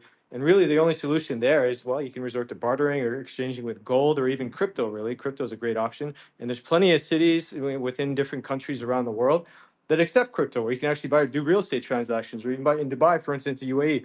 They're 100% they fully legalized crypto, Bitcoin specifically, which you can use for purchases, transactions outside of the dollar. Iran actually uses it too. So does Russia. All these sanctioned countries have adopted crypto already to be able to carry out transactions outside of SWIFT, outside of using the U.S. dollar, and this is going to continue to grow. And it's not something they can really stop, and that's why they tried to actually like hack it, control it themselves. They couldn't, so that's why they created the alternative, the CBDC. They expect to be able to establish, through their great reset by 2030.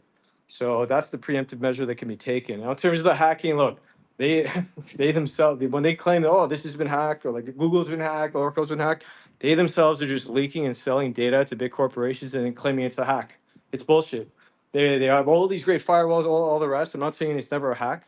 I mean, we know for a fact hacks happen as well. And there's no real measure to be able to prevent that, because by the time a threat detection system detects that hack, it's already too late. They've already taken what they wanted, and there's no firewalls that can really stop it.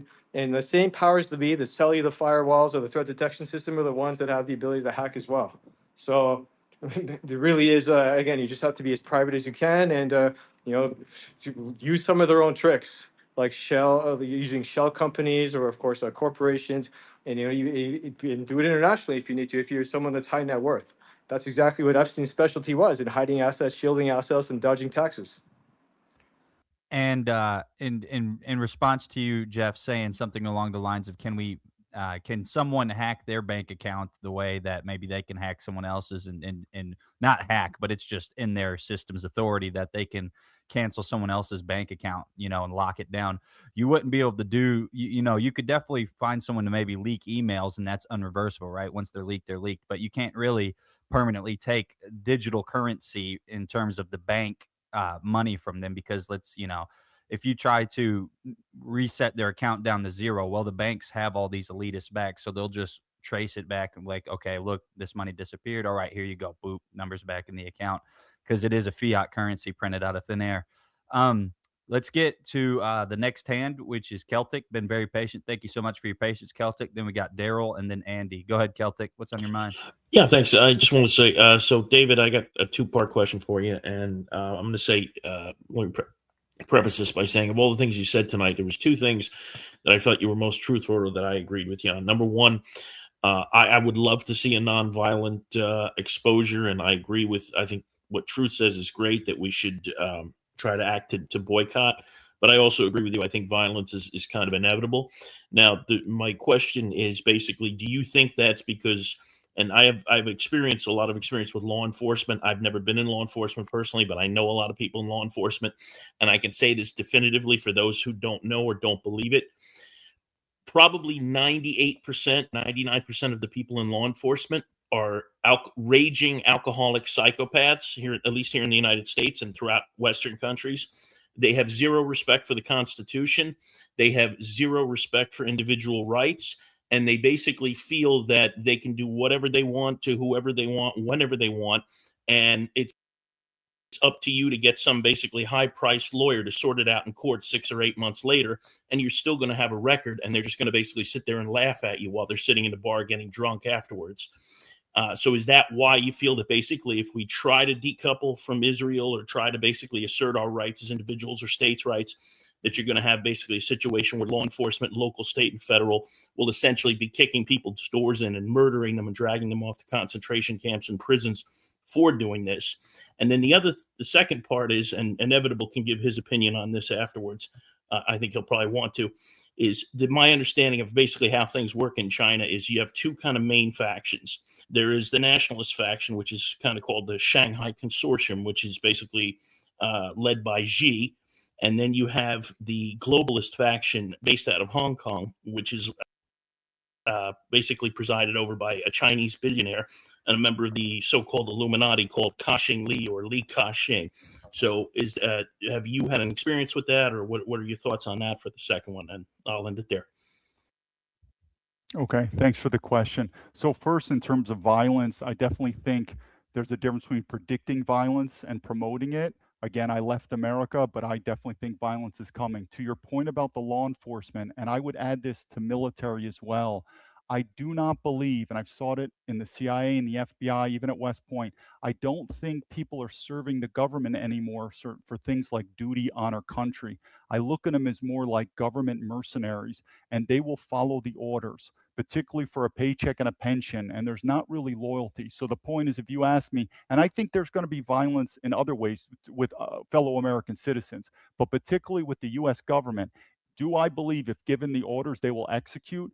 Overall, I would say yes. Because again, I just don't think they're serving for these higher values. I think at the end of the day, it's a paycheck and a pension. So hopefully that answers that question. I'll let Inevitable take the China one.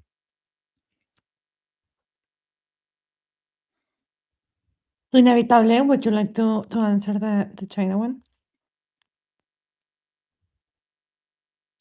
Is he talking? Am I still here? Yeah, I hear you, Joanne, but Oh, not okay. Sorry. I don't have light in my house. It rained yesterday and it's crazy. All right. Well, Inevitable, I'm gonna recycle you because we can't hear you, okay? All right. In the meantime, we will go ahead and get to the second speaker. Daryl, thank you so much for your patience. Go ahead, Daryl. But also please repost this space, and if you guys go to it, I will also repost it and Can you hear me now? bookmark it. It helps. Can you hear It me? helps a lot with the algo. Yeah, welcome back, Inevitable. Oh, you can. Okay. So, no, I heard Inevitable, and then I don't know. Well, was someone? I didn't hear if there was a question. Celtic, can you ask that question about the nationalist, or ask it about the nationalist communist Chinese? Yeah. So basically, my understanding of how things work in China, and maybe I'm wrong about this, but you have basically two main factions. One is a Shanghai-based or oriented faction. They call them the Shanghai Consortium, and they're basically led by Xi and these ultra-nationalists. And they're in kind of a quiet or on the down low type, maybe a war, I guess you could say. It's certainly a competition for power. That might be like an offshoot from Jiang Zemin, by the way. Jiang Zemin, by the way. That's who you're referring to? Well, I was going to say, or Xi. Their rival is based out of Hong Kong, which is supposedly led by this Chinese billionaire who's a member of the Illuminati, allegedly. His name is Ka-shing Li or Li Ka-shing, and they're Liu Ka-shing, basically yeah. kind of in a war. So yeah, if you want to Well, go ahead and give I your don't thoughts, think man. it's a war. And this guy, more so his kids, have a lot of power there. It's not necessarily a war, I would say. I do get that there are like two. It's more than two. There are obviously like dragon families and stuff like that. They're pretty influential in the mainland as well. And of course, obviously the party is ultimately, dominant. But she did serve as the Shanghai party secretary for like maybe like a few months in 2007 ish. But I don't know if you may have been referring to SCO, where quite a bit of the what seems to be a shifting in the multipolar world order, believe it or not, many people will attribute to BRICS, but SCO is a major engine of that too. And of course, she's like kind of the driving force, not just within China of what he's looking for through SCO, but even among the SCO members and permanent partners. Even Iran had a pretty big showcase actually with the foreign ministers gathering about a few weeks ago, due to the incentives, obviously, with Russia and China behind Iran and what's going on, and getting the Central Asian, uh, corridor from a trade perspective, and economic, and maybe an international legal consortium. I think that's a kind of a huge basis for what Shanghai is for, and even sovereign wealth funds typically will invest in Shanghai. There, I think the Saudis, believe it or not, just opened up a second sovereign wealth fund in Shanghai a few months ago. And typically, the more international investment that there, because Hong Kong used to kind of be where people went, if you will, countries went, nation state actors, and but Shanghai has increasingly become a hotbed. Really, it's already like the biggest, basically, port in Asia, if not the world, actually, I believe, for one. So it makes sense, kind of like shifting the priority from an international trade perspective as well, to Shanghai, and it does help obviously because of the mainland. I think Hong Kong has a few.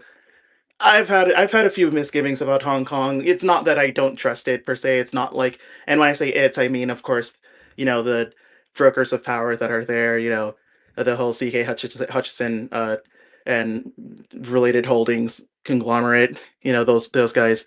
They've been at the intersection of Hong Kong and the mainland, and so Li Ka-shing, he's kind of had generations of mainland leaders who kind of slowly throughout his life, because he's like 100 years old now, and so this is why I say his children are kind of much more prominent.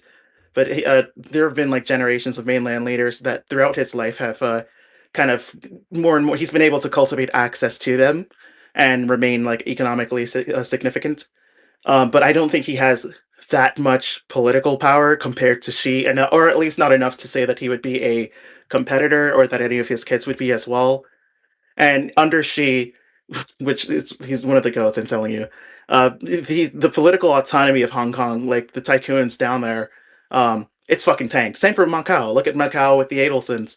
The Adelsons were able to basically, as a pragmatic political exchange, the anti-China Olympic, uh, you know, resistance that existed in Congress was able to be quieted and quelled due to the deal with the Adelsons that, hey, you guys can have your casinos in Macau, and we will have a contract, I believe, which expired around 2021, and no, 2020-ish.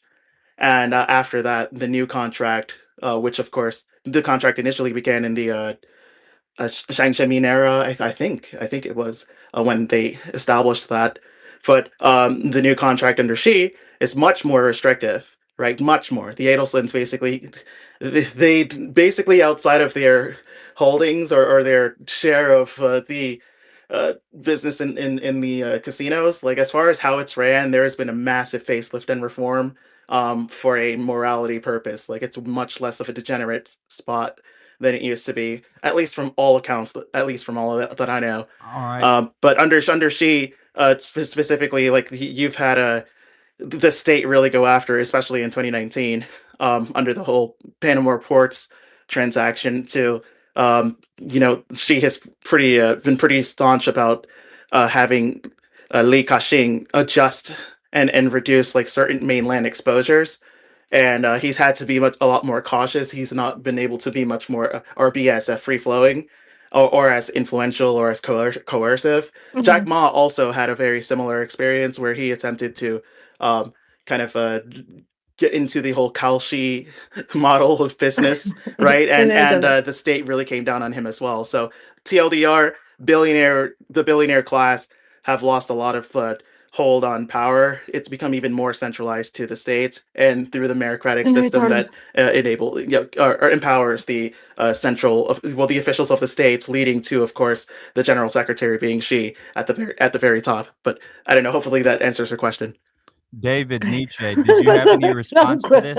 And then we'll go through. We got Daryl next in line. Then there was somebody else that I seen, and then we'll go to Riot. Yeah, my hand's up.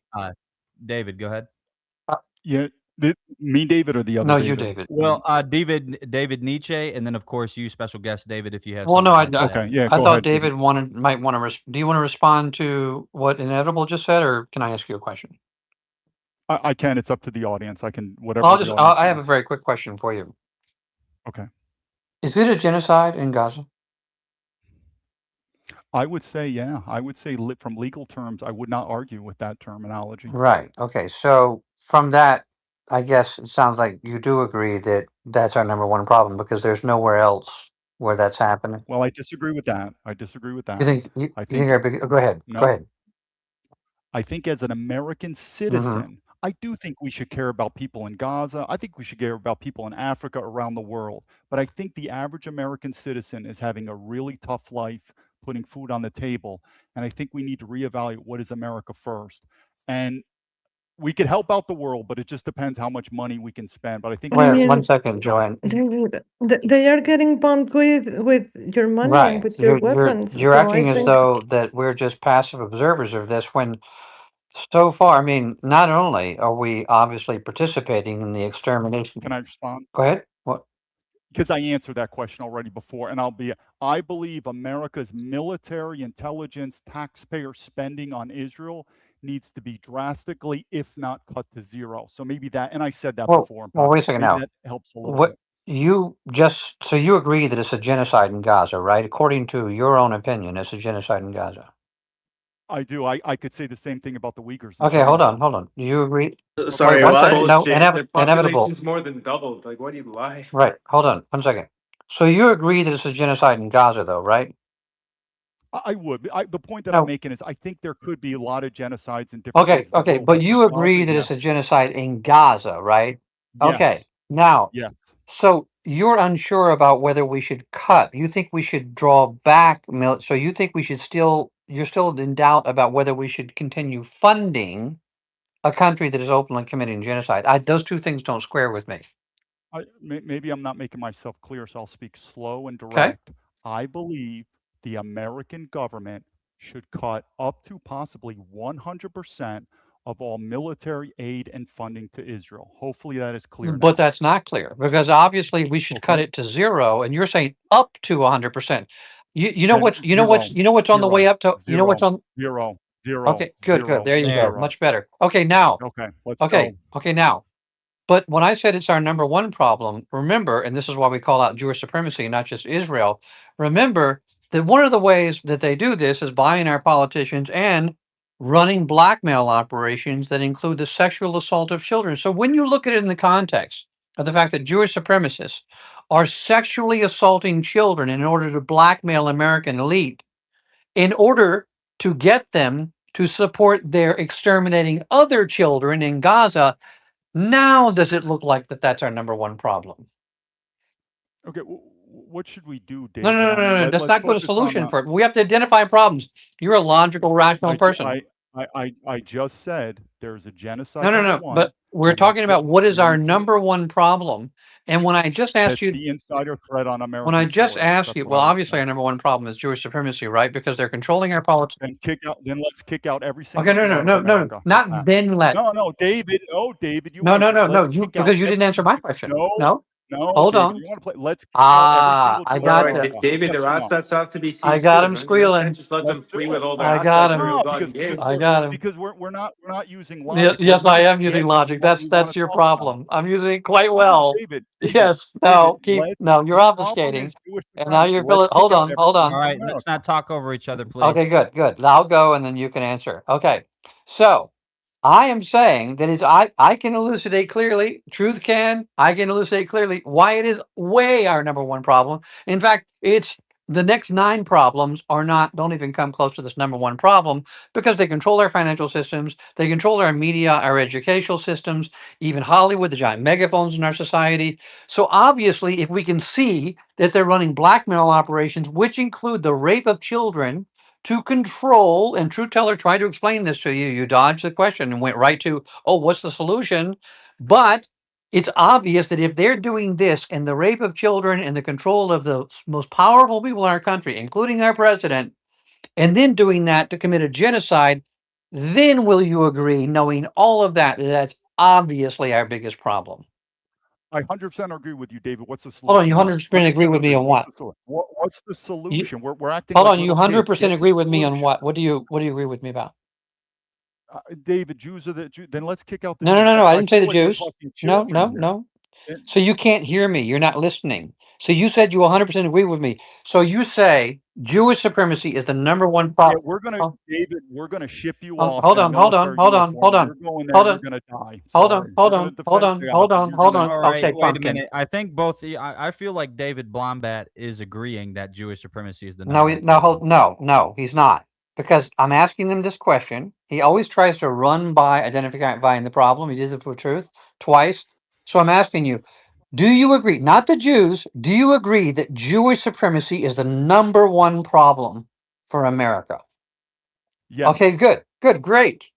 Congratulations. Okay, what's the solution, The David? solution is identifying the problem. That is the solution. Okay, then no, David, leadership is first you define the problem, then we got to get All to the right, and I'm solution. the What leader, and is I'm the telling you what to do. solution? Go tell everybody else that Jewish supremacy is a problem. Now, are you going to Okay, follow? I'm gonna do my Are you going to best. follow? I'm I gonna do don't my know. Your best. best I isn't will good follow, enough. sir. No, there's You are no the leader. try I'm the here. You follower. just We'll do do our it or you best. don't do it. Are you going to Will do it? do. Will do, Oh, sir. you will? Will Okay, do. good. Do that. I'll Will do. I'll follow Okay. you. We'll All see what right, can Okay. all happen. right, all right. All Thank right. y'all, Problem Davids, for solved. that nice back and forth. I appreciate both of y'all's patience, and I appreciate you answering bluntly the yes or no, David, FBI agent, because it satiates some people, I'm sure, in here. It satiates their curiosity to hear that you understand that Jewish supremacy is the number one problem. We will get to Andy. Or Daryl, then Andy, then Riot. Andy was the second person I was looking for. Daryl, thank you for your patience. Go on.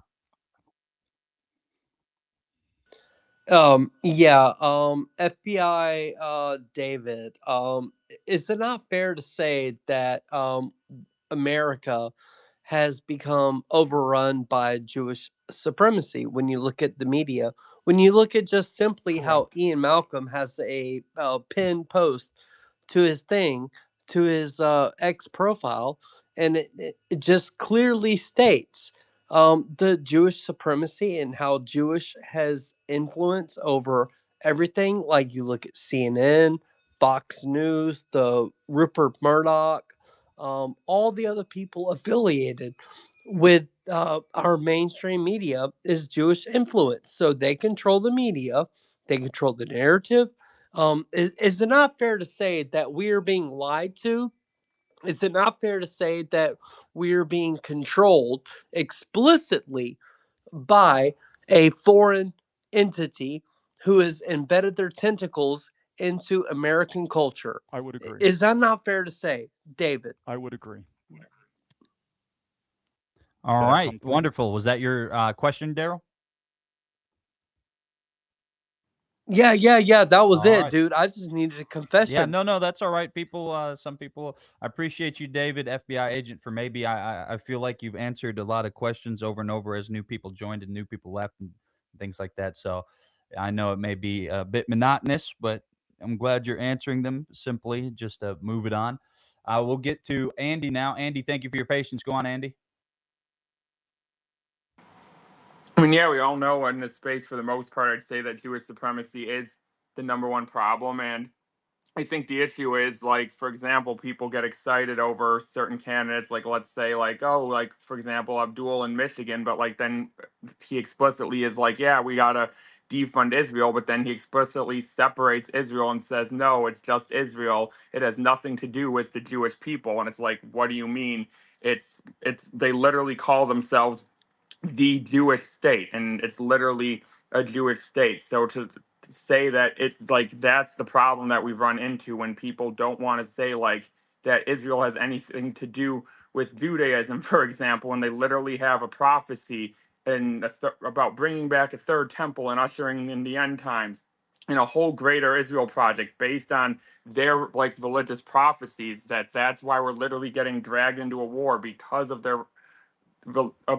religious fanaticism. Like, that part needs to be broken down. It's not just, oh, this Zionist identity. No, it's because they actually believe that this is their religion and that they were promised all of this territory in the Middle East 3 or 4 thousand years ago. Like, that part needs to be addressed. It's not, oh, and when you have polls that say 80% of the Jews in Israel support what happened in Gaza, this isn't an, oh, most of them don't support this. Like, we're the point we're at now in America, where less than 40% of people truly support Israel for the most part. It's most of them, unfortunately, there do support what their country is doing, and they know exactly what's going on because they're living right next to an active genocide, and they're actively criticizing Bibi for what's going on. And the majority of Jews in America still support an active genocide. So you can't, and then obviously the fact that they control our banks, our media.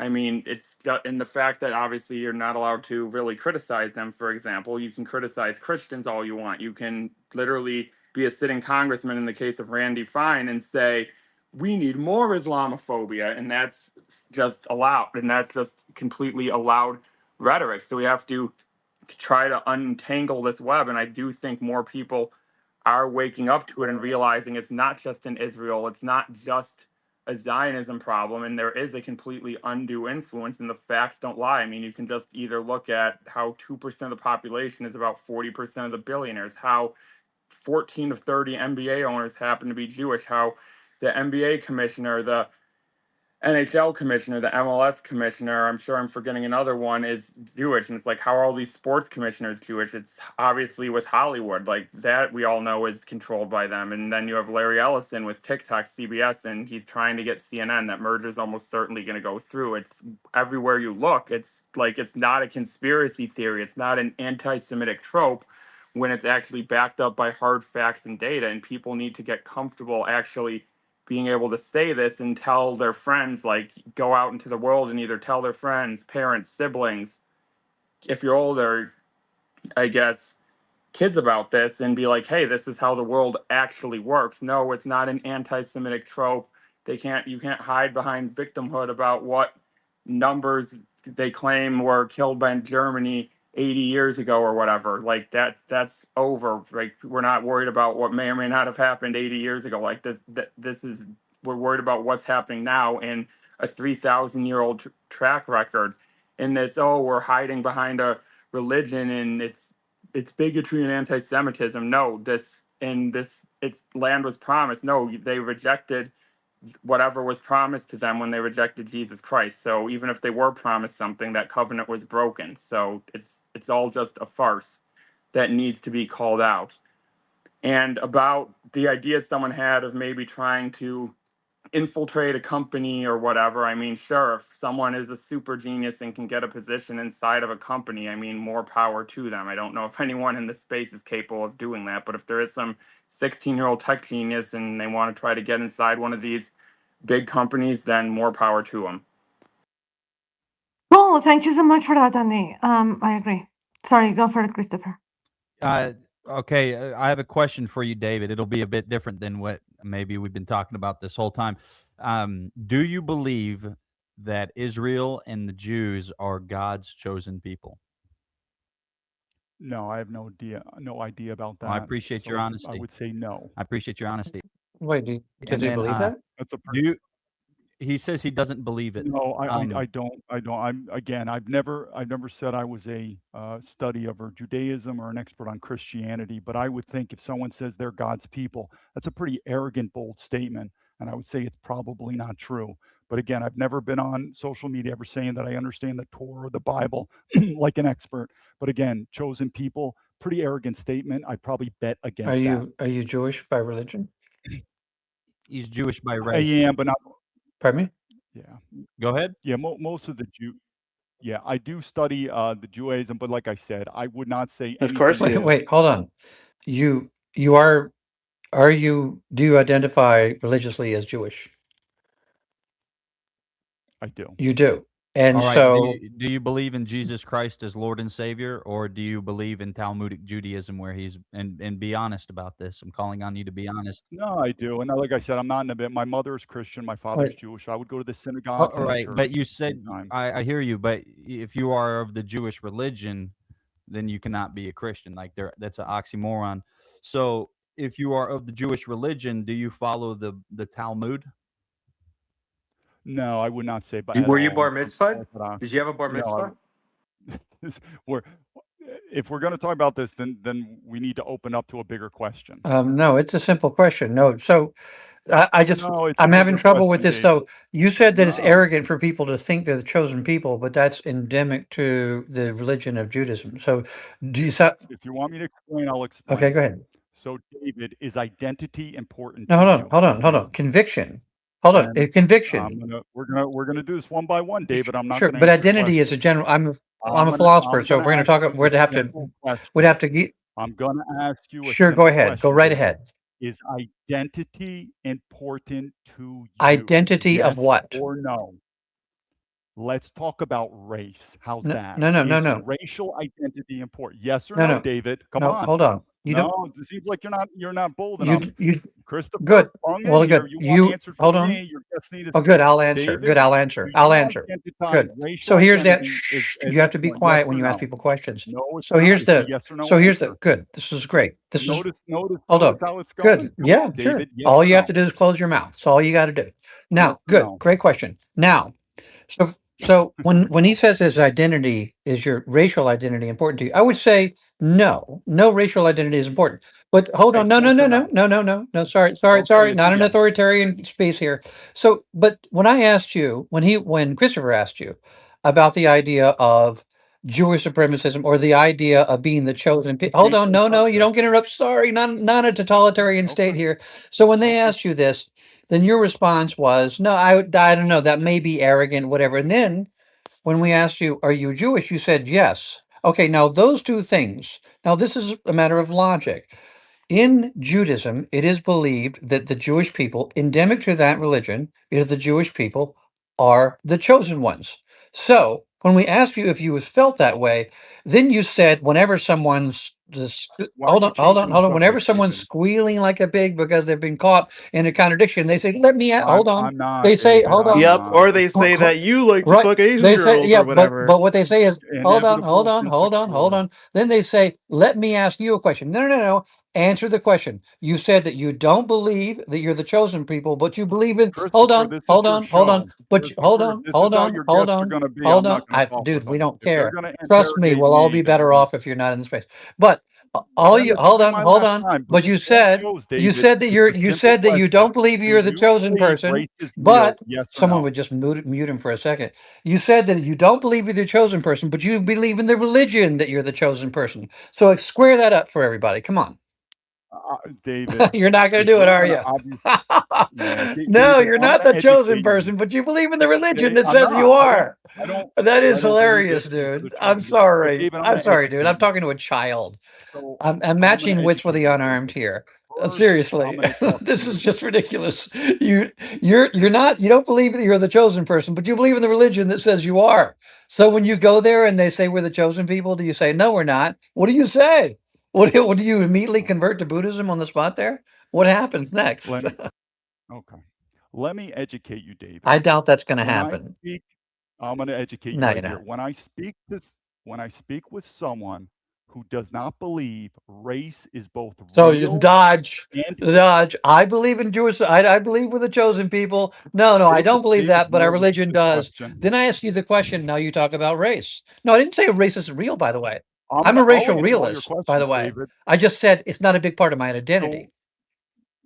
then no, if you identify race as Huh? real, you've said Of yes or course, no. race is Is real. racial identity important? Yes or no? No, it's not to my identity. No, you ask now. You're asking a different Okay. question. Well, Hold on, you're asking a different. no. Originally, you asked me if race was a Okay. big part of my identity, and I said no. My ideas are the biggest part of my identity. So, Okay, I well, disagree. When I look in the mirror, I yeah. think Well, then gender is real. I let think me educate you. The epistemological basis for human identity is most closely associated with the choices people make, and thus in turn, and this is a philosopher talking, and thus in turn, the manner in which they have furnished their minds. You see, because you build hierarchies of knowledge based on the choices that you're making, and the higher up those hierarchies of knowledge go, then the stronger your identity becomes. You see, and even your self-esteem, which is the spiritual muscle that binds you to earth, is a result of the reflexive inventory of those ideas to the degree that they allow you to function well in society. That's where most of human identity comes from. That isn't mutually exclusive to the idea that that race and racial identity plays some role in it. So, who's educating who now? well, David, I would just say I politely disagree with you. And I think gender, I think I politely disagree with you. I think And how does this gender apply to the religion question? can I'll get to that very quick, but I let's doubt first make that. sure Way too late for that. gender. No, well, I'm not a religious Jew. There you go. So there you You go. just said you were. Race, David. Are you gonna let me speak You or said not? you're a practicing Jew. Yeah. All What are you right, practicing? please let David FBI Okay, agent good. talk.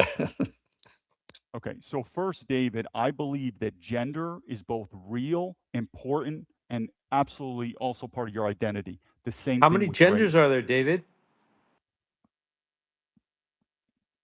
Truth, if you're going to ask that, why don't you answer? You just Well, I mean, your interrupted me, Talmud Truth. says 8, then it says 6. I've seen 7. It's just also confusing. Why do I the would Jews always confuse gender? I don't know. You got to So talk with you're a them, Truth. I practicing would say Jew there's that's two genders. not Jewish. Is that right? No, I wouldn't say. I mean, I So go to you're the selectively synagogues. Jewish when it benefits you, right? He did Okay, say Truth. you When it did comes to say, any David. kosher Come on, just loans or stick to it. discounts. Oh, inevitable. Where's your Chinese girlfriend? Go to your Just oh, Chinese I love girlfriend. it. It's back to All right, that. all right, guys. There's how many? Which one Let's do you keep want it to talk to? productive. Which one do you want Christopher, to you speak got to to? remember your audience members aren't answering. The point being is race is real, race is important. It's part of your And identity, just like this gender. applies to your And if we're gonna, I agree. Race is real, applies and to it is a this part of our applies to your being identity. a practicing Jew. How? well, yeah, just because you go to church doesn't mean you're a full Okay, Christian. wait. So I go to the synagogue. Am I following the rabbinic Judaism by the book? Probably not. Maybe that's it. Maybe I go to the But I synagogue just asked to you if you follow Jesus. identified religiously as a Jew, and you said yes. Well, I identify because if I go to the synagogue, what's the best answer to give you if I go to The the best honor synagogue? to, well, I would What say does the the truth. what That'd be You the go to the choice that I would tunnels make. Okay, too? so Hey, you David, what tell you go me, does to the those. David, if I go to the synagogue? Do you go to synagogue, the what does tunnels that as well in identify? the synagogue? What do they do in the tunnels there? Truth, come on, truth. You're very educated. Stick to the education part. So So what, I'm show me David? here where to you David, go. David, learn. All right, I'm a student of David. knowledge. I don't know everything. David of the FBI agent. When you go to the synagogue, what does the synagogue say about Jesus Christ or anything like that? I believe you said that you do believe in Jesus. Does the synagogue say anything about Jesus when you go there, or what's the deal here? What's going on? Yeah, again, I'm not an expert on Judaism, and I've said many times I believe that the Western countries are Christian first. I've said that so many times. Sure. But just because I go to this synagogue doesn't mean I agree with everything or know everything, Mhm. but I go there. Just like some people may go to church because they maybe want to hang out with some people, fellow people, but if you quiz them on the Bible, maybe they would fail. So is there levels of Christianity? I But think you what might makes say as long as you it's leading. think that you're a religious Jew? What makes you I think that? don't. You said that. Then I just go to the synagogue. Oh, Then you just I'm show wrong, up. It's David. like what is it, a country club for you? Is that it? Yeah, no, I do my best. You go to the synagogue just like you go to church, and you go there Okay. to learn. You just do the best you Oh, can. Okay. Well, David, wait, may I ask I've got to ask this. Is it legal to? Wait. No. Wait, David. Is it? Do you know who created the synagogue? Go ahead, David. Do you know what institution the synagogue belongs to? David, the FBI agent. Yeah, I think someone better can answer these questions. No, I'm asking you, David. Don't get everyone riled up. You're about to get the wolves are about to come out when you say that. It's fine. It's fine. I know, but it's not fine for me. I wanted to keep it productive. Yeah, but Christopher, you weren't negotiating David when he wasn't answering the question. So you answer it. Run David, your what are the show, first and if few I don't letters add in value, I'll synagogue? leave. What does that spell? Truth. Let's go with your Asian girlfriend. I mean, it's gotten pathetic. All right, you're a fucking loser, talk about dude. race. Let's not. Can we get out of the little petty disagreements? That would be Well, great. That'd be great. So please, David, I'm asking you questions to gauge your understanding, and I don't expect anyone to know everything. So if you don't know, you don't know. If you do know, you do know. It's the way the cookie crumbles. I'm not trying to get any gotchas at you or anything like that. I'm trying to have a conversation. So do you know who created the synagogue? Which institution is behind that? Please go ahead, David.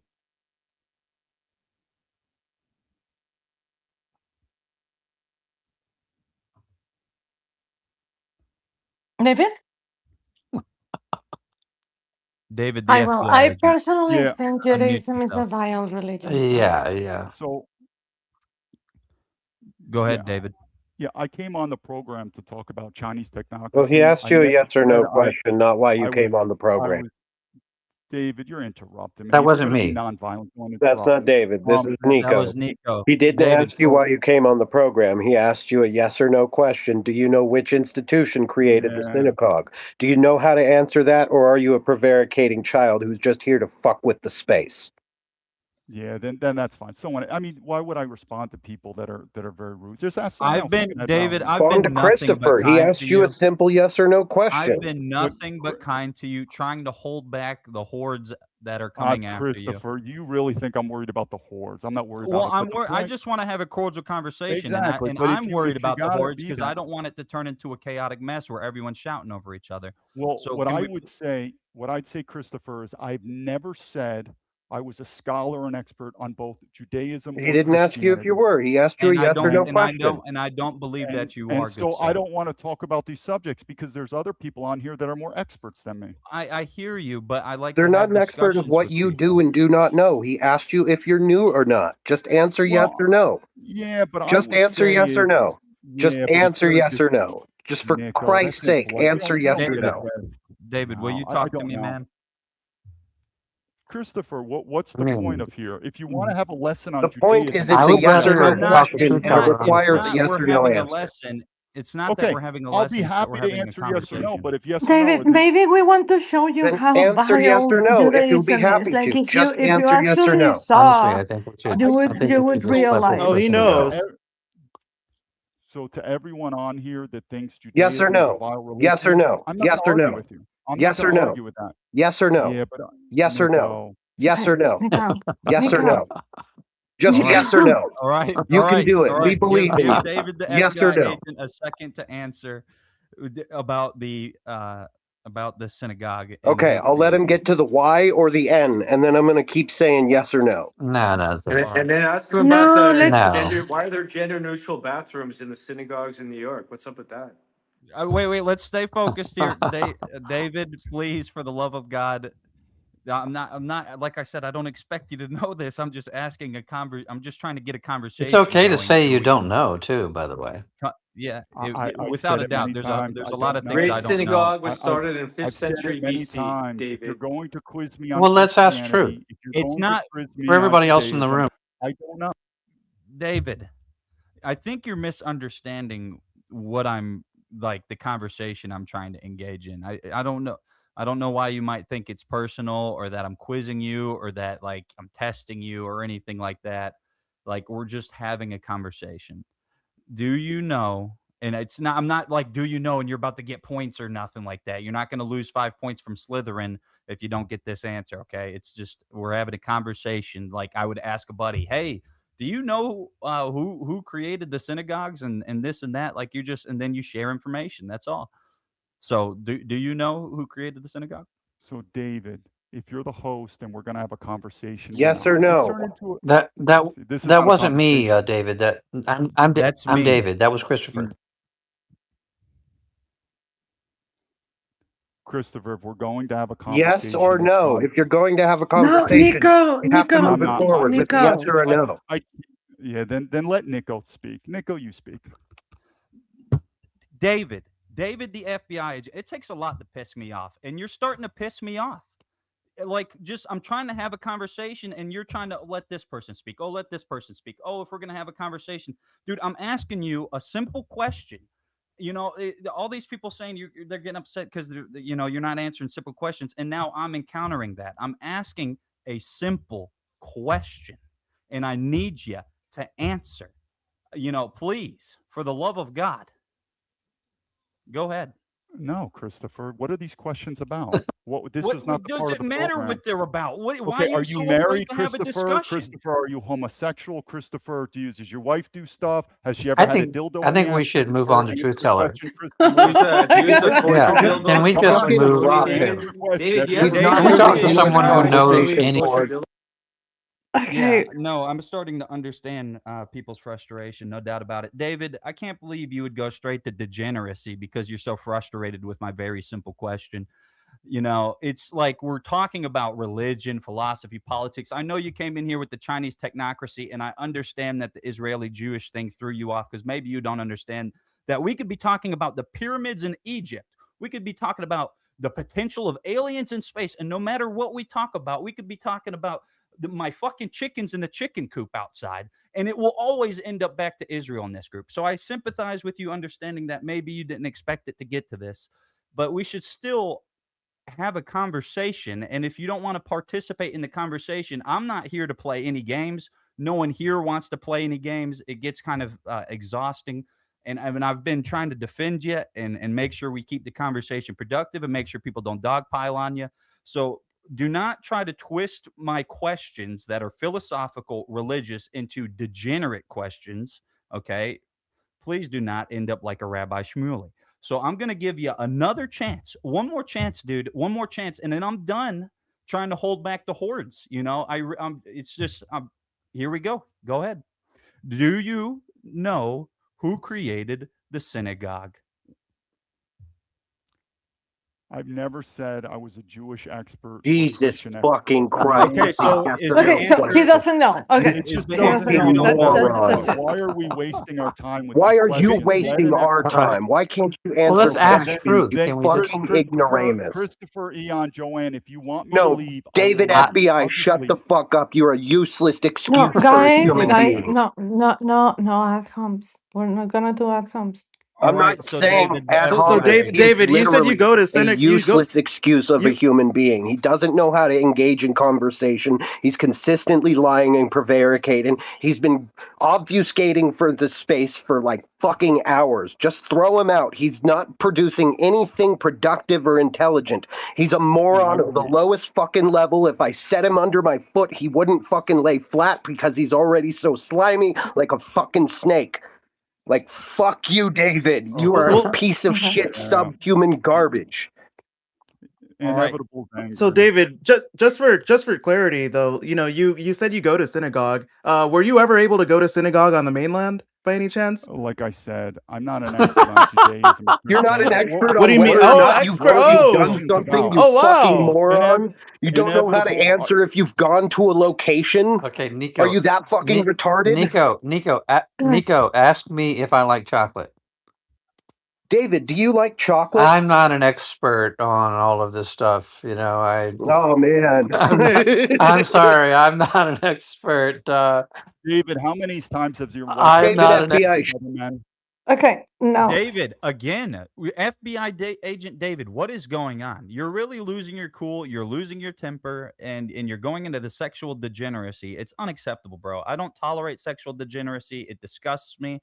It's not conducive to a philosophical, high intellectual conversation. When I ask you, okay, do you know who created the synagogue institutions? The answer is, well, I'm not an expert, unless you're going to follow it up with, no, I do not know. Okay, or no, I do not know because I'm not an expert. That's fine. You don't even got to be an expert to know, by the way. But let me answer. Okay, being that you don't know, that's fine. I don't expect you to know. The Pharisees who killed Jesus Christ, created the synagogue. The synagogue is a Pharisaic institution. It is not created by Israel, who are the true chosen people of God. It's created by the Pharisees, who hijack Judaism and perpetrate the current Israel and Judaism that we have today. What is your response to that, David?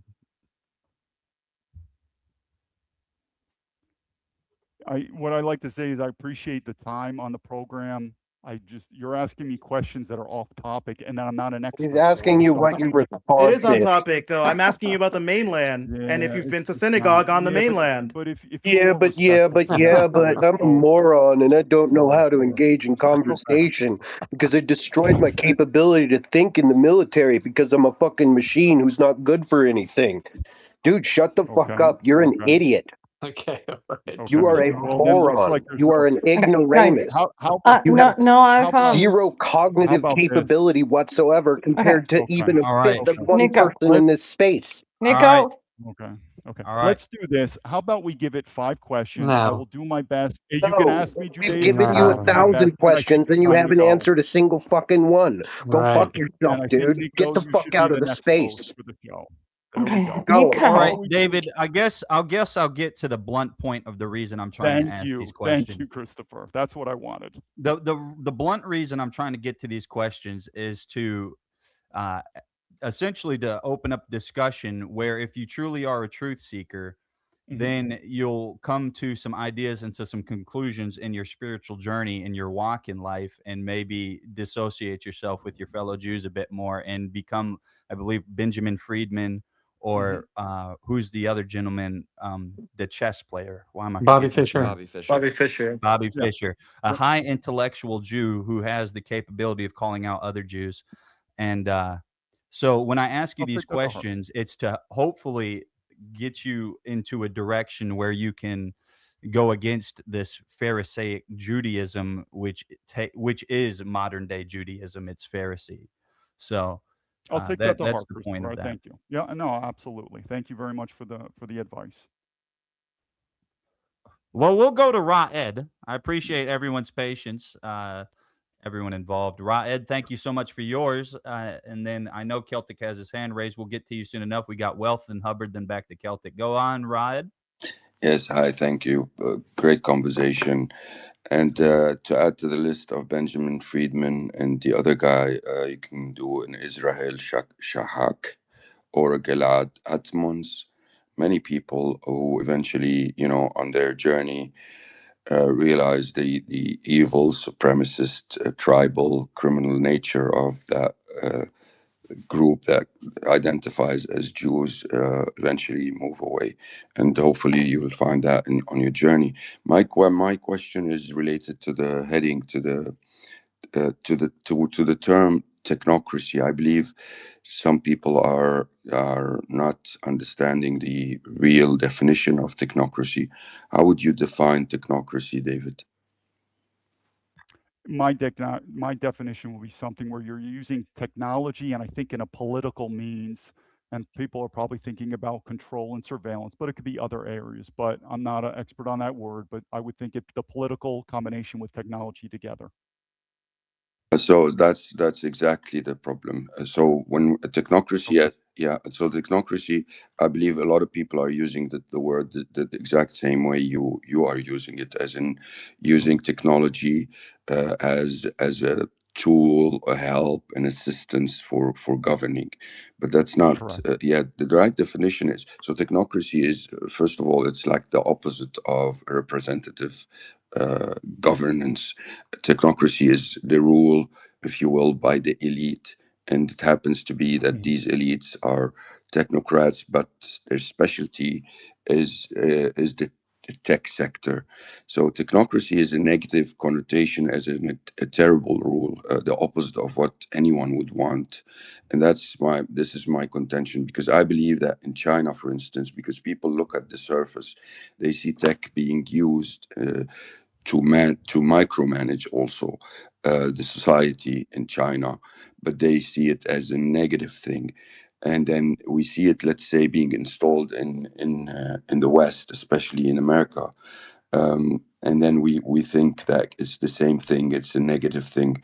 What I would say, and maybe you'll comment on that, is that look, I can be a father, I can be a tyrannical father who only cares about gambling and my prostitutes, and I treat my children using tech to surveil them all the time, and I can be a good, genuinely good father that sacrifices his life for his children, and I would use the same tech to keep an eye on my children, to guide them in the right direction, to make sure they don't talk to bad people, to make sure they're safe, so this is the problem I see with many people in the West looking at China and thinking, oh my God, this is terrible, this is what's happening to us. No, dude.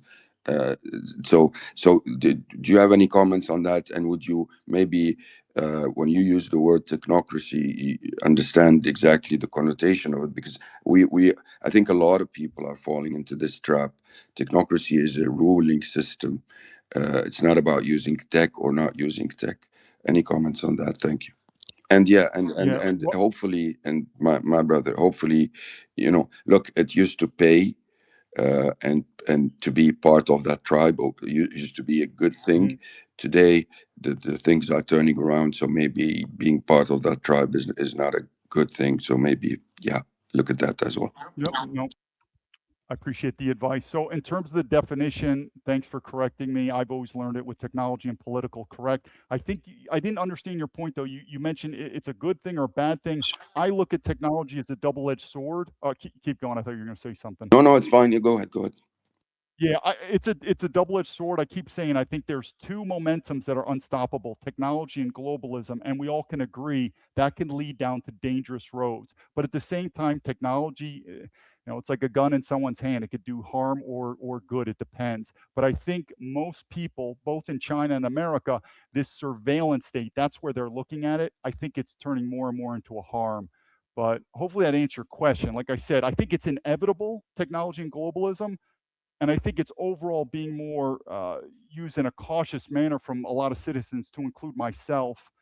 And we're just going to have to negotiate that one way or other. But I just think the momentum continues to go in that direction.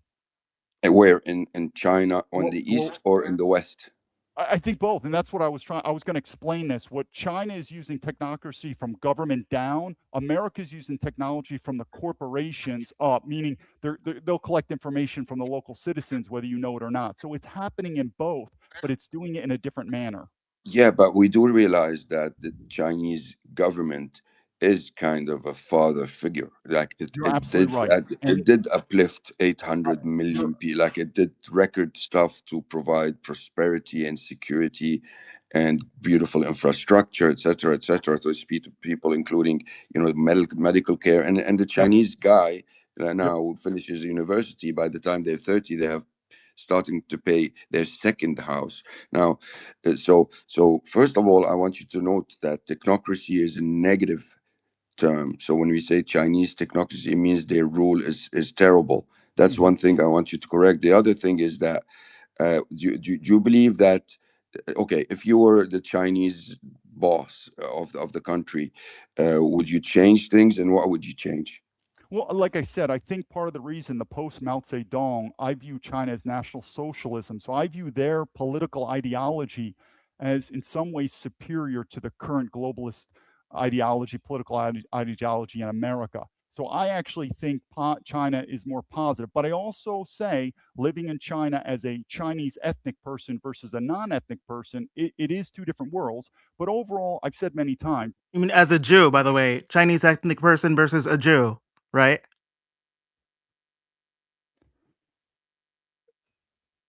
It's another option, yes or no, but it's fine if you don't answer. Go ahead, continue. Can you say the question again, Reed? Yeah, so what I mean is very important, and especially to Americans, especially in the English speaking sphere, this constant policy by Washington to vilify its foes, and part of the vilification is the pointing at China as if it is this tyrannical, communist, and technocracy has a negative connotation. It's not a technocratic rule in China, by no means. In America, yes, it is, because it is used by the elite to rule everyone. Those elites are basically corporatocracy, if you will. That's what you have in the U.S.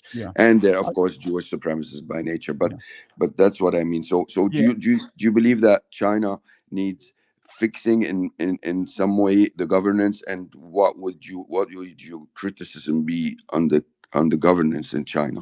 Well, I mean, I would go back to America, meaning as an American, I would find that the globalist American government and the globalist corporations are more of a threat to you than the Chinese government.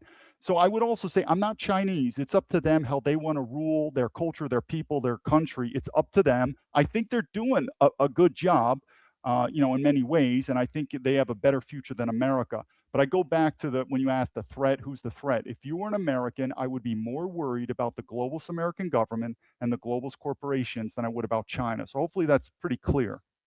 It's not at all I what he think we're asked, on the though. same page. I think we define that as Jewish supremacy. That's the only difference That's between fine. us and you. That's fine. Yeah, That's fine. Then we could define hopefully that as we Jewish would be on supremacy. the same page in calling out the Okay. Jewish Okay. supremacy. Anyway, thanks, David. No problems. Thank you. Yep. All right, thanks. I haven't say hi to Rabbi, and he's one of my favorite people. Rabbi, how are you? Oh, thank you, Joanne. You're my favorite. I think you're everyone's favorite person on this app. I'm doing great. I'm not. Thank you very much. No. I just came in. I don't have a lot of context yet, so I'm waiting until I understand more about the conversation before I jump in and try and add something. All right, cool. Thank you for being here, Rabbi. Wealth, thank you for your patience. Go on, Wealth. Damn it, you caught me on the move. 1 second. Okay, well, I'm gonna be arrogant about it and say I'm probably one of the people in this space that could argue that I knew more about technocracy than most people. You mentioned technocracy earlier, and like it was something that belongs to one country. I see it as a system that is being implemented everywhere. It's just that our mechanisms are a little bit different in these countries. And I'd just like to update the understanding of technocracy. It is the idea that the systems, the experts, the algorithms, the data, the automated governments, right, gains excessive influence all over the world, and they're in charge, right? And we can placate to one country in the world that's actually doing that. That's why they moved their funding from, it was like 150 million last year to now 750 million, right? Because they want total AI governance and to be, this superpower, right, of the world, okay? But when it comes to technocracy, there's been, many people that you could probably point to all the way to the beginning of Aristotle or Plato, or maybe you can include, Karl Marx in that. He wasn't specifically a technocrat, but he did believe in, essential industrial production and specific, analysis on economic systems, right? So there are people that kind of are not technocrats, but they certainly had a hand in, the future of what I would see as technocracy.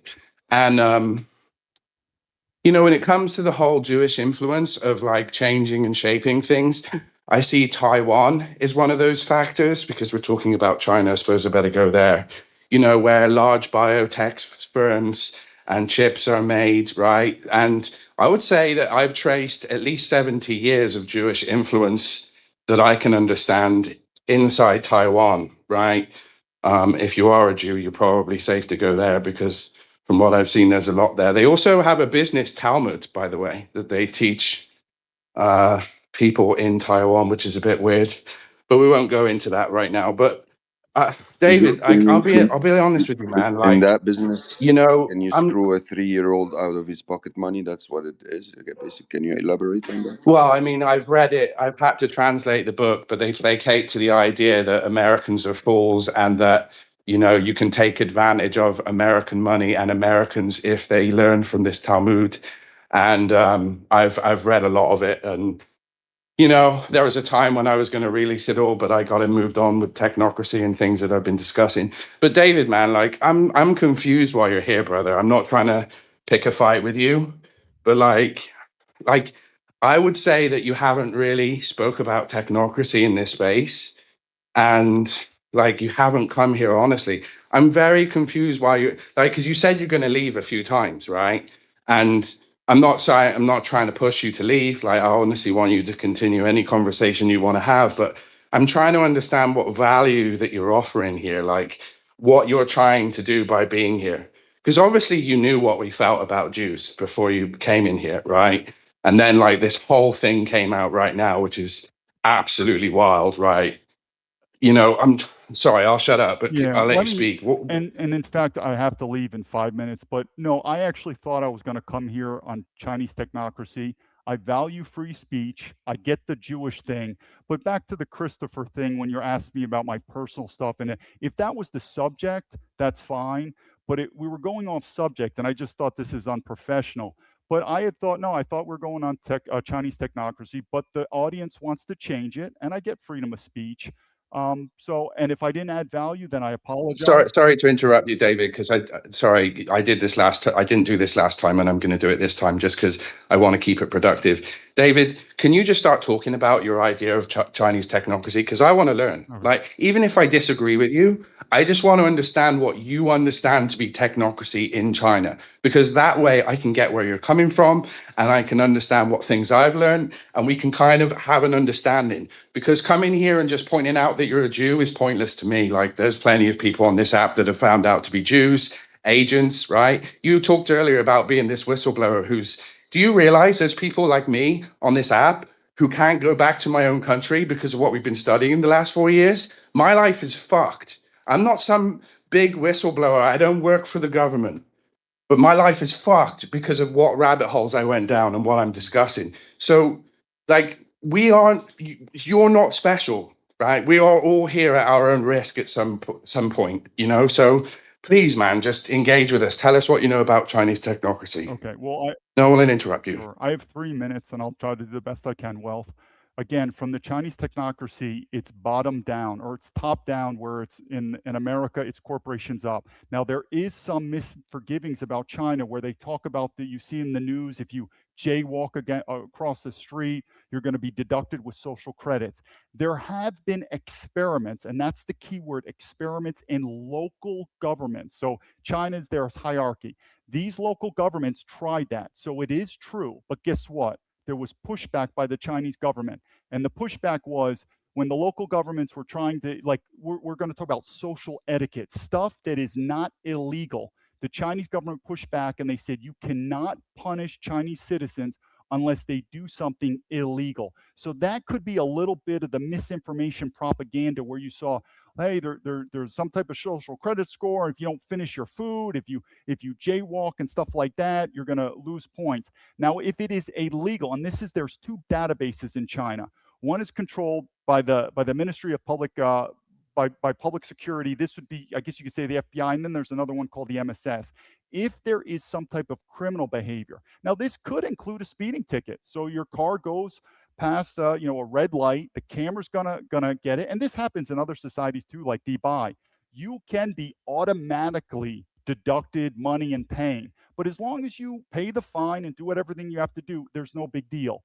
The problem with these blacklists are, if it's usually, and also by the way, it's usually for corporations more than people. So just like in America you have a social security number, in China they have an ID number, and your corporation also has an ID number. So they track both the corporations and the people. But the main thing they're tracking, believe it or not, is more of these legal entities. And the number one thing is debts. So you're a corporation and you failed to pay off your debts, or you're a person and you took out personal loans and you failed to pay your debt. Now, some of the things that they're doing can seem kind of outrageous, but first of all, that's illegal, and so they'll blacklist you on certain stuff, like you can't take out more loans. You may be prohibited from taking trains and planes, but again, you are under debt that you haven't paid for. There has been a practice that's been done, and it's called a bit like shaming, and this is a different culture, and I get Americans would definitely push back on it, but your ID, I'm going to give you an example. You may go to a Chinese movie, the local movie theater, and there be, before the movie plays, there'll be a picture of a person, Chinese with their name ID number, and says, this person has cheated. Basically, they're calling out corruption. They're shaming those people that have been corrupt. Now, there's other ways too. You could be on a blacklist that it's in the gray area, and that is picture Chinese people that go abroad on trips. Well, the Chinese government is very big on not approving bad behavior. And so if you're a Chinese person abroad and you don't do anything illegal, but you have bad behavior, but it's got to be big. I mean, it could be illegal, like getting in a fight or just doing something that shames the Chinese nation. You may be blacklisted for leaving the country for, a year or more, like there's some type of remedial. So, but the reason why I want to say where China is different than America is, America, we are a country of so many diverse people that we value individuality, which is good or bad. In China, it's more of more of a family, a more of a close community, where it's easier for the government or other people to put shame on other people or do that because they look at themselves as one family, which is why I said again, if you're a foreigner in China, I'm not saying they're not going to treat you, they'll treat you good, but you'll never be Chinese ever. They look at that. And so they're able to do stuff. And if you've come from the military, you've all heard of the word mass punishment. That word mass punishment is so emblematic in the military. Guess what? That's also like China because that's how they view themselves. So what they're doing in China could never be done in America because we have this more individualistic feeling, and we're not a family in America. We're 350 million people of diverse people. So that's why there's a disconnect. How China runs National Socialism, one of the elements they have to have is homogeny. It doesn't work in heterogeneous cultures. So that's why there's the back off. I'm sorry, Wealth. I should have spoke more because I have to drop now. I should have spoke more of it, and I failed to add value to you. But I say the whole Jewish and Zionism thing was a catch. I wasn't prepared for that, but I value free speech and let the people say what they do. But Ian, Joanne, and Christopher, thank you so much for having me on. I do admit sometimes my behavior was rude. I should have corrected myself. And to all those that have educated me on Jewish supremacy, it's my time to learn more about it. David, if you want to correct yourself, I don't mean to interrupt you again, but if you want to correct yourself, I would love to see you come into these spaces, but listen to what these people's thoughts and views are. Listen to what their knowledge is.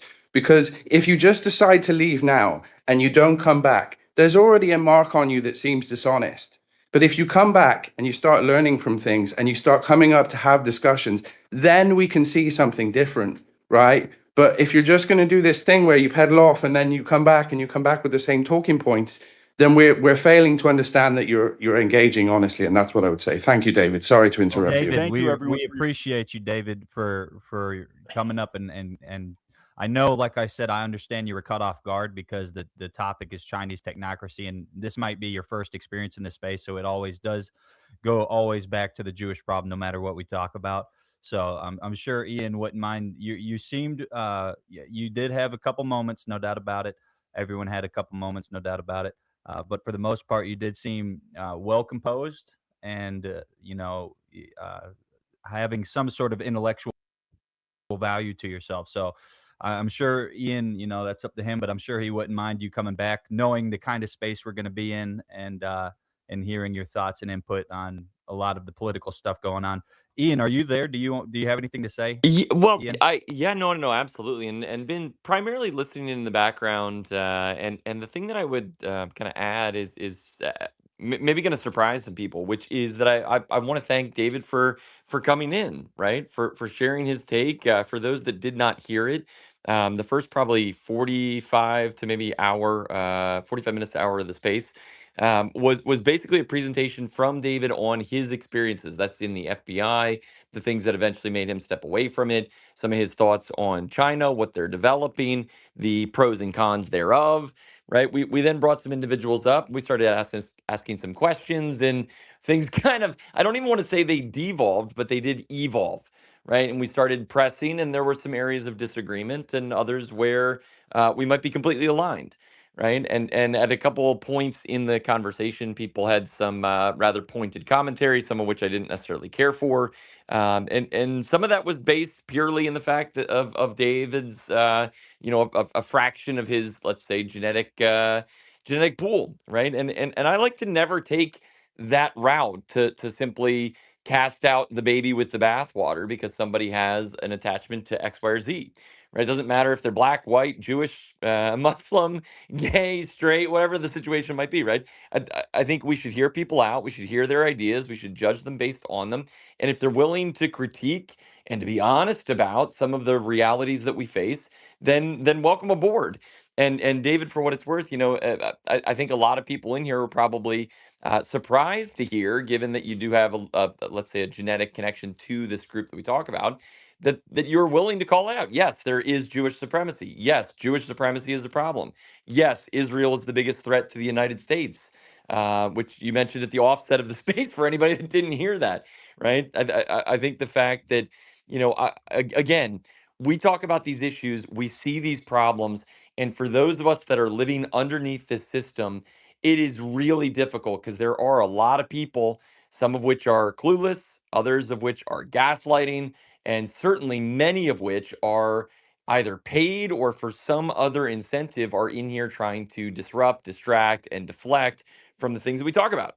Right. And I don't necessarily think that was the case with you. There's there's obviously some discomfort discussing these things. There were some answers that you gave that I thought were maybe a little disingenuous, and the one that really stood out was the comment about Marx. And I say it only because I remember that you then said, well, I mean, I did know that, but I didn't want to answer the question, right? Which is, uh, I would say that's the thing that we should always avoid, right? We should try to be direct. We should try to always be honest. We should never kind of obfuscate because then, again, to the comments that I think it was Wealth that was making when he was saying, it makes people question some of the other motivations. That said, I know that we're on high alert around here, right? We are basically always battle systems ready. Quickly look for the subversion, right? We're always on our toes. And so I can appreciate that there's probably people that will jump a little bit too quickly. And so I want to thank you. People are welcome to take it for what they will. Right. There are probably some people that will leave thinking, okay, this might be a bad actor, others that might think the inverse, right? That is their choice. It is their opinion. We will always, like you were saying, David, you said you valued free speech. I certainly do. Right. I think the worst thing that we can ever do is to get so siloed into our own thought processes that, again, we just are unwilling to work with or compromise or even come to the table with anybody that might have a different opinion. So I just want to thank you. I want to thank everybody that was on this panel, in particular folks like David Nietzsche. I know there were some moments where you guys went at each other with some maybe pointed back and forth. I think Mr. Nietzsche is one of the greatest voices on this app. I've always seen him not do anything but act in good faith. And so I know he was coming at this from a position of trying to get to the bottom of what is truth, what is right, and how honest are we all being as actors. But with that being said, David, I'd be curious for before you do head out, I know that you have to be curious if you have any kind of closing remarks. And what I would love to do is to counterbalance them with Mr. Nietzsche. If he has any closing remarks, we'll then go to Christopher. We will then go to Joanne for some parting words and kind of a prayer to send off the space. And I will, of course, recommend that everybody jump in. I know there was some friction with the to be mentioned, right? But I want to make sure that I recommend everybody go over and support Mr. Truth Teller, who has opened his room on the continued conflict with Iran. But David, any comments from you, Mr. Baumblatt, before we go to some of these parting remarks?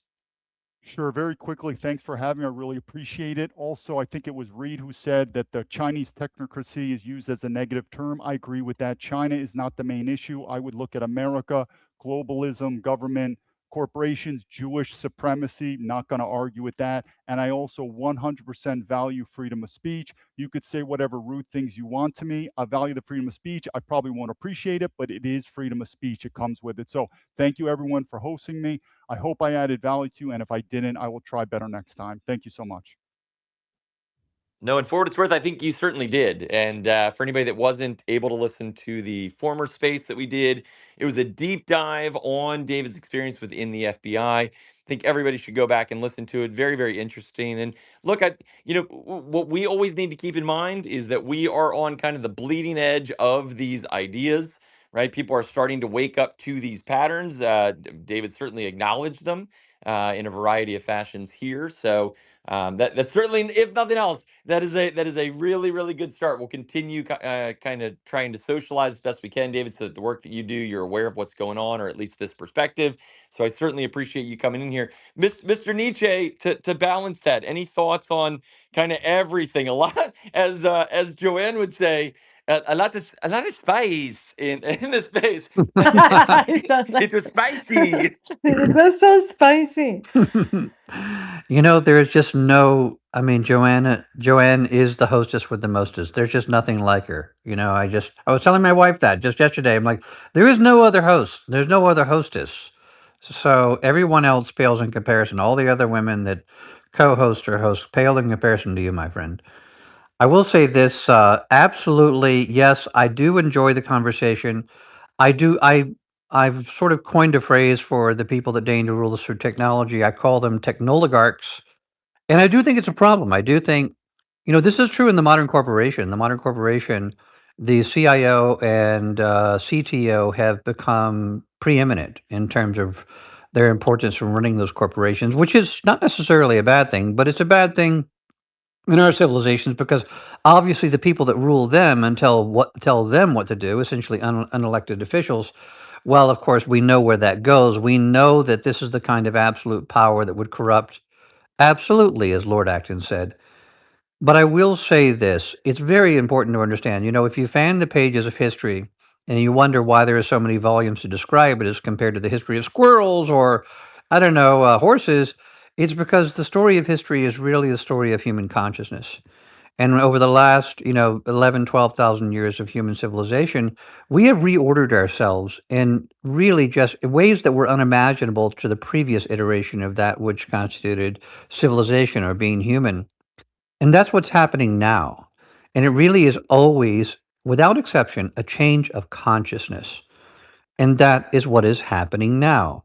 So this is why inevitably it is going to be, I mean, I'm not saying there's not going to be upheavals, but the answer, the revolution that is being fought, is not out on a kinetic battlefield, but in the hearts and minds of people. And the one strength that we have is the truth, is the fact that generally, and this is Hegel talking, not just me, civilization moves from the higher to the lower in terms of a discovery of truth. That's why we understand that the Earth isn't at the middle of the solar system, even though we lived by Ptolemaic astronomy for 1,000 years and really, really believed it until Copernicus and then obviously Galileo came along and Isaac Newton to confirm it and put it all into mathematical terms. So I'm absolutely love being part of these spaces, but it's very, very important whenever you hear anybody talk about anything kinetic or pitchforks or anything else out on the street, we are already winning, and that is the thing you need to understand. You are part of the great awakening, and the human solidarity that comes along with this is so beautiful and so poetic. And I'm seeing it in so many different places, including out in my real life. So we just have to hold to the message of love and human solidarity, solicitude for people who don't look like us, don't live where we live, which is why, for instance, Rayed here, my brother from another mother on another continent, and I became such good friends because we share this same out group love for humanity, and that's what's happening here. So love the space, Ian. Can't wait for the next one. No, absolutely. And look, we're gonna continue doing what we can to try and just always make the world better and try to get to the bottom of all of these things. And David mentioned other David, China David. He mentioned the importance of free speech, which I absolutely support. Not just because I think it's valuable for us to always consider not only other positions, but for us to challenge our own, right? And perhaps in this space, one of the things that we have to challenge is, was there an individual that might be of Jewish heritage or ethnicity that's able to look at this picture and to agree with us, which for what it's worth, David largely did, right? There were obviously some areas of disagreement that we had here and there. right? But the guy, he noted the obvious. He acknowledged that it's of detriment, right? Acknowledged the violence and the criminality that was conducted by Israel on the Palestinians, right? So we're getting somewhere, and so we should be willing to challenge our own opinions and to recognize that there are, just like Bobby Fischer, there are going to be Jews that will stand with us and recognize Jewish supremacy. The best thing that we can do, of course, is not to run those people out of the room because of that ethnic attachment, right? But rather to say, hey, did you look at it this way? Which David certainly joined us on that adventure today. So I want to give him a lot of respect for that, and also again as part of that freedom of speech, right? Even if that's not the case, even if and I'm not suggesting this is what happened, but even if David was not sincere, right, in offering freedom of speech and allowing him to present himself, right? What do we do in doing that? We allow other individuals in the audience to arrive at their own conclusions on who these people could be if they are in fact disingenuous, right? So let's always, and I'm not going to say their names, right? But let's always, actually, I will say this one. Let's always, just like with Yitz, let's allow those that are contrarians to come up here to share their ideas, to expose the ignorance of some of them. And in doing so, we further strengthen not only our positions, but we also demonstrate how silly sometimes the alternate views are. Right? If people aren't willing to recognize the obvious, well, then it tells us something about their motivations, perhaps. Right? So, freedom of speech, we should always cherish, we should live by, and we should recognize that it is our strongest weapon in this intellectual war against the liars. That being said, I know that I think Christopher was having some connectivity issues. But Christopher, any thoughts on the space, the subject? I know there was a lot of, like we said with Joanne, a lot of spice. But any thoughts on it, Christopher? It was an entertaining space, I tell you that, and I appreciate your patience, David. I give credit where credit's due, and I will say that most of the time, David, FBI agent, you were very cordial. You handled a lot of insults thrown your way, and you were shrugging them off. Yeah, say this, say that, and you're a strong proponent of freedom of speech. So I'm sure I would definitely welcome you back, because if Ian is willing to tolerate Yitz, that annoying Jew, then I'm sure like nothing that you've agreed with and admitted, Yitz would have disagreed with you on everything, you know. So you definitely said a lot of things that a lot of Jews wouldn't say. You seem to be honest for the most part, and it's we'll just see where it goes. But I would like to hear from you in the future, and I appreciate your patience in dealing with all of this, even though you wanted to leave a few different times. Yeah, and let's keep it in mind that it's not as if David wanted to leave because people were asking difficult questions. There was definitely to the spice comment. There were definitely some pointed words, and they went in all directions, right? But I think somebody actually sent me a note saying that we need to make sure that our side never chimps out. Was the term, right? We need to always be the high IQ individuals that are able to look at all these things and never just roll in the mud with slurs or personal attacks. It does not do us any good. And in fact, it just devalues what it is that we're trying to do. We should always build it based on conviction, honesty, integrity, all of those good things. Junior, I know that you were requesting, and I always, again, I like to value free speech. I also, speaking of things to never ever advocate for, let's not ever throw out death threats or calls to violence or any of those things. Of course, 100%. And I I agree. think that was I done to denounce Junior. I, all I just forms want of to ask violence. if that was done in the past, it might be a good thing to just denounce and or prospectively throw out a apology in the ether to anybody that you might have issued that to. 100%. I apologize to anybody that I ever made death threats to. Truth teller, he was obviously one of my close friends. But we got in a heated debate, and then I told him, "Yo, I'm gonna like do this to you," and then he got obviously he's like, you just gave me a death threat," and I was like, "Bro, obviously I'm never gonna fucking threaten your life. Like, what the fuck? I've never done that shit, and I'm not that type of person." And we've been close friends. So if I ever said in a conversation in a heated way, please don't ever take it in a sense that I'm gonna do it. And I already apologized, but I'll apologize again and say I'm sorry for saying it. And even though you blocked me, that's completely fine. I think we're both like, you know, advocates for free speech. It's like, someone comes Threats up are to you and not free insults your mother, speech, Junior. like if someone comes up to you and insults your mother, it's like Yeah, you know, but like. you still cannot threaten to kill But look, at people. the end of the That's day, right. Yeah. I'll take back what I said, and I obviously didn't mean it, and I don't condone any forms of violence. I don't think anybody should attack anyone or say that they're gonna do anything to them just because of what you've heard them say on an app.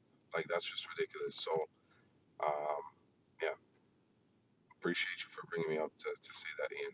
Thank you. Seems pretty genuine. Yeah, no, absolutely, and that's what we need more of that. So I know that I was going to go to Miss Joanne for the final parting remarks and words, but I did see that we had Mr. Rob come up here. For anybody not familiar, the health and wellness guru, who we've been doing monthly spaces with on essentially the mind, the body, and the soul with Rob, trying to understand ways to improve our world living in the toxicity of this modern system. So I wanted to make sure that we got some thoughts from him, if he has any on the space. And Rob, I've been eating my kiwis. Anything else that I should do or that you'd recommend for the audience, in addition to some of the things that you've shared with us in the past? I've also Kiwis, been eating yeah. my kiwis. Oh my God, that makes me feel actually so good. Like these small things that people can do, incorporate, and they taste really great. Like they give you all these, small things like vitamin C, but like the ways in which they can protect DNA and do things which, people are paying so much money for all these protocols, all these drugs, all these synthetic chemicals. I couldn't be happier. I think that Ian and Joanne will soon be invincible. Wait, We what want is to it? keep our Wait, growth. I missed out on this. What is it about the kiwis? So 1 to 2 kiwis actually prevents DNA damage. And actually, there's different metrics. So it improves the thickness of your skin over the span of 2 months by up to 40%. Also increases the amount I of like I regenerate. suddenly feel like that I'm the product of a devious plan because my wife, who is a doctor of chemistry, is forever cutting up kiwis and serving them to me, and now I suspect something's afoot. Well, she's known for a long time, but she's been curing you by stealth. I would say that she's an amazing wife, and that you're very lucky to have someone so conscientious and cognizant of these really kind of homeopathic and natural ways for us to improve our quality of life while having a delicious snack. I love kiwis. I just think they're great. So, you've got a great support network, David, and we could all be so lucky. But we need to keep Ian and Joanne as healthy as possible because they're our leaders. We need them to be optimal health. We need them their best version. So I think that any ways in which Ian may be going to the sauna, and Joanne has always been ahead of the curve in all of these kind of anecdotal but also empirically proven ways to us to defend ourselves, mind, body, and soul, because they're all connected. Within, so without. So realistically, everyone here is a leader, and these kind of small changes we can make to make ourselves in a better self. So it's doing the sauna, if it's getting your steps in, if it's doing lymphatic drainage, if it's taking care of your fascia, your microbiome, all of these things they want to suppress. But then again, take back your health, because the only doctor out there that you can trust is yourself, and that's what we're doing. We're about empowering people here. And I just wanted to book note that this lovely conversation you guys have had. Also, something that David mentioned, it is a war for our consciousness, and the only battle that will matter realistically is, does humanity have sovereignty and kind of power over our own minds? And right now, the only thing that matters to the elite is for them to finish their kind of technocratic control and surveillance state. So once that's complete, nothing else will matter. Humans will lose all autonomy, freedom, and hope to change anything. We will lose our own thoughts.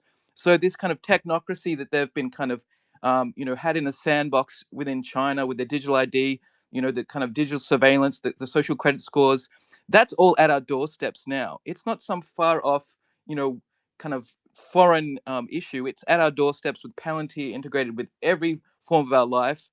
And so what they've done realistically is the cabal has created a host of distractions.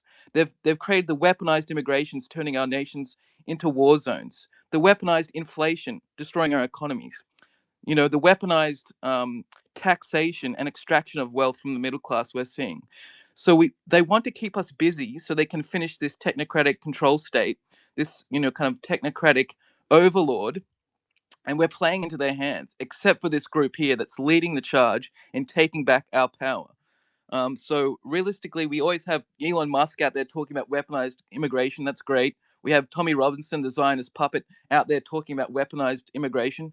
And we need to fix these problems, but it's just a symptom of the larger cause.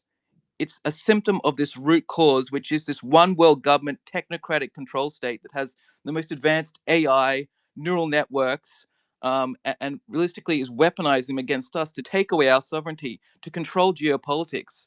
So this is about taking back democracy, taking back the power left in as citizenry and in human beings ourselves as we are divine beings. So I don't want to keep going on here because I'm probably kind of rambling, but essentially the only thing that will matter is if we stop and take back control of these AI driven control states, essentially. So we need to wake up. We need to look at all these things as part of a symptom of a root cause. There's so many different levels of this strategy. There's so many different ways in which the strategies work in synergy, and they all seem kind of unrelated, but they're connected to this intrinsic master plan. So that's what we're doing here. We're taking back the power of our thoughts, which co-create and create the reality around us. Obviously, we're taking back quantum physics, spirituality, esoteric teachings, and also the love for one another.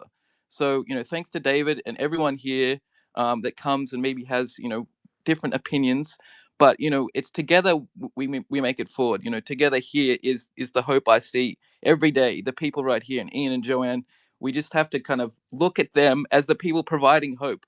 There's nothing more important right now, especially for our thoughts. So thank you for that time, and thank you. I'm so glad that Ian's on the Kiwis, and we're all on this journey together.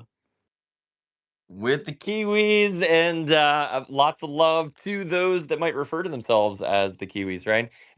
But in all sincerity, yeah, I got the Kiwis, got the steam and the sauna for anybody that's out there that's able to access those.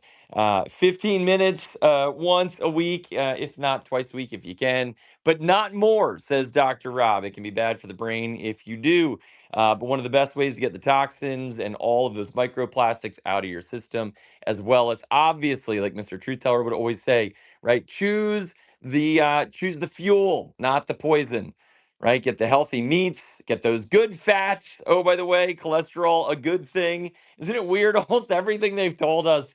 Don't don't eat the fats, don't eat the cholesterols. Oh, wait, you're going to end up with all kinds of psychological illnesses later in life because you're going to wear down the myelin in your brain. What a weird coincidence, right? That Alzheimer's skyrocketed in line with low cholesterol diets. I wonder if that's because your myelin is made up of cholesterol, right? And by having low cholesterol diets, you're destroying the thing that protects your mind. Wow, I wonder if that was done by design, right? So, again, those spaces we do once a month with Dr. Rob. We have him come in here, and they are not just, I mean, the things that he walks through. He walked us through COVID. Then he walked us through the vaccines, trying to reverse engineer how can you get out of any of the damage done to your circulatory system as a result, right? Every one of these spaces that we've done with him, he comes in with a new, fresh lens on something very interesting, and then we open it up for Q&A, and we've had people come up and ask everything under the sun, from the bottom, the soles of your feet, all the way up to the top of your scalp. Last time I remember people were asking questions about the best thing to put in your hair to make it nice and luscious, right?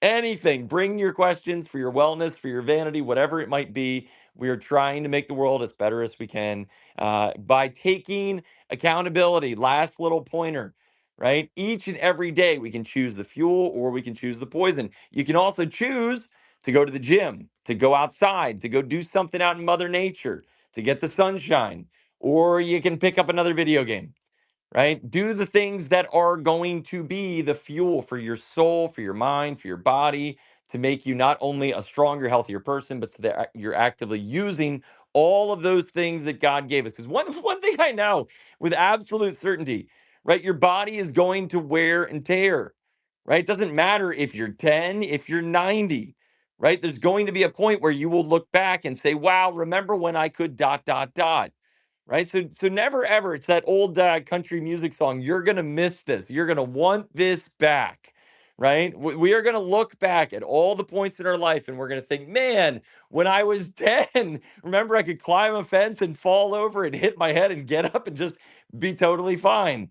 And now getting up in the morning, oh, my neck hurts, right? Isn't that weird, right? The older we get. So let's never take for granted what we have today, because who knows the things that could happen tomorrow, something far more tragic, right? You could wake up, sleep funny, and find out you got a pinched nerve, and now all of a sudden your legs don't work the way they should, right? We should always do what we can with what we've got.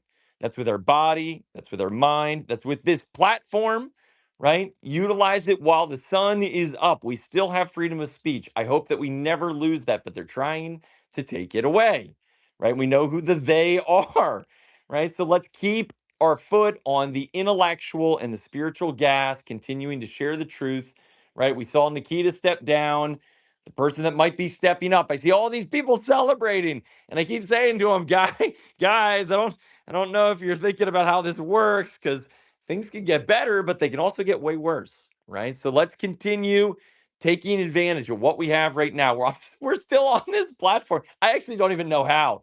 In spite of all the criticism to Nikita Beer, they've allowed me to sit here for years and say, hey guys, is it the Jews? Right? And so that is something we should always, again, have gratitude. We should be thankful. And in a weird way, there is that power of positive thinking. If we are grateful for what we have, right, it will manifest additional successes, right? Let's try to be as positive as we can, as optimistic as possible, right? And as open arms as we can to individuals, regardless, again, of creed, of culture, of genetics, of nationality, right? If people are good people willing to be honest about the world, let's try to make it a better place with all of them. So I want to thank our guests. I want to thank all of our speakers. I want to thank everybody who came through here, especially Mr. Truth Teller. He has opened his space. I highly recommend everybody jump in there, support the work that he does. I always learn more from him than almost anybody else on this application. But there are lots of things I can learn from all of you, right? And so I always appreciate everybody being here, your thoughts in the purple pill, the good, the bad, the ugly. Bring your criticisms and bring your celebrations, right? Anything and everything.